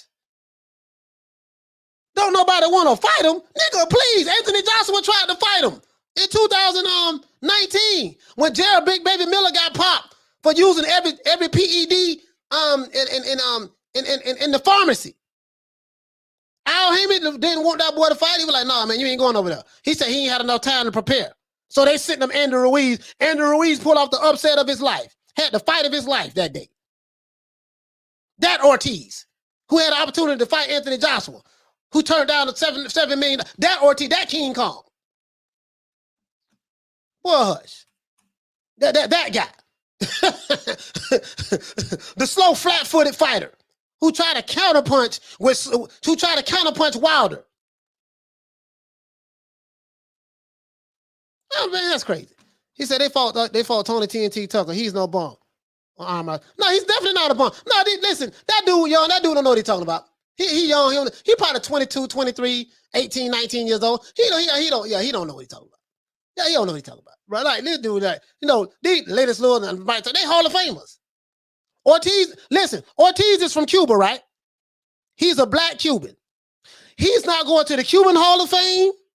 He lives here in Miami, right? He's not going to the Miami Hall of Fame. He's not going to, they got here in Miami, we got Little Havana. We got Hialeah. He's not going to the Hialeah Boxing Hall of Fame. He's not going to the Little Havana Hall of Fame here in Miami. He's not going to the Miami Boxing Hall of Fame. There's nothing Hall of Fame about Ortiz. Period. You ain't got to worry about that. So I don't want to hear nothing about no goddamn Ortiz. Ortiz is hot doo-doo. Literally. Oh, Philly Fly said Otto Wallin is better than Ortiz. Yeah, he is. Matter of fact, I like Otto Wallin over Ortiz. He too goddamn slow. Egg Shake Forum says Ortiz threw hands with the 12 disciples. He said he threw hands with the 12 disciples. Oh, man, this man, hey, this dude on crack, man. This dude on crack, bro. Listen, man. Listen, bruh. Cocaine is a hell of a drug. You need to leave it alone, man. You need to leave it alone, bro. Bro, you need to leave it alone.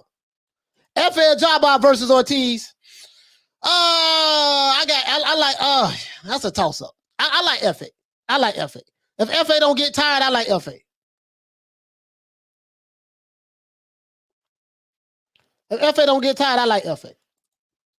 Lady Shane said he's going to the hall. He's going to the hall of care homes.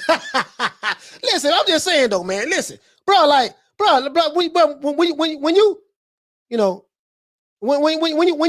you say dumb shit, you just got to be checked on that, bro. Like we don't do no disrespecting the Hall of Famers over here. You know, this is ridiculous at this point. You still ain't told me who your favorite fighter is and how old you are. I noticed that too. Toon, what's up? What's up with Toon? Toon, what's up, fam? Shout out to my brother Toon. Yeah. I mean, I'm just saying, like, how old are you? Who raised you? Who raised you? Like, literally, who raised you?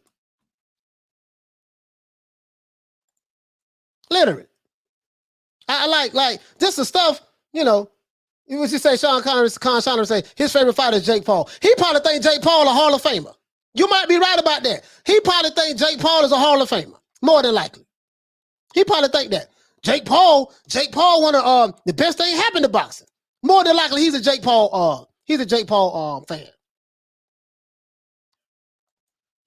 He said Lewis is one of the most scientific fighters to ever compete in the sport. Not an accident. Man, Lennox Lewis was bigger than everybody. He had a jab, and he had a monster at right hand. Literally. However you want it, you're going to get it. However you want it, you're going to get it. Man, he had 2 losses, and the 2 dudes who beat him, he stopped both of them. Hit like a brick. Literally. Hit like a brick. He said, imagine Tyson had Ali's footwork dancing around the ring. Then right by you, those combos hard. Yeah, I mean, Mike Tyson was short, though. He was only 5'10", so he's a 5'10". He won't, that wouldn't work with him. He couldn't fight like that. That wouldn't be to his advantage.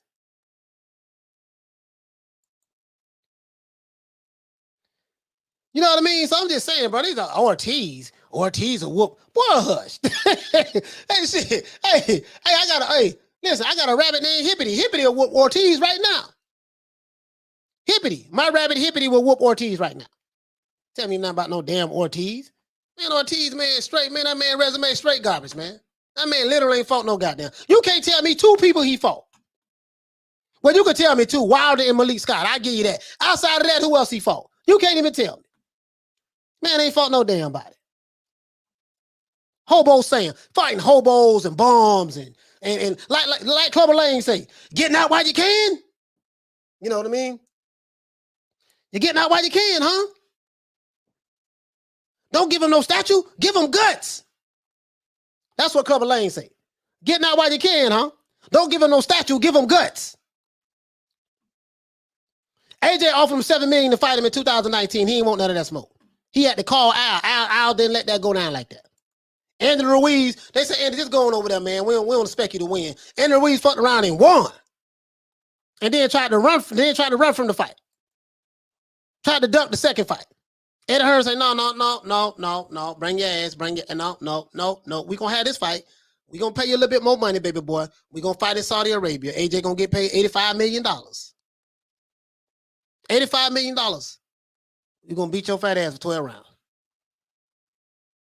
Ortiz didn't want that. Andy Ruiz Andy Ruiz stepped in. And guess what? Andy Ruiz was sleeping at his mama house. On the floor. Not making this up. Andrew Ruiz was broke and had no money. He was sleeping at his mom's house on the floor in California. Thinking California or Arizona or somewhere over there. Biggest payday of his career. Jumped on it. Made the biggest payday of his career in the second fight. That could have been Ortiz.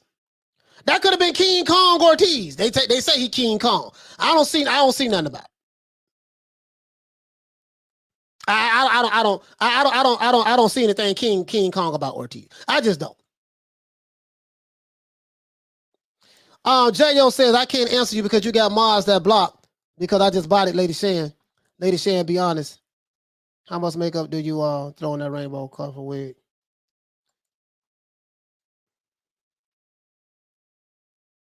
Listen.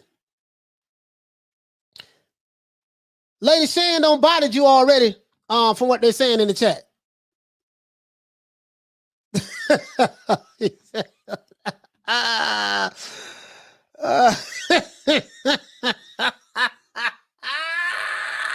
Hey, okay.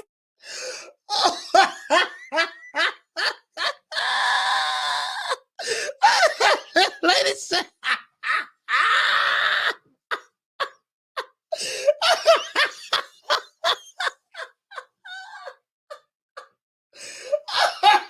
Hey, Jay, you better leave her alone. Jay, you better leave Lady Shan alone. You...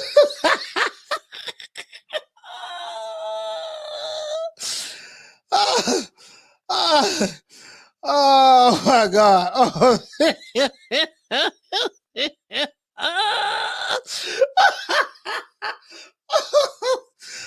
Oh, bro, this too far. Hey, we gotta end on that note. Hey, we gotta end on that note.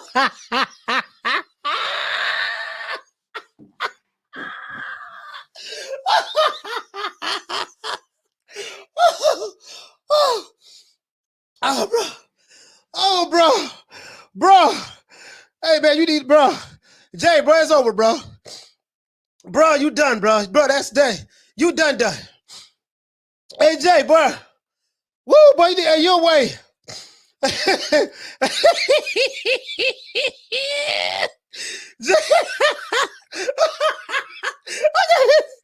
that's it. Jay, you done, bro. Boy, you done. Oh, bro, you done, bro.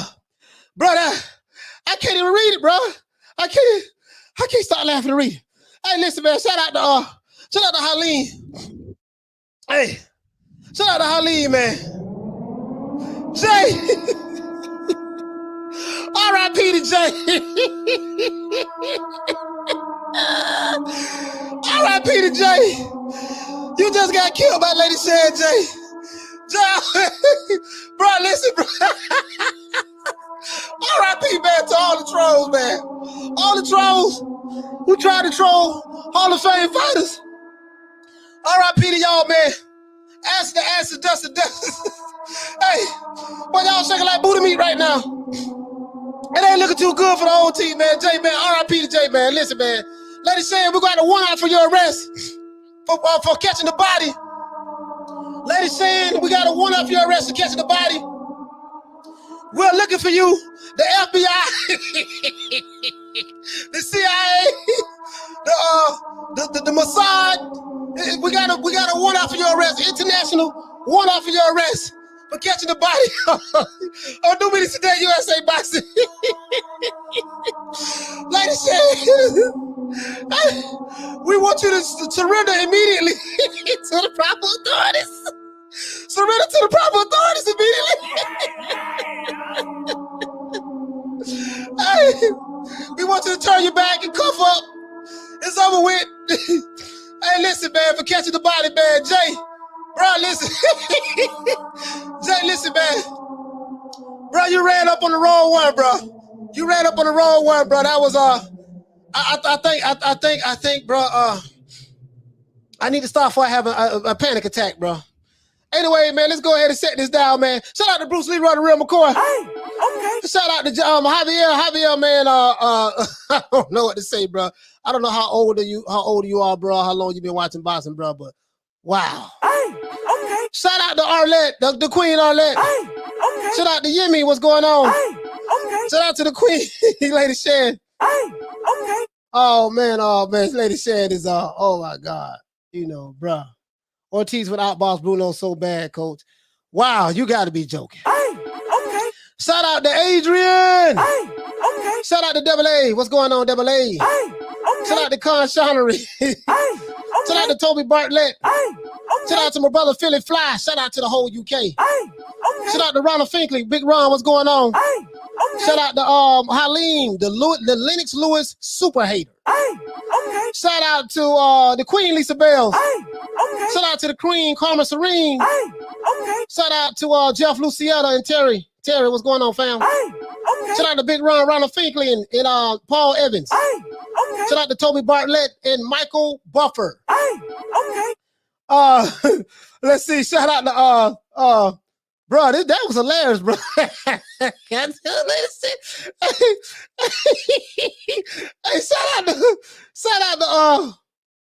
shout out to Egg Shake Ford, man. I don't know if I'm gonna be able to get through giving everybody the shout outs. Shout out to Egg Shake Ford. And shout out to Javon Soto. Hey, okay. Shout out to Hector Camacho, man. RP to Hector Camacho. Shout out to Miguel Cotto, and shout out to Tito Trinidad. Hey, okay. Shout out to Mike Tyson, Lennox Lewis, and Evander Holyfield. Hey, okay. Shout out to Larry Holmes, the greatest of all time, Muhammad Ali, and all George Foreman and all of those champions of that era and beyond. Hey, okay. I would not give a shout out to Ortiz. Hey, okay. Anyways, shout out to let's see. Who else we got?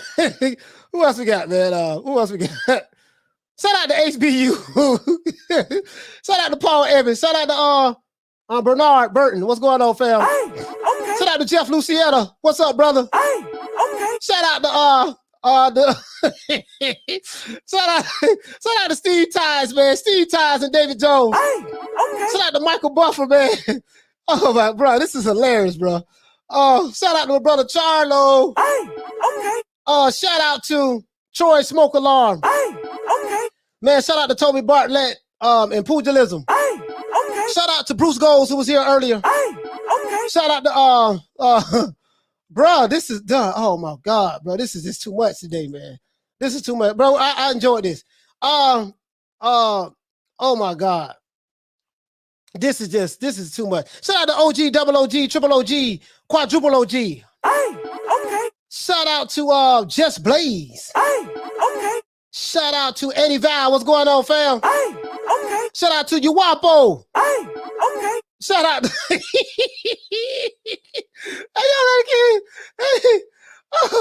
shout out to man, my eye burning. Yeah, I got my eye burning, man. Shout out to Eddie Val, man. Man, bro, Jail, you got bodied today, bro. Bro, right now we got an warrant for Lady Shan's arrest for murder. Bro, you need to leave her alone, bro. Like you got to know how to pick your battles, bro, and know when to hold them, know when to fold them. You lost by a landslide, bro. I just saw that one joke, bro. That what got me, bro. Bro, that shout out to Rod Rim Shows. Shout out to Graham Taylor. Okay.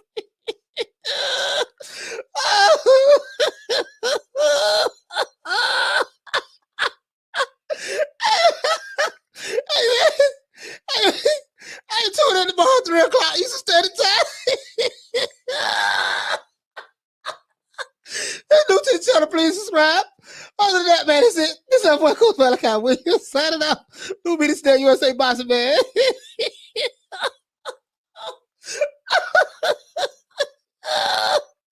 Hey, shout out to everybody, man. See y'all tomorrow. Don't beat me down. Peace. Man, I'm out of here, bro. Let's go. Come on.